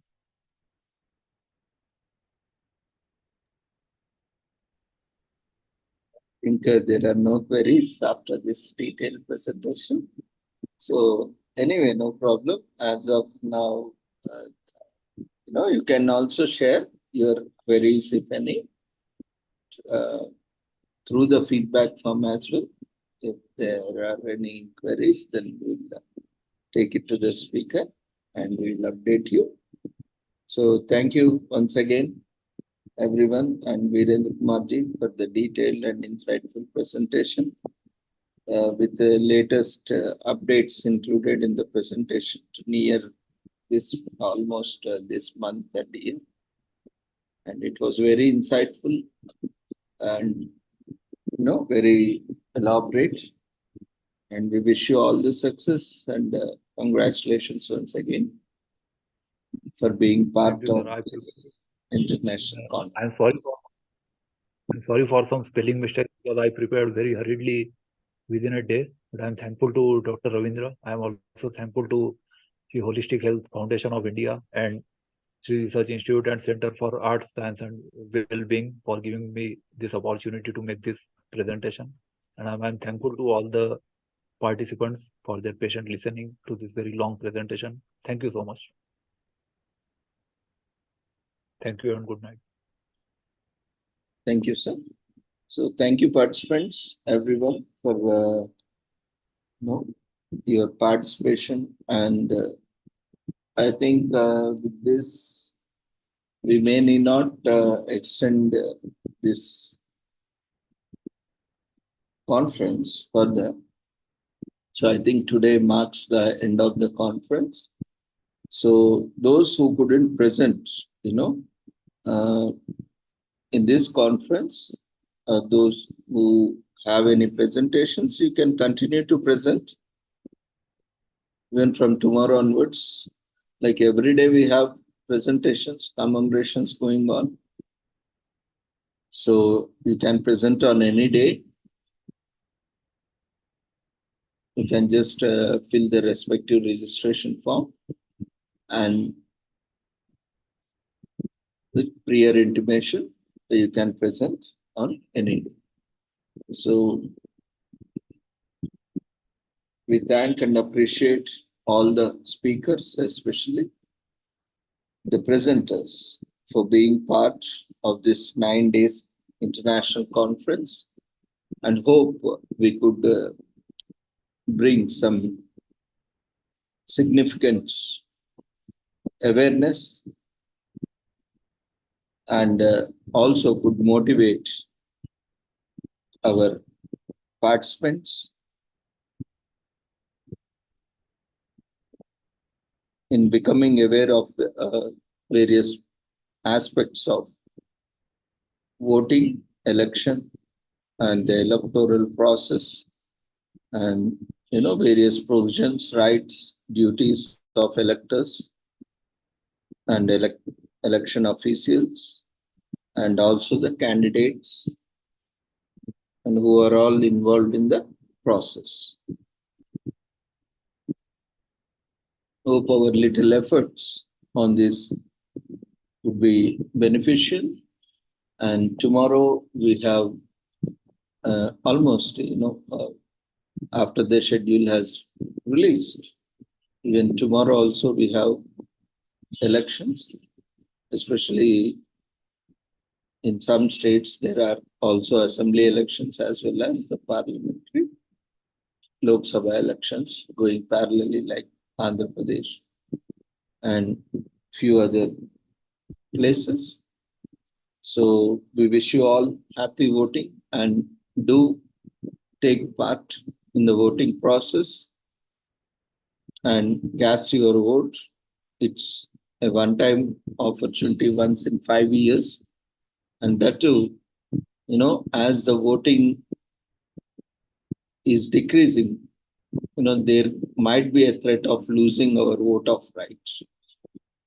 Because if no one utilizes it, again, the struggle by which we got the vote of rights may be lost, because when we don't exercise our right of, so we should not lose it, and we should not again struggle for that. Of course, it is no, it is just an anticipation, but that also shows the lack of interest. That's why this nota is also there, but again, that is also not encourageable, because again, at the end of the day, the purpose is also not solved, but that will only help us the feedback on the contesting candidates, and it should also encourage other participants especially to contest and come up with a diversified portfolios and manifestos that really focus on development. And we have seen very conscious efforts put on various sustainable development practices, even in terms of elections or the electoral processes or manifestos, especially. They should be sustainable. Don't fall for the trap of freebies. Those are not the things. They are not at all sustainable. We all know that even when we get some loan or grant, that we will invest in something that will generate some income, right? So that we can pay it back, so that people can elevate their standard of living. But these kind of freebies, which are irrational, illogical, and just for the luring or a kind of activity that is taken up just for the sake of promotion and such, will in a long run will affect the nation, as well as in short term, that will not be a productive thing that is to be encouraged. So be conscious on these matters, and remember that we all are human beings, and humanity upholds over all other religion, caste, creed, gender, race, ethnicity, and so on. So, and as we've seen, that sustainability now matters, and the protection of environment and the flora and fauna also matters, along with various other aspects. So the policy or the manifesto should also concentrate not merely on these things, but should also have a broad consensus of our drastic aspects that are happening. And it should be a promising assurance that there is a better world tomorrow. These freebies and all, don't fall into the death trap. Ultimately, we are going to die in the same death trap. So do not encourage in the very first place. And if anyone is such offering, then we need to convey that through our votes or through our feedback that this is not we want. So hope the conscious awareness that we are trying to get in terms of sustainable development and achieving sustainable development goals, even in the process of democratic process and the election process, and even in the process of voter awareness, so that voters can take informed decision. Basically, we all are talking about taking decisions, but always the consequences are not in our hands. Like we see the various activities that are taken up by the human beings, but the consequences, we are seeing climate change, many species are being extinct, endangered, becoming vulnerable, and a lot of pollution. These are the consequences of our decisions, of our decision to pollute, of our decisions to,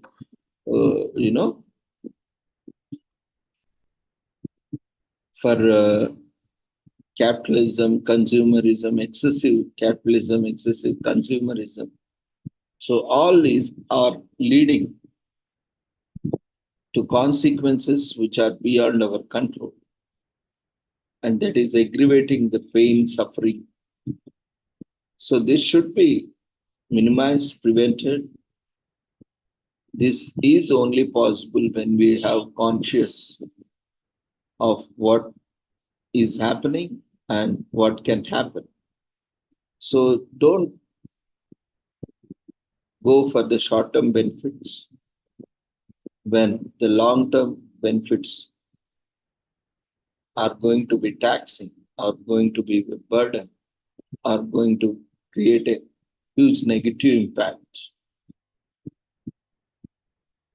on us and on the planet. So will not take much time. And thank you, everyone. We thank everyone. We express our sincere, heartfelt gratitude to all the presenters and participants and collaborators for joining us and being with us. And we request everyone to complete the feedback form, which will be shared tomorrow through Google form. And those who have not registered, those who have directly attended, we request them to register through Google form, which is already available on the website. And those who did not complete the quiz can complete so that they can get an additional certificate of quiz, which have been already issued for those who have completed, and we'll be updating the certificates in coming week for those who will be completing after the date of issue of certificates and even now in coming days. And as you all know, the entire data entry or the input happens from your side. So we request everyone to properly fill the details, complete with all the forms with valid details. As incomplete details or incorrect details or invalid details are not eligible for the certificates. So the feedback form for today's session has been already raised in the form of Zoom polls. We request everyone to quickly fill up the feedback form within the platform before you leave the platform. And you can share your feedback through the feedback form, as well as tomorrow we'll be sharing a consolidated feedback form for the entire conference. You can submit it within 24 hours so that we can fix a timeline, a deadline where we can start processing the data. So we request everyone, those who have attended, to fill and complete all the formalities. First thing is registration form, the Google registration form, and Google feedback form for the entire conference and day-to-day. Attendance will be taken based on the attendance, based on the registration form and feedback form taken in Zoom platform on daily basis on every day.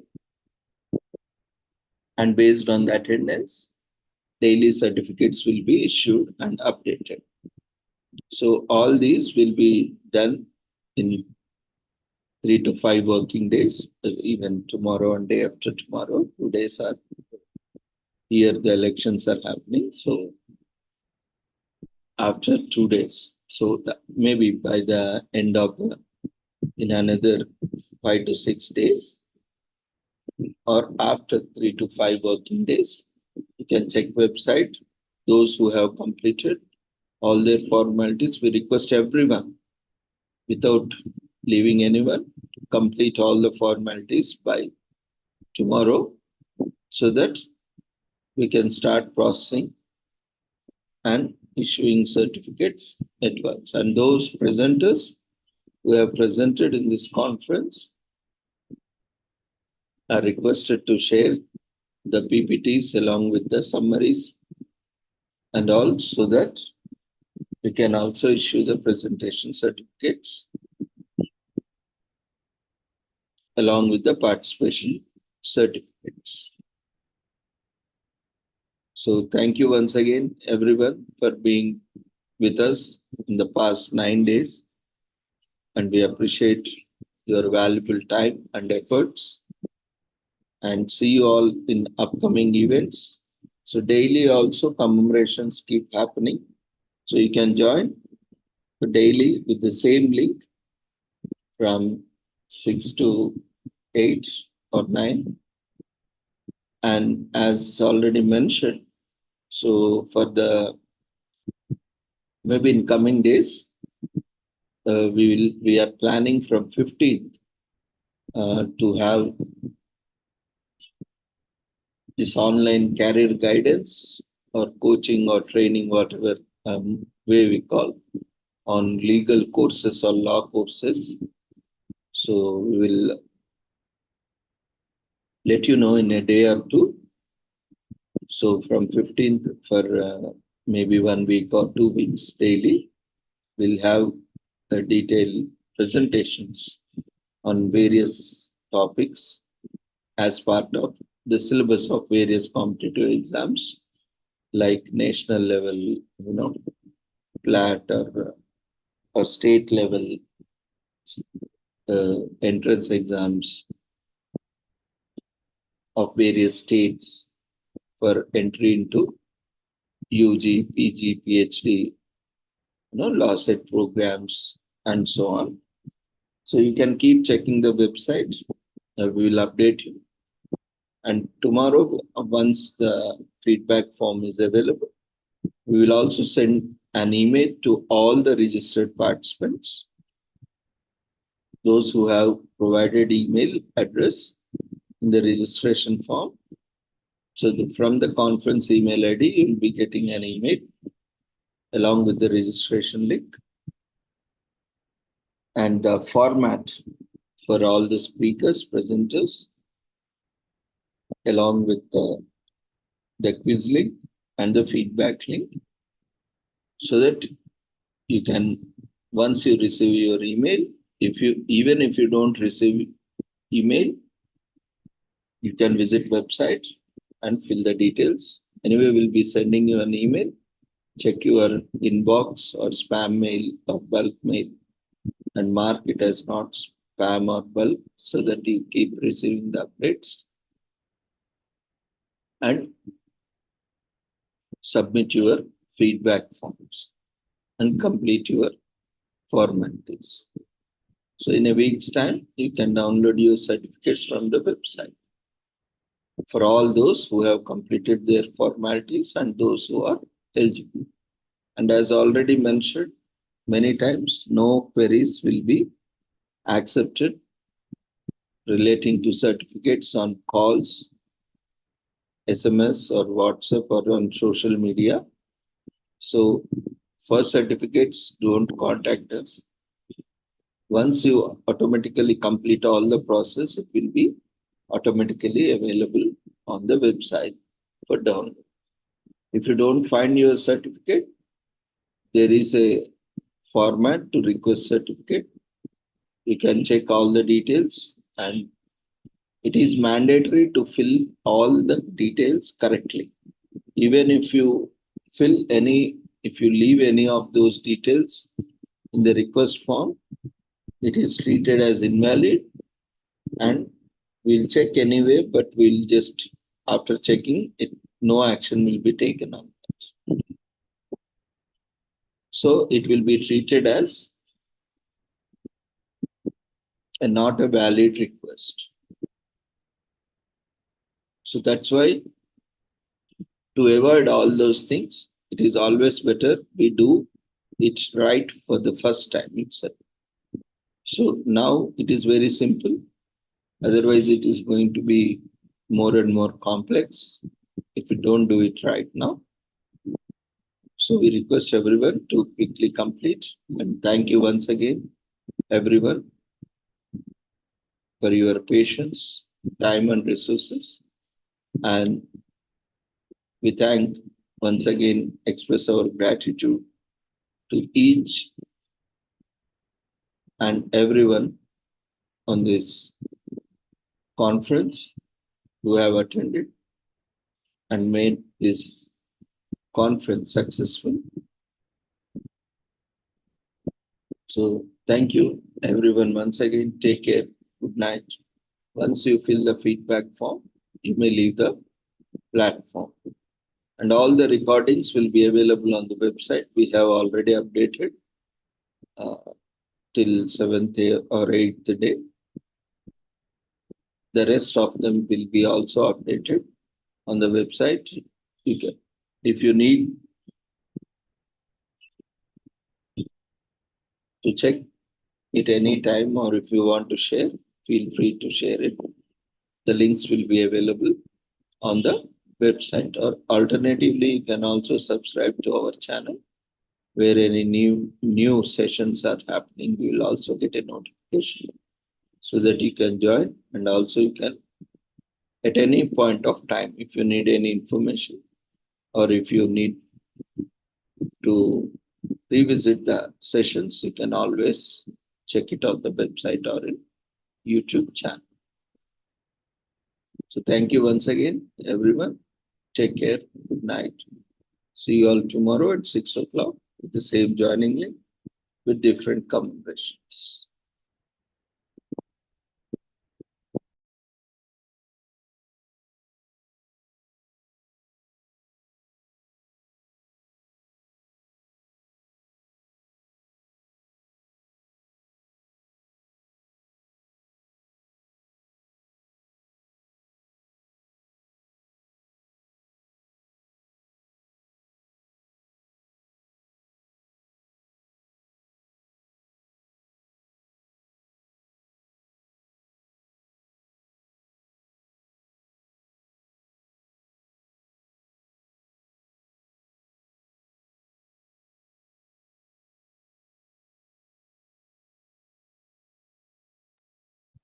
Regarding a query in chat box, you can visit website and download your certificates. I think I have already shown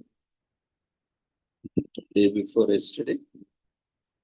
So still, if you want to show me quickly, I will take a minute to show you.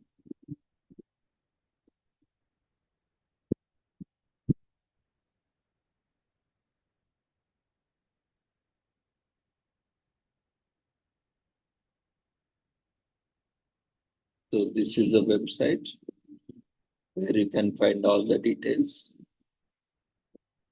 So here,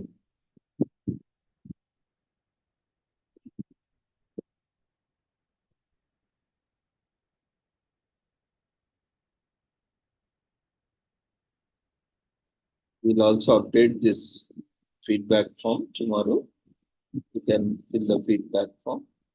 Those who have not completed quiz can use this link to complete the quiz as well.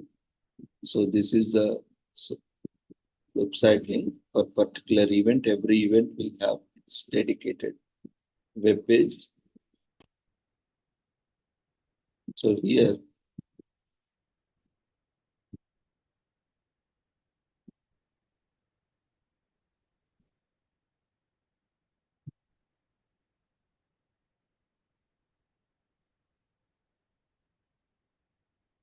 there is presentation guidelines. Kindly check and follow for all the presenters.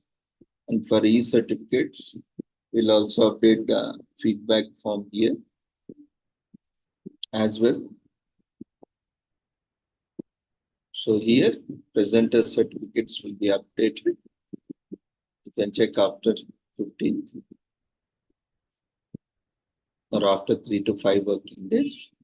And appreciation certificates only, I think, first day, few participants shared. For those who have shared their personal observations, we'll check and accordingly, as per the eligibility, we will give them.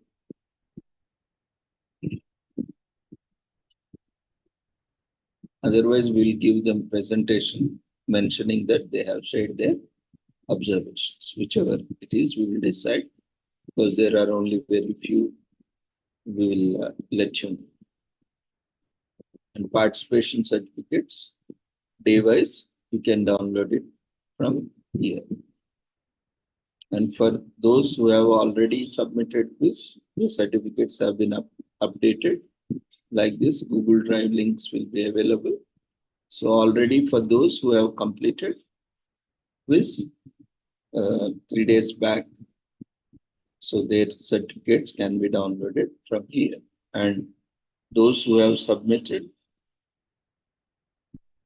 or will be submitting now can download it after 1 week, along with the participation presentation certificates. So this is where you can download your certificates. As already mentioned, no queries shall be entertained on SMS, WhatsApp calls, because we cannot explain each and every one, all this in detail. Instead, you can visit website and use this request e-certificate format. These all details are required for us to respond to your query. So unless and until you send all these details, we will not be able to respond. This will not come. This happens only when you do not complete this within 24 hours. And if you prolong it, you will be reaching at this stage. But generally, it is not required. Very rarely, people use this form. That will happen only when you don't complete this within the time frame. If you don't fill this, then you have to go to this procedure. This will be a lengthy procedure. So that's why we request everyone to quickly complete all the formalities within next 24 hours. Thank you once again. Hope now you are clear where to download your certificates and how to download your certificates. So only it will be updated only for those who complete all the certificate formalities and who have minimum eligibility criteria, minimum 100. Thank you once again, everyone. Take care. Good night.